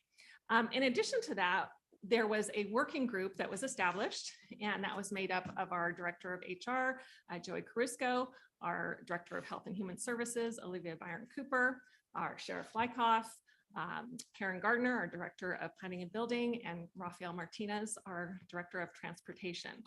That working group was basically whenever there was kind of something that couldn't really be defined within the strategic workshops, it was kind of assigned back to the working group to take a look at and come back with some recommendations to the group. So that working group has also been, very instrumental in getting us to where we are today.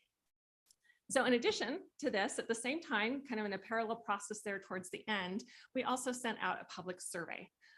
That was kind of our opportunity to really see, okay, what is the public interested in, and to kind of verify that what our public was looking for, that we made sure that we had incorporated that into the strategic plan. So I wanted to give Carla an opportunity to kind of talk about that public survey, that process, how many responses we got, and how we got some of that information from that survey. Thanks, Laura. Good afternoon, Madam Chair, board members, Carla Hass, your Communications Director. Like Laura said, I just want to kind of recap what we did in terms of the public survey. So the public survey was issued for 15 days on our county social media pages. It was provided to all the Board of Supervisors to promote through your own channels of communication, and local media picked up the link as well. And the survey was very brief by design. It asked 4 open-ended questions that were not multiple choice, which is unusual for some public surveys. Again, that was done by design. And the 4 questions that were asked were, what do you like most about living in El Dorado County? What are the top 5 issues county leaders should focus on in order of priority to them? What county services do you use? And what specific things should county leaders do to better provide government services? We received 513 responses. Now, while that doesn't sound very large given our population overall in the county, I want to note that it is the most robust public engagement of any of the 20+ surveys that I've sent out in the last 6.5 years. So and just to kind of give it a little more context, surveys that I've sent out on affordable housing, the Navigation Center on homelessness, stormwater awareness, and taxes combined had 6% fewer responses than this one survey did. So interesting. I would have thought taxes might have been at the top of that list. The survey that I sent out that had the most engagement was on VHR caps and clusters, and that received 361 responses versus 513. So that just sort of puts in context the type of response that we got from the public. Respondents also typically don't answer every single question in a survey. And I would say that our public hit a home run in this regard on this particular survey. 97.5% answered question 1. 98.7% answered question 2. 91.25 answered question 3. 98.45 answered question 4. So our overall response rate was 94% in terms of every single question being answered, which is highly unusual. So I would say that this was, given the universe of people who responded, they were extremely active, extremely responsive. And so I struggled a little bit with how to provide you with the results of this survey. And the way that I thought would be the most effective for you to understand what was in it, so that you wouldn't have to go through every single one of the 513 respondents' answers for each of the 4 questions, was to create word clouds. So the words that were most noted and most used in each of the questions came out a little bit larger in the word cloud. So that was the way that I thought might be most useful to you. I personally went through and read every single one of the responses, kind of to fact check to make sure that the word cloud was accurate, but also because I thought it was important for me to know exactly what was going on in the public's mind with this type of communication. I don't know if you spent the time to look through all of them, but the word clouds give you a really good idea of, generally speaking, what the public's response was for each particular and individual question that was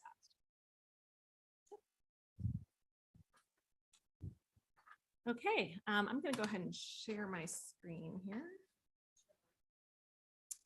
Will it work if I share mine? Okay. While we're doing that, I'd just like to congratulate you, Carla, on just a really successful survey. This was a really important part of this process, and I know all of us on the board are, really grateful for your efforts here. Very helpful. It was really brave to do 4 open-ended It was, yeah. questions and then compiling all that. Because I started to go through the actual survey and I went, yeah, thank you for the word cloud. So It takes a tremendous amount of time to compile open-ended questions. So. Well, and I'm delighted to say, too, thank you. I'm delighted to say that you're right, Supervisor Parlin. There is a risk involved in asking open-ended questions. And I'm happy to say that there were no there weren't any of the responses that I was fearful of receiving. I'll put it that way. So it was very responsible, very respectful, and very honest, but not snarky. Nice. Yeah. Excellent. And it's so important, not to lead someone to a conclusion, but to really understand what's on our residents' minds, which is, so appreciative. So well done. Okay, so before we get into kind of tying the strategic plan with the public survey results, the one thing that definitely rose to the top was some concerns around the recommended vision statement. One thing I want to make sure everybody understands is that the working group did not have the public survey results back when we gave the recommended vision statement. Those processes were kind of happening in parallel. We were running into a little bit of a time crunch. Originally, we had planned to have this meeting the end of September, but we did push it out a couple of weeks. So we could really take the time to look through that public comment and make sure we were addressing that. So I'd like to bring back a revised vision statement for the board to take a look at. And basically this revised vision statement adds in that very important quality of the rural character that definitely came out through the public survey results, as well as balancing that with managed growth. And when we talk about managed growth, that comes specifically out of our general plan. If you look at our general plan, that's actually on the cover sheet of our general plan, talks about managed growth. Managed growth is defined in our general plan. So as well as rural character, I mean, they are both in there. So we felt it was appropriate to go ahead and add those into that vision statement. So the revised vision statement that we're offering up to the board today is exceptional quality of life with a strong sense of community, rural character, managed growth, and opportunity for all. So you'll see as I kind of go through this map, I refer to the revised vision statement. So I kind of wanted to get that up there for all to see right here from the beginning. And then Laura, just, this morning, the Historical Museum Commission, thank you, actually referenced, I think, our current vision statement in their presentation today. And they specifically pointed out, right now we have historical something right now. And so my thinking is that if they had done their presentation even with the revised one, they could point to the rural character for the historical aspect of their committee, because they were trying really hard to tie their presentation and their purpose into our vision statement. So I think this still works for a lot of the way that people have referenced our current vision statement, quite honestly. I think it'll still work. And I will actually reference when you talk about historical under our stewardship value, this was another place that we added rural as well as historical resources. So that stewardship value through collaboration and advocacy, we honor and protect our natural and historical resources, agricultural and rural character for future generations. So not only is it in the vision statement, but it is also called out in that stewardship value. Thanks for pointing out that. It's a helpful component. Yeah. So if there aren't any questions, we'll go ahead and move on to the map, what I'm calling our map. So basically what we,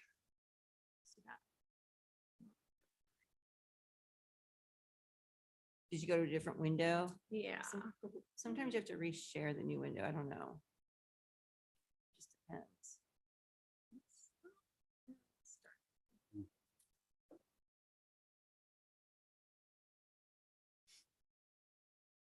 There we go. Okay, so this is the word cloud and the results that Carl was referencing earlier. And what we did is kind of went through the public survey and tied that back to our strategic plan. So you can see here where, you know, the public talked about what do you like most about living in El Dorado County? The semi-rural and friendly small town atmosphere that is now, you know, I think captured in our revised vision statement. The accessible natural landscapes and recreation resources. It's in our stewardship value and our public infrastructure priority. The people within the county and the sense of community, again, in our vision statement. Open spaces and privacy, our stewardship value. Safety, our safe and healthy communities priority. And the conservative nature of residents, our stewardship value, and our fiscal responsibility value. So those really all are captured within those values and priorities. What are the top 5 issues county leaders should focus on in order of importance priority? Infrastructure and road maintenance and improvement, especially potholes and snow removal. Again, our public infrastructure priority. Fire safety prevention and the increase in fire insurance, our safe and healthy communities. Long-term solutions for the homeless population, our safe and healthy communities priority. Improve functionality, responsiveness of planning and building department. It's within our thriving economy priority. Ensure fire, water, law enforcement, fire, hospitals, schools are adequate to meet the needs of the increasing population. Obviously, we don't have control over all of those components, but the ones we do have within our safe and healthy communities priority. Question out to the public, what county services do you use? So libraries came out as one of the top uses for county residents. That I want to kind of go into a little bit of detail about our strategic innovation priority and really kind of what that means, you know, for departments, for our county residents. This is a new priority for us. This is not something that we've had in our strategic plan in the past. It's really an exciting priority. I'm really hopeful that we're going to see a lot come out of this. When we're looking at kind of things that are very specific to a department, for example, with libraries, one thing that came up was kind of the sustainability around the hubs. Something like that can be addressed through that strategic innovation priority. The thought there is that departments would bring kind of things that they're struggling with, challenges that they're having. They're going to bring that forward to our department head team, you know, our think tank for the county. And hopefully that team, through collaboration and sharing, you know, are going to come up with some strategic and innovative solutions to some of these problems. So you won't see some real specifics in our priorities because if we put all of the specifics into this document, it would just become unwieldy. So this strategic innovation priority is really a place where some of those more specific challenges can be brought forward. And I'm excited to see what comes of it. Our roads and infrastructure, that's in our public infrastructure priority. Parks and recreation are in our public infrastructure priority. Planning and building, thriving economy, and law enforcement and safe and healthy communities. This one was kind of fun. So what specific things should county leaders do to better provide government services? Improve roads and infrastructure across the county and better notify the public of upcoming work. So within our public infrastructure priority, there is actually an action item, enhance communication in both our facility CIP and our transportation CIP and road maintenance. So that is enhancing transparency to the public, more reports back to the board, more access on our website. So that is clearly defined in that priority. Keep the county rural, less growth and development. Our thriving economy priority, we have that countywide economic development strategic plan. That addresses that. More transparency in all areas, but especially planning and zoning issues. Again, our thriving economy, streamline and increase transparency of projects and permit processing. An action item within that priority. Focus on customer service and efficiency with public services such as building, planning, and health departments.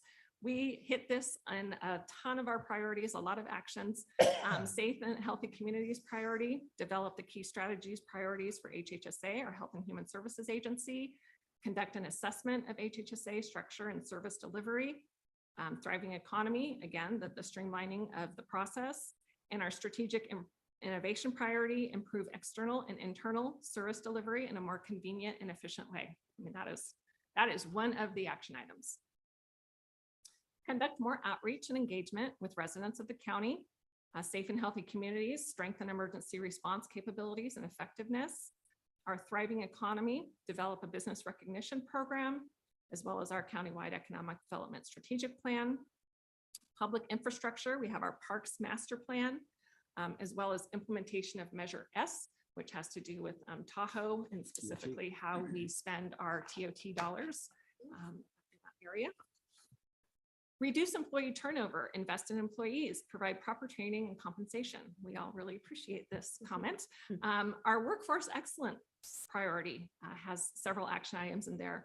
Focus on employee development and well-being and enhance employee retention.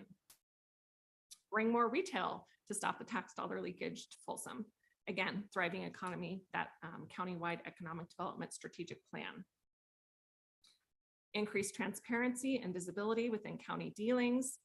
Strategic plan reporting. This is one action that we've asked the board to kind of consider and talk about today, as far as the frequency of when we come back. So our plan right now, per our county charter, let me back up a second, per our county charter, we actually are, the board is required to kind of adopt our strategies and goals annually, once a year, within the first quarter of the year. So before March 31st each year, we're supposed to revisit our strategies and goals. Our plan is to bring back this, after today's discussion, finalize the strategic plan and bring it back in January for our final adoption. And at that point, we will basically kick off the process. We'll, start and get it loaded up on our website, start our reporting.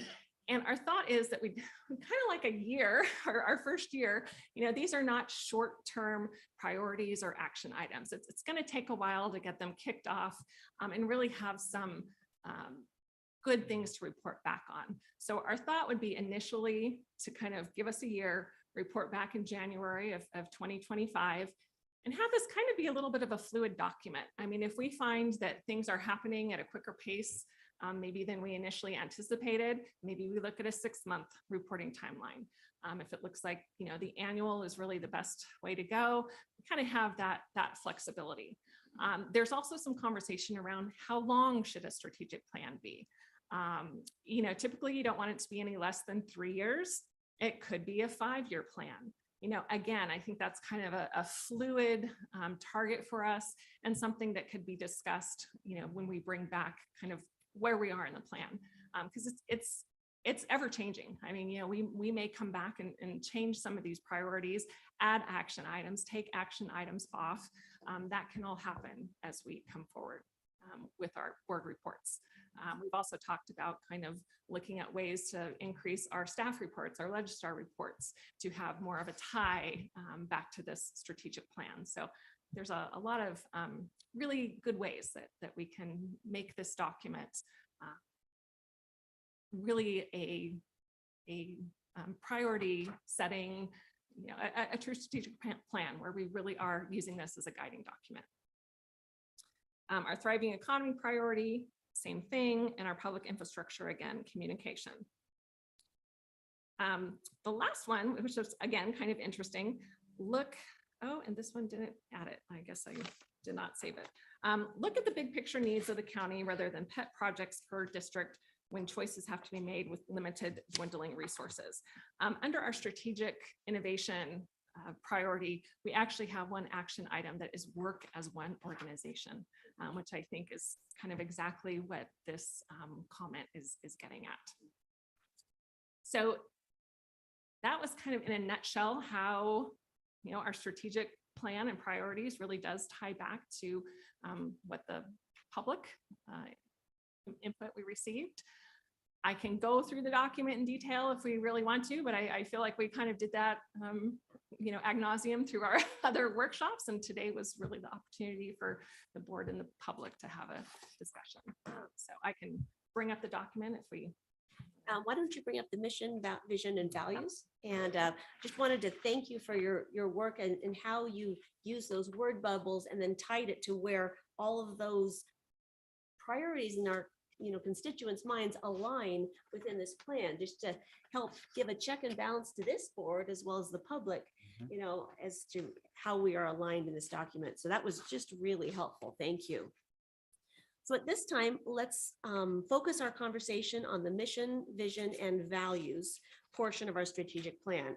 Does the board have any other comments at this point on those three items? Supervisor Heidel. Yeah, I have one, and thank you for the presentation, Laura. Very, very, very thorough in a very brief period of time, so outstanding effort. But I just want to make sure we emphasize the importance of our county general plan, which you have done multiple times. But within that plan, there's specific statements. And for instance, on page 3, as part of the introduction, it says statement of vision. So in 2004, when the voters basically ratified the general plan that was put in place, there were various things that helped define what we meant by managed growth. And they're very important for people to understand. So I don't want to necessarily read through them all. I'm just going to grab a couple of them. The number 2 is where appropriate, encourage clustered development. That was the view in 2004. So growth with clustered development. Number 3, make land use decisions in conjunction with comprehensive transportation planning. Look at the impact of the circulation around the area and then adopt a circulation element that deals with that. Number 4, promote a better balance between local jobs and housing. That's our housing jobs to housing ratio. And, unfortunately, since 2004, we haven't made a lot of inroads in that. We're starting to now, I believe, and we've got some good plans. And then the 5th one I want to quote of the 8 that are there is increase the amount of affordable housing by providing a variety of housing types and encouraging residential projects to reflect affordability in light of the existing local job and or infrastructure. So I just want to make sure that there was a tie there, that we have those visions within our general plan, and that's our Bible, so to speak. That's our guiding document. So the revised vision statement and everything on it fully aligns with this. I think it's compliant. I think it's very direct, but it does help clarify what we mean by within rural character and managed growth. What is the more detailed description of how that is embodied? What are the actions the board should be looking at and taking? And so that's why I wanted to make a point of that. The only other thing is I really appreciate staff's commitment to do this. I participate a little bit in the first strategic plan the county put together as a resident, as a participant, and I got to participate in healthy communities, and it was an eye opener for me. But I believe that there's a different level of participation, i.e. ownership, if you will, between the staff and the board and various members of the community on this one than there was in the past, because that's huge to me. If the staff understands the purpose of the strategic plan and has the innovative process to go through and look at where we can make improvements, and those things are communicated at regular CAO staff meetings, we will all get a better understanding of where we're going and how we work together to get there, because that's the best benefit. Everybody getting on the same page, rowing together, so to speak. And you did an eloquent job of emphasizing that. So thank you. Excellent. Thank you. And thank you for pointing out in our general plan how these critical issues in our vision statement are defined. So it ties back to that. That was a helpful reminder. Yes, District 4. Thank you. I don't know how many people know what happened in my brain during all of this, but at the last workshop, I guess we had, I pushed really hard, and I know it was tough, but I felt that we had a good consensus when we left, and basically the revised statement that's up there before you was what we left with, and I felt better that day. And then when the draft was released of the vision statement and it was back to vanilla, I could not tell you how angsty I was, you guys. I was beyond, I was very upset.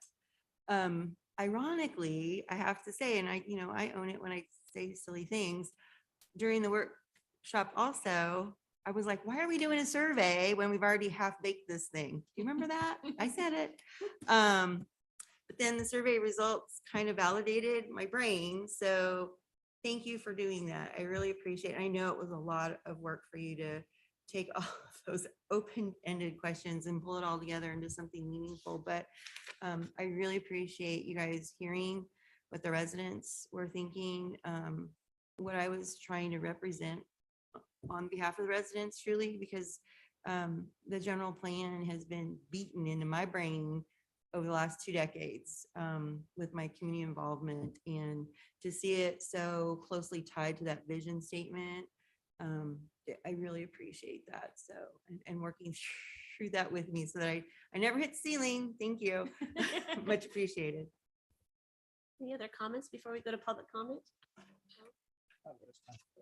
And I would just like to recognize each and every one of our department heads, many of which you are here in the room today. Thank you for being with us today, as well as our sheriff. Was a part of this, not the working group, but just a part of the strategic planning process. And it was a tremendous commitment for all of you to give up 3 full days when you have full workloads, to just be willing to dig in deep to candid conversations and open our thoughts up to possibilities and explore and be willing to be wrong and say things that, just, to help each other think through things. And we did that.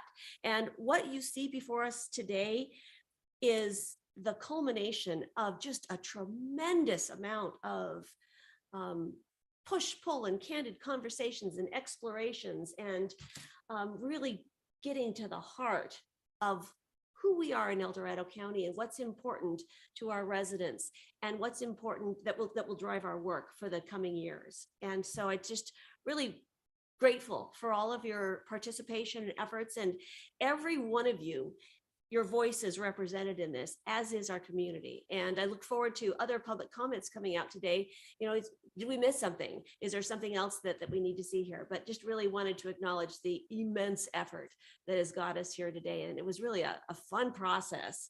And I think the work was really well done. So with that, Kim, let's see what our community feels. And once again, we're going to be talking about the mission, vision, and values. So what are your thoughts on those? Now, taking public comment on item number 21, do you want to just limit it to those 3 or just to those 3? Yes. Yeah. And then we'll talk with about the strategic. limitations of mission, vision, and values? Individuals will have 3 minutes to address the board. The timer will notify you when you have 30 seconds remaining to comment. Public comment will be taken first from those participating in the boardroom and then from those participating through Zoom. For those participating by Zoom, please make sure you unmute yourself when called upon. If you're joining the meeting by phone, press *9 to indicate a desire to comment. If you're joining by Zoom, press the raise hand button. Please voluntarily state your name for the record.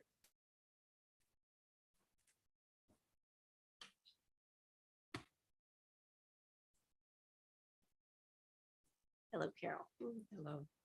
Taxpayers Association, Carol Lewis. I commend the Board of Supervisors for doing this survey and putting together a strategic plan.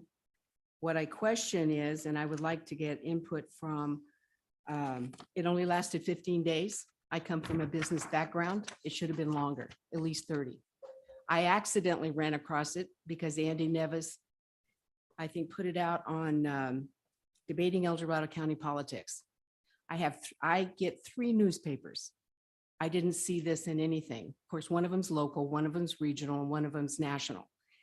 So marketing this, I think, fell a little short. It could have been expanded. And it could have been put out to more even organizations like the Chamber of Commerce. And it may have been, but I didn't see it. I'm a member of all 3 on the Western Slope.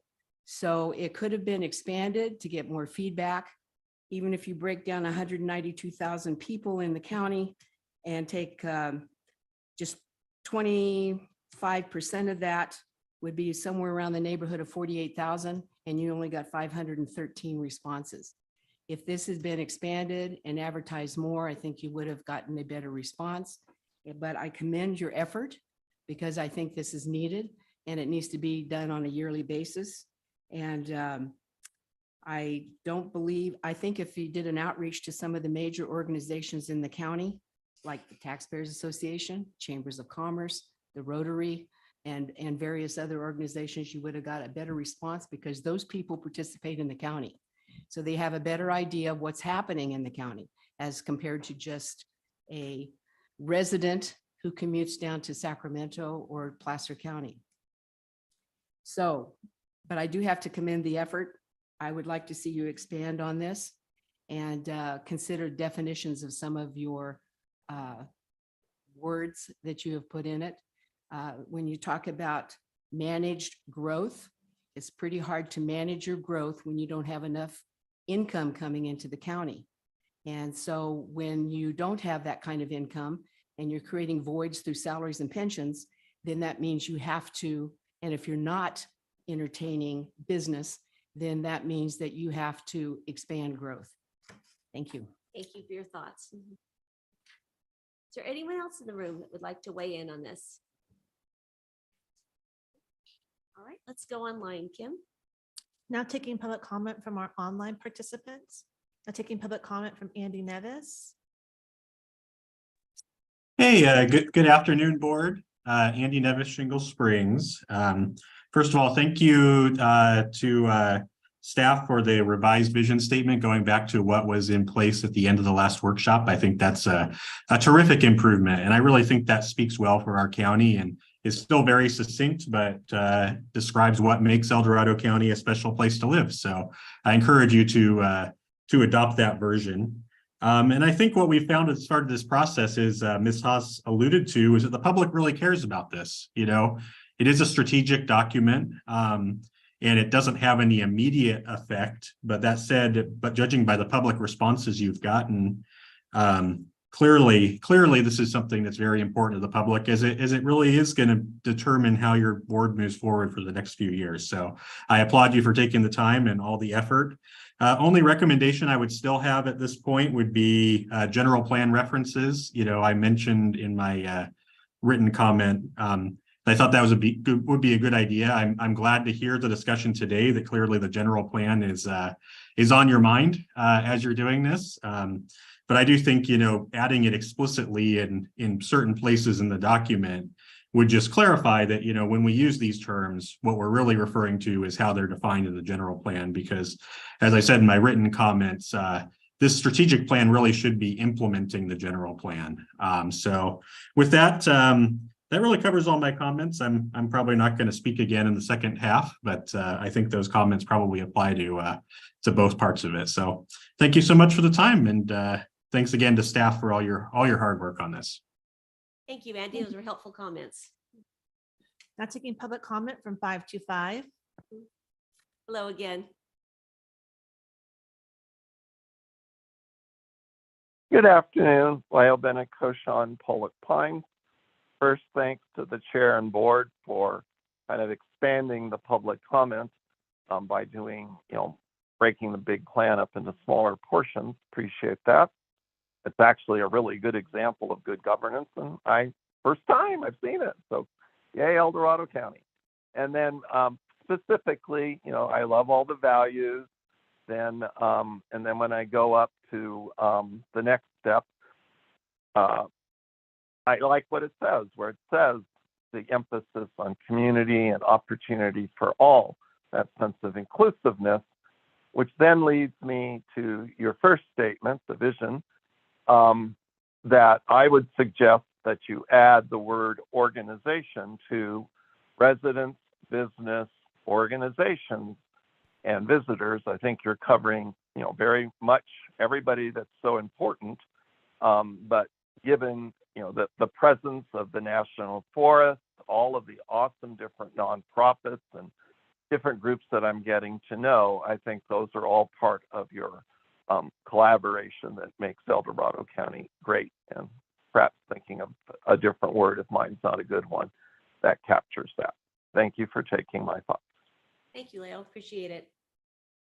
There's no additional public comment. All right, with that, we'll close public comment on this and bring this back to the board. Any further discussion on this, or do you want to move on now to tackle our strategic focus areas? Let's go.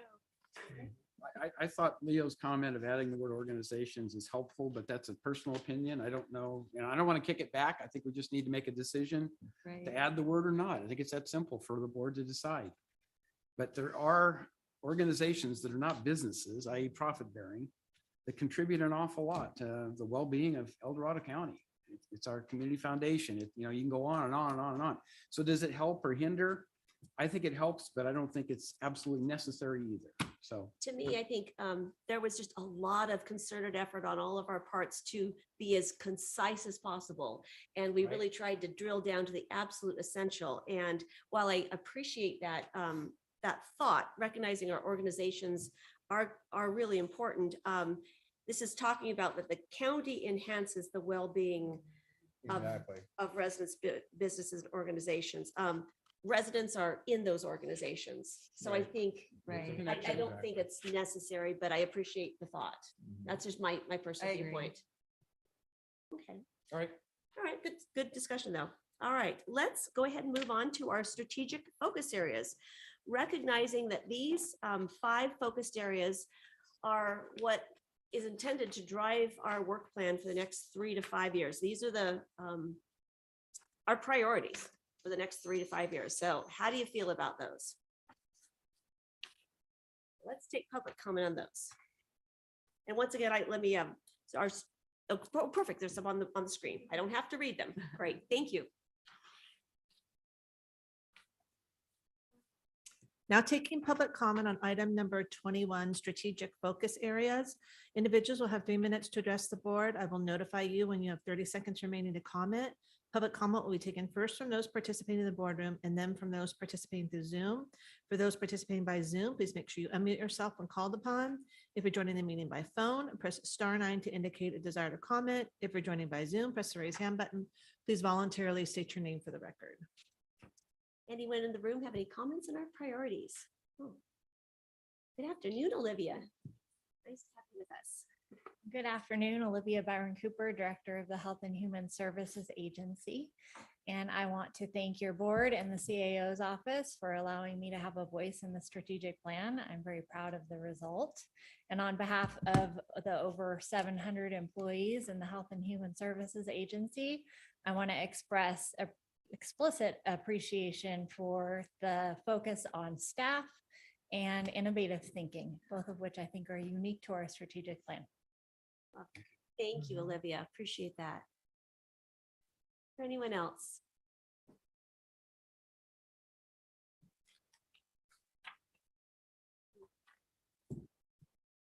My comment will be short. The strategic plan should emphasize business, creating wealth in the county.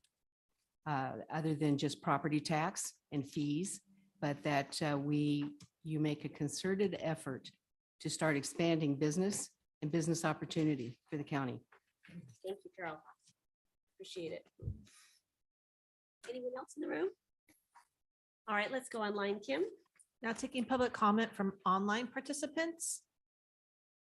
Now taking public comment from 525. Hello again.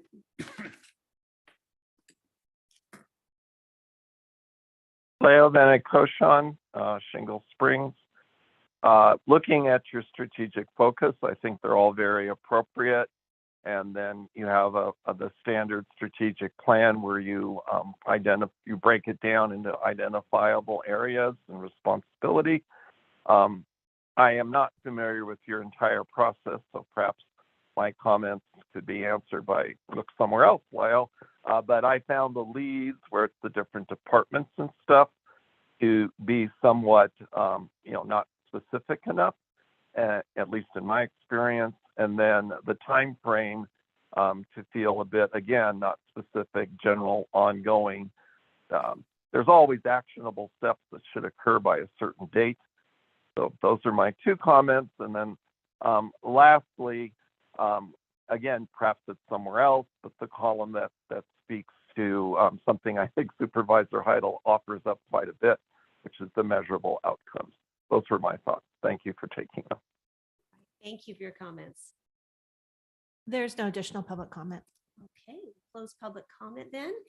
And so the question was, when we got into kind of the nitty-gritty details on our focus areas on leads and the time frame, can you help explain what this means and how we got here? Sure. Again, very much a fluid document. The leads are really those departments that exactly that they're going to take the lead. That does not mean that other departments are not going to be involved. I mean, this is going to be a county-wide effort. our timeframes, we tried to kind of make this consistent. Instead of getting a specific date, we used a season, a season and a year. And, as we come back and make those reports, that's when we would add information on our measurable outcomes and kind of where we're at. And again, these timeframes may shift. I mean, these are estimates. And we'll see kind of where we, and keep in mind, this was done, a couple of months ago. So as this process, gets drawn out a little bit, these timeframes may shift a little bit. Does that? Excellent. Yeah, that does. Absolutely. Yeah. And I love your caution that this is going to be a fluid document, and best strategic plans are fluid as we move through them and get into some things and maybe feel we need to go in other areas. And as we accomplish things, we'll put more on. And I love that it's relevant and practical and will drive our work. So we have the board has a few decisions here. Mhm. What is the board's feeling on the plan timeframe? 3 to 5 years? Do we want to range, or 3 years or 5 years? What is the board's thoughts on that? And I see Supervisor Parlin has her button pushed. Oh, but it wasn't about that. Oops. All right. If you have something else, you can go ahead too. Oh, well, actually on the 3 to 5, that sounds perfect. I think that's very common for strategic plans. And I think most of the timelines that on the column there kind of fit within there pretty good. And as we get updates, if we see anything, that changes, again, that, dynamic fluid document, we can change things if we find that we need to, but the 3 to 5. So I guess what you're saying then is in 5 years, we definitely will want to do another one, or could it maybe, let's say we're awesome when we get through it within 3 years, everything other than the ongoing, of course, we could say we want to do another one at that time too, if we got powered through everything. And honestly, as you add and you complete things on this document, it's not necessarily a new document. It's simply an update or a refresh. It can almost become a living document without a time frame. Right, I know. I wonder if the horizon isn't that. I mean, our thought would be that we want to try and accomplish all of these priorities within 3 to 5 years, but we may be coming back during those 3 to 5 years to say, let's add another priority, let's add an action item, and we extend it out even farther. So it's really that we have that flexibility. I think it's important to have a time frame, because otherwise these focus areas might not be relevant for that time frame. But generally, they're probably going to be in that horizon window. Does the board have a consensus on a 3 to 5 year range? So I would like 3 years myself. And I even talked to Laurel the other day when she was talking every year. I'd like to bring it back every 6 months and look at, especially if there's new ideas that we could address here. Well, that's different from the report to the board. Right, That's our right. next, Yeah, that's that's our the next next one. consideration Yeah. is how often do we want this back? But as Yeah. far as, 3 years. I personally like a 3 to 5 year range, giving us flexibility, but I'm open to the board's. Well, and I think too, if we get one of our annual reports or whatever reports, and Yeah. we find that we've accomplished a lot, or our needs have dramatically changed, we can say we need Sure. to refresh it sooner. So the 3 to 5 gives us the flexibility to do that. Okay.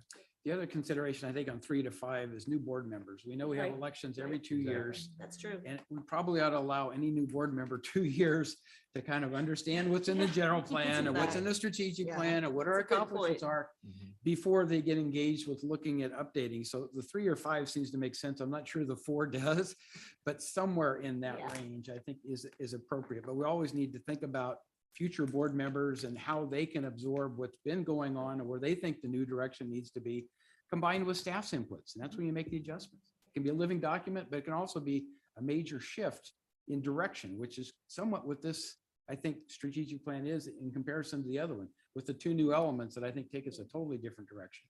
That's true. Sorry, CAO, I see you're weighing in. Supervisor Heidel hit on some of it, but just to remind the board, the current strategic plan is on its 5th year. We did a major update at year 3.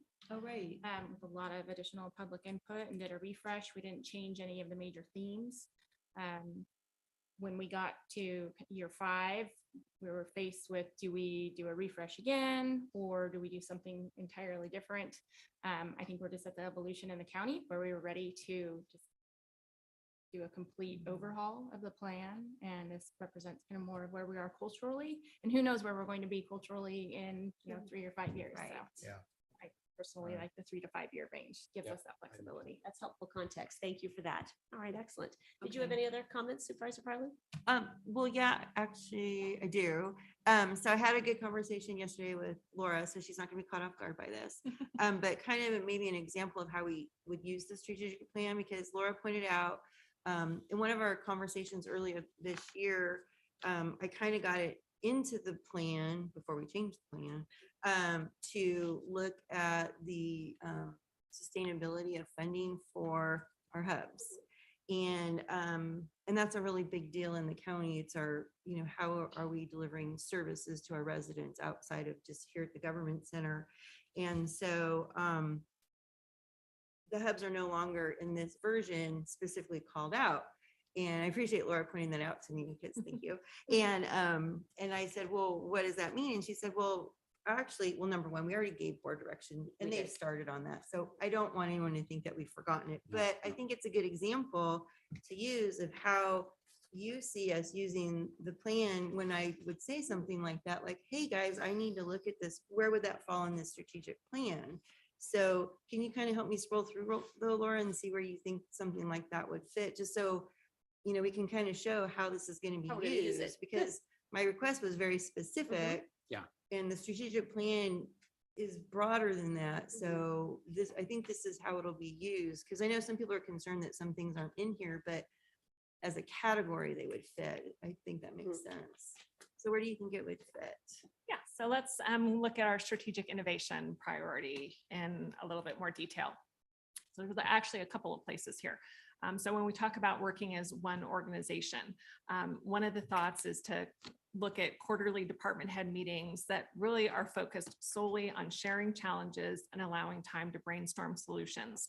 So, that's would be an area where, the board could possibly give some directions. Hey, here's something that we'd really like the team to look at, and that could be looked at under that context.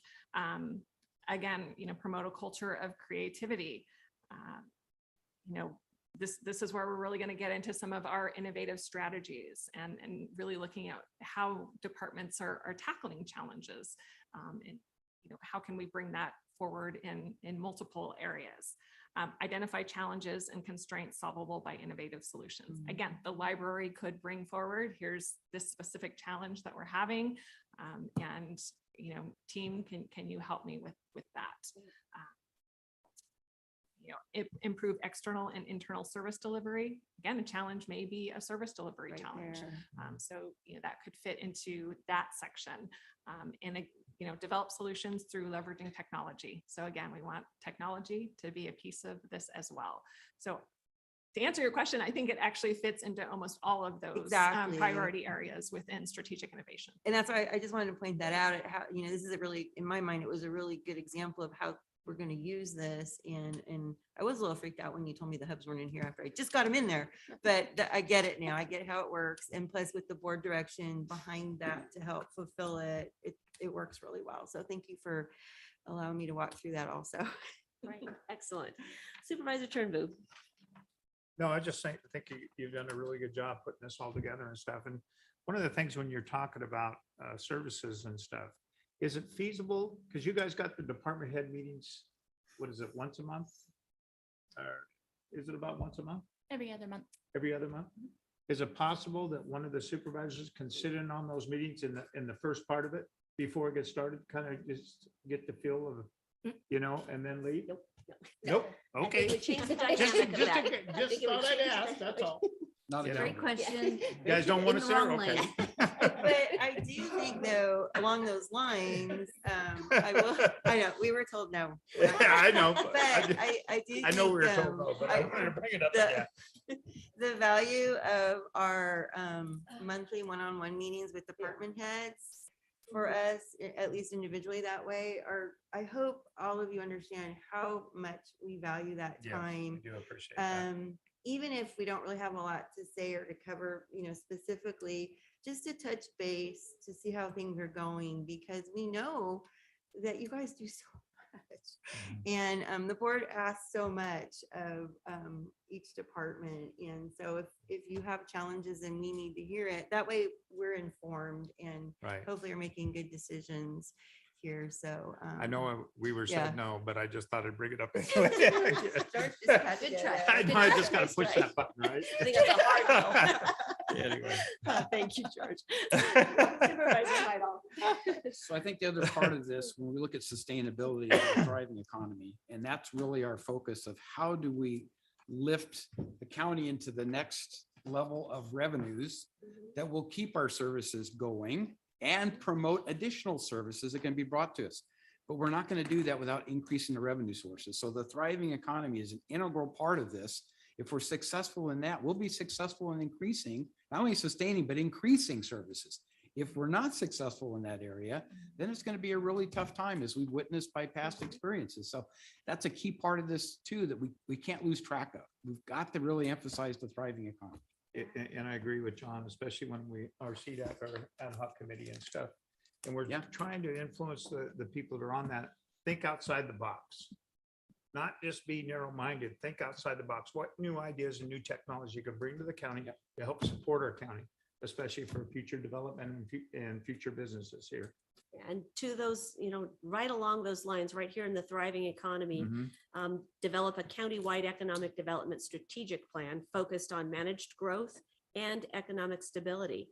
And the action item is to gather input from stakeholders, community on items to address, develop a scope of work, community input, and analyze especially countywide tourism benefits and impacts, and prepare a scope of work to write in an economic strategic plan, which speaks to that. I think that's really critical, and it's in here. So thank you for highlighting that. You're welcome. Well, since you went there, I'm going to add in response to Carol's comment that develop a business recognition program as part of thriving economy as well. And it specifically addresses what we need to do to recognize our existing businesses and find out what we can do to encourage their growth.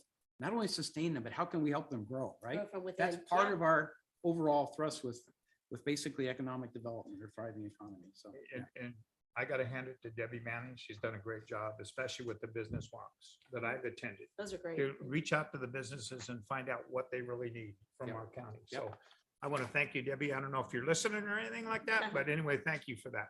All right. So any further discussion? My goodness, this is finally coming to a close. I think the It's been a one thing fun was process. asked is review cycle. Did we agree on what it is? Oh, yes, that's one more thing. So we agreed that 3 to 5 years, and is the board aligned that an annual review is the appropriate amount of time? Yes, for now. Yes, I agree. Yep. I mean, and of course, if anything specific comes up, always bring an item, but generally speaking, I think that's a good idea, the annual. And we're right on track that this will be coming back to us with all pretty buttoned up with a bow around it in January. And then from then on, we'll do an annual review, the next January, just as a new board is coming in too. So it's actually a perfect time all along throughout the organization. It's also really helpful every January to take a look at this, to keep this in mind as we move our work and plan our work for that next fiscal, or not that next calendar year. So I think that's a really helpful timeframe. And hopefully the hope is that this document will also be discussed even, in some staff reports when it's coming forward and it has a real direct tie to the strategic plan. You're going to have ongoing conversations throughout the year. This isn't just going to be discussed once a year. That's not the intent at all. Okay. That's a really good point. So right now on Legistar items in the staff report, we reference the current one, right? So are we going to continue that with the new one, or is that the thought? There's going to be a change to how we do that. So we currently have the section in our staff reports that says strategic plan. Right. And each report indicates what area of the strategic plan it relates to. I think that was an effort to get departments to start thinking about the strategic plan and all of their operations. But what has resulted is, and I'll say this for myself when I was in planning and building, is the desire to fill that section of the staff report, whether or not that particular item does in fact relate to a specific element of the strategic plan. So you essentially are checking a box instead of providing, if it doesn't relate to the strategic plan, and as I think I said to some of you, I mean, the vast majority of our board items are county business. Yep. There's nothing, it's just operations. There's a smaller portion that's moving the county forward with our strategic plan, right? So what we would like to see is a more meaningful and robust narrative there for those items that truly do relate to moving a particular initiative forward. If Rather than it just a doesn't, catch-all. Yeah. Agreed. then it's not applicable to that particular item, and let's kind of stop wasting our time and pretending that we're doing something that we're really not. Okay, that makes sense. I think Like the other that. driver of that is not having a good governance is one of the lead things. I mean, we recognize good governance as a requirement, but the past strategic plan really emphasized that. And that was, I think, all the routine things and getting, we've gotten to a point where we're pretty good at that right now. So I think I agree with you totally. It's time to shift in the way we present that to the public. Excellent. Well, again, thank you all for your immense work on this. It's really exciting that we are about to finalize this. So what is the board's intention? Move to approve. Second. All right, any further discussion? All those in favor say aye. Aye. Opposed, motion carries unanimously. We have a new strategic plan. All So right. thank you, everyone. It was a Thank you. collaborative effort. We I would really like to appreciate just recognize the contribution of our consultant, Robert Bendorf, and all the hard work. He was a guiding light in this. He kept us moving. He kept us focused on what was going on. you for that. His skill set was incredible, and I think it helped us come up with a much more productive process and a more effective strategic plan when it was all said and done. So I didn't want to ignore that because he was a major player in getting all this accomplished. Excellent. Thank you for that. Thank you, Laura. Thank you, Carlin. Thank you, everyone. Whew. All right, my goodness. We are now on the to and from section. It's only 2:25. What? I know. Mr. Beckman. Who would like to start on to and froms? It's been a short week. It's only been a week Yeah, too. it's only been a week. I got a lot. Okay, why don't you start then? Okay, I'll try to, it's always meaningful though, right? No, this gives you guys time to get yours It together does. while I'm blabbering on. How's that? So last Wednesday, traveled up with Supervisor Turnbull to the water agency. We had our annual meeting in Tahoe that we always do. It was a bummer. Supervisor Thomas couldn't join us. She had something come up. About that, yeah. It was a good meeting, and we always get our Tahoe project updates, and which I told them, I said, it's really important that we do this because it's starting to sink in. You know, it takes a couple times for things like that to sink in, and it finally is.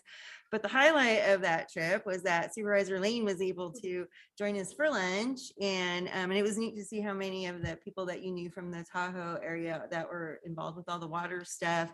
And then she gave Supervisor Turnbull and I a quick tour of all the counties facilities up there that are so spread out. And then we stopped, the final stopping place was at the Barton buildings, and it made it all come together of how important that purchase and that move is going to be. So thank you for joining us and giving us that quick tour and stuff. I really appreciated it. Because when sometimes we do those things, it didn't make a lot of, I knew it was important, but wow, now I know how important it was. And then the next day on Thursday, again, Supervisor Turnbull and I hung out a lot last week. We participated in the Caldor Fire Restoration Project Proposed Action Field Tour. It was coordinated through the SOFAR Collaborative, hosted by the Forest Service. And it was really informative to hear about how the Forest Service is looking at different areas of the Caldor burn scar. And they're determining, which areas they're going to restore. Some they're going to let convert to that new state that they're becoming naturally. And then others, they're going to preserve some of those fuel breaks that they created during the fire, which is really good to hear. So really, at first I was like, oh no, we're going out to Caldor again, but it was really, the speakers were really good. So appreciated that.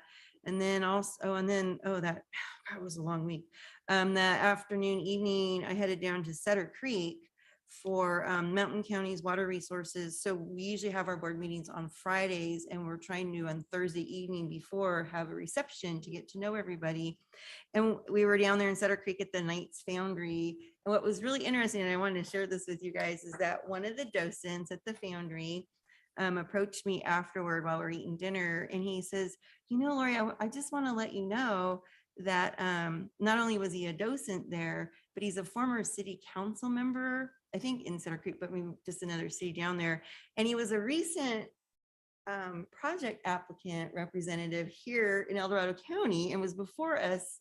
It was the Risotto project. He was the representative. And so he wanted me to convey to everyone how appreciative he was of how welcoming both the planning commission and the board of supervisors were, because as a former city council member, he goes, I know you guys never hear anything good. And so he came over very specifically to let us know that he just really appreciated the way that they were treated for their project and stuff by the board and the planning commission. So wanted to share that with you.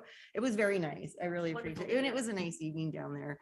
And then on Friday, we actually had our Mountain County Water Resources Agency board meeting in Cedar Creek.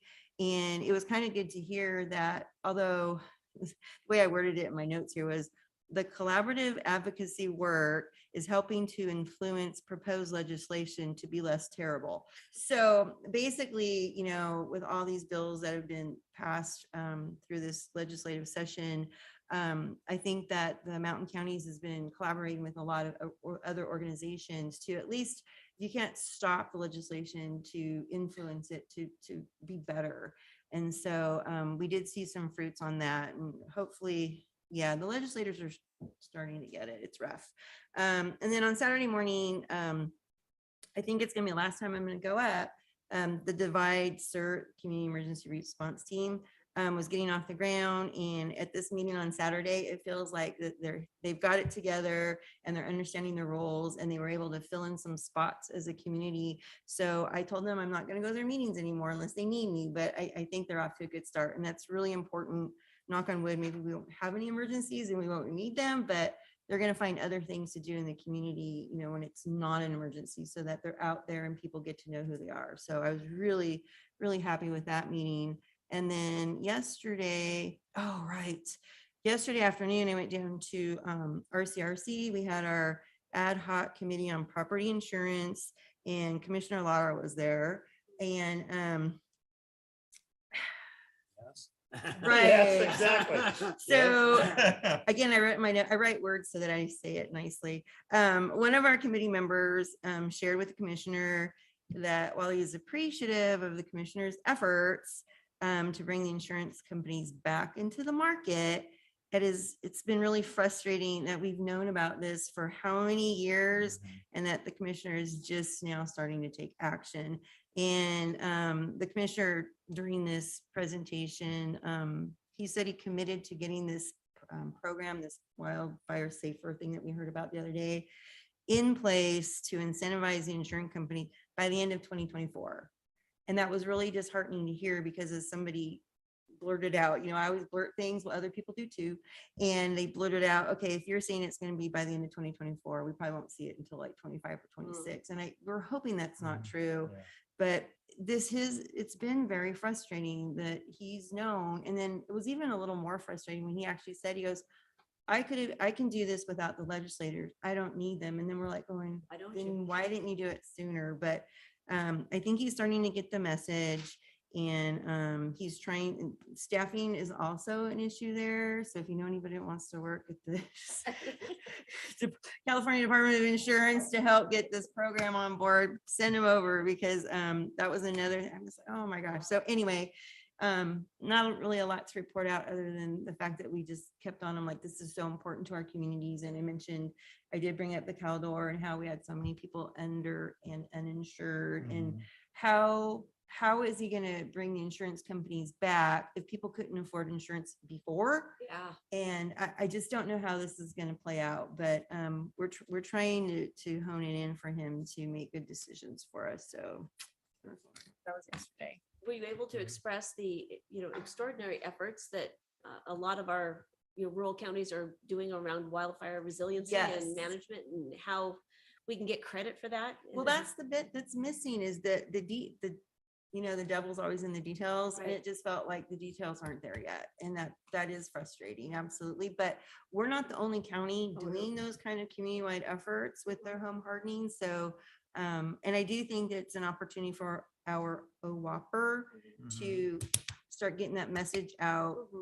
You know, I've asked them to be on like the daily news or something and get the messaging out, you know, this week, break your pine needles, this week, clear your roof, this week, talk to your neighbor and see if you can help them out. So I really would like to see more of that messaging out there. And so far, I haven't seen somebody on OWOPR want to step up and be that face on the news, but I keep asking. Excellent. Well, great report, and thank you for representing us so well in all Yeah. these outside efforts and conversations. Really important. Thanks. Who'd like to go next? I got a short, really, you know, I attended with Lori. I already reported to I know that, but you know what? I gotta admit, one thing, she did drive kind of slow, which was good. didn't I get was car really sick. good. I And had she was good. She was really good. So we didn't get any accidents no, anyway. and no tickets. Yeah, no tickets and stuff like that. So anyway, I'm talking on the Caldor fire a little bit. Some of the questions that I brought up is what are they gonna do, especially where are they gonna expand, you know, when we had Forest Genetics that was up there, you know, in Camino, and they're actually the nursery that's up a little bit farther. They're expanding that. They're gonna be planting a lot of trees. So, and then there was one thing about it, all the different people there and some of the different ideas. And there was one guy that brought up about Casumi's River. He'd like to see salmon come up to the Casumi's River. And I thought, wait a minute, that thing dries up during the summertime. That could never happen. Yeah, that was interesting. Yeah, that was kind of interesting and stuff. But some of the ideas, and especially when you're talking about good forest management and how they're talking about limited to, you know, how many plants, trees per acre.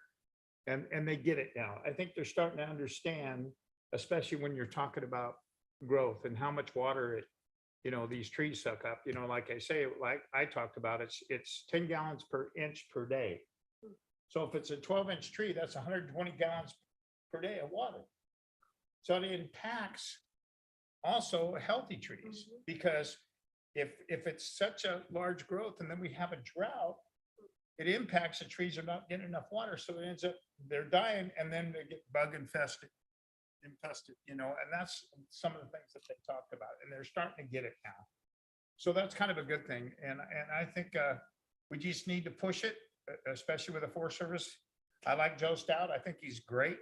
He's got a lot of good ideas, and he brings a lot to the table for our county. So, and he's going to meet with us too. He even said that to Lori. He's great. Yeah. All right, thank you, Supervisor Turnbull. You're welcome. So I had lots of meetings in the last week, but none of them of note. So I want to mention two things coming up this week yet. That's a very important. Number one, tomorrow, Wednesday, the 18th, our elections department has their open house from 9 a.m. to noon. That's 3883 Ponderosa Road. And for those people who are concerned about our elections integrity and what goes on in our process, perfect opportunity to go down and visit our new facility and see how it's operating and ask your questions and get the answers that will hopefully help you become a little bit more confident that El Dorado County is doing things right relative to elections. So the second thing is this Friday, the 20th, the Mission to Honor Veterans event will be held at the Foothills Church in Cameron Park. That's 2380 Mary Chase Drive. It's going to run from 9 a.m. to 2 p.m. And I think Supervisor Turnbull and I are both expected to be there. I would invite all the board to come down if you can. We're expecting about a little over 100 veterans to be there and to participate in this annual event. So we're really looking forward to another great turnout and the ability to thank personally our veterans who gave so much in the defense of our country through their service. And so it's just one of those great things to. It was a great event last year. To participate in, and yeah. Unbelievable event. So anyway, that's the only inputs I had. All right, excellent. Thank you. Supervisor Lee? I have very little to report. I do want to thank my colleagues for letting me jump in on your lunch and then for spending that additional time. Because it really is important that I see your districts and you see mine and we understand what we're talking about. I will just mention that it's something that I think is coming up. It's starting to peek itself up on the horizon, at least up in the basin. And I just want to caution the county when we start talking about vegetation management. Again, it's going to go back to enforcement. We're seeing a lot of problems up in the Tahoe Basin with private property owners and hazard trees, and every agency that has an opportunity to make a decision about a hazard tree is unwilling to because of, I think, liability. So I talked to a battalion chief from CAL FIRE yesterday, and I asked him in our conversation about hazard trees if he would bring this up to a Whopper to just kind of put it on their radar. This is something that we're going to have to deal with. You know, we love to make rules, but then we end up not enforcing them or not thinking it all the way through. And we're starting to see these issues come up on private properties where a hazard tree on a vacant private lot might be threatening a neighbor. But unless the owner on the private lot is willing to do something about it, nobody will enforce them having to do something about it. And it's a very costly endeavor in Tahoe. The removal of trees, they can be anywhere from $3,000 to $4,000 per tree for a super mature, you know, pine, Jeffrey pine. So we're even contemplating, you were talking about the insurance commissioner a moment ago about it involving them and seeing if insurance will help property owners pay for some of this tree removal that benefits the whole community, but is a cost to just a single entity. It's beginning to rear its head, and it's going to be, you know, coming to the top of the boiling point sooner than later. So just mention that. Yeah. Thank you for that caution. And I had a lot of just meetings, district specific meetings. One initiative that you may have heard about that's on the horizon, had a meeting with the consultant who was doing the public art plan for the city of Placerville. And I don't know if you've heard that through Arts and Culture El Dorado. And they had a big public community meeting that was very well attended a couple of months ago. And this was my first occasion to actually speak with the consultant. And public art is always, and you know, exactly. And I know you always have concerns about it. And I was very curious to see, you know, where they were going to go with this, because it's in the community and it can be very controversial and can really divide a community. And I tell you, I was so impressed with her. She really understands us. She understands our culture, our history, and the whole plan is intended to be flexible and broad, but bring people together and just stay away from any controversial areas. It's not about making public statements or political statements or driving a certain, you know, agenda forward. And I was just really relieved about the sensitivity and the deep understanding that she's bringing to this process. So I'm really looking forward to seeing her draft. I had my reservations, and I was really pleasantly surprised. We had a delightful conversation. So look forward to that initiative coming forward. Okay. And then I had a fun occasion on Saturday night, went down with, my husband and I went down with a council member from Folsom and a council member from Woodland. And we had an evening in Woodland to see that charming historic downtown and Love go it. to a play at their opera house. And I had never had an occasion to see that restored opera house.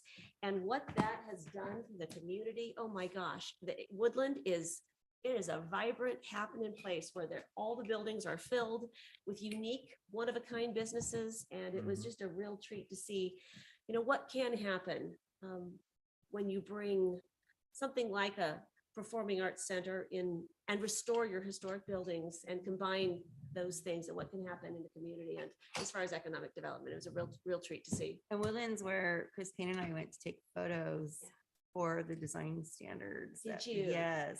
And the mayor of Woodland, Tom Stollard, he's on SACOG with me. Yes. He's the one that's restored many of those buildings. So amazing. Tom's amazing. And so it was a real privilege to be down there with him this weekend. Very So cool. That was a fun thing. So. CAO. Just one real quick point of clarification to Supervisor Heidel's mention of the public open house in town hall for elections. It is from 3 to 6 on Oh, I got October them on my 18th. calendar then. Thank you. It's, well, there's one open for staff that's from 9 to noon. Ah, got The it. Public Right. open house is. Thank 3 you for to the 6. clarification. Yep. Okay, good. Perfect. Thank Got you it. for that. 3 to 6. 3 to 6. Anything else to report? No, ma'am. All right, excellent. And county council, do you have anything? No, excellent. Okay, my goodness. Well, with that, it is 2:40. Is that a record? We are Yeah. adjourned. Thank you all for excellent discussion today. Thank you.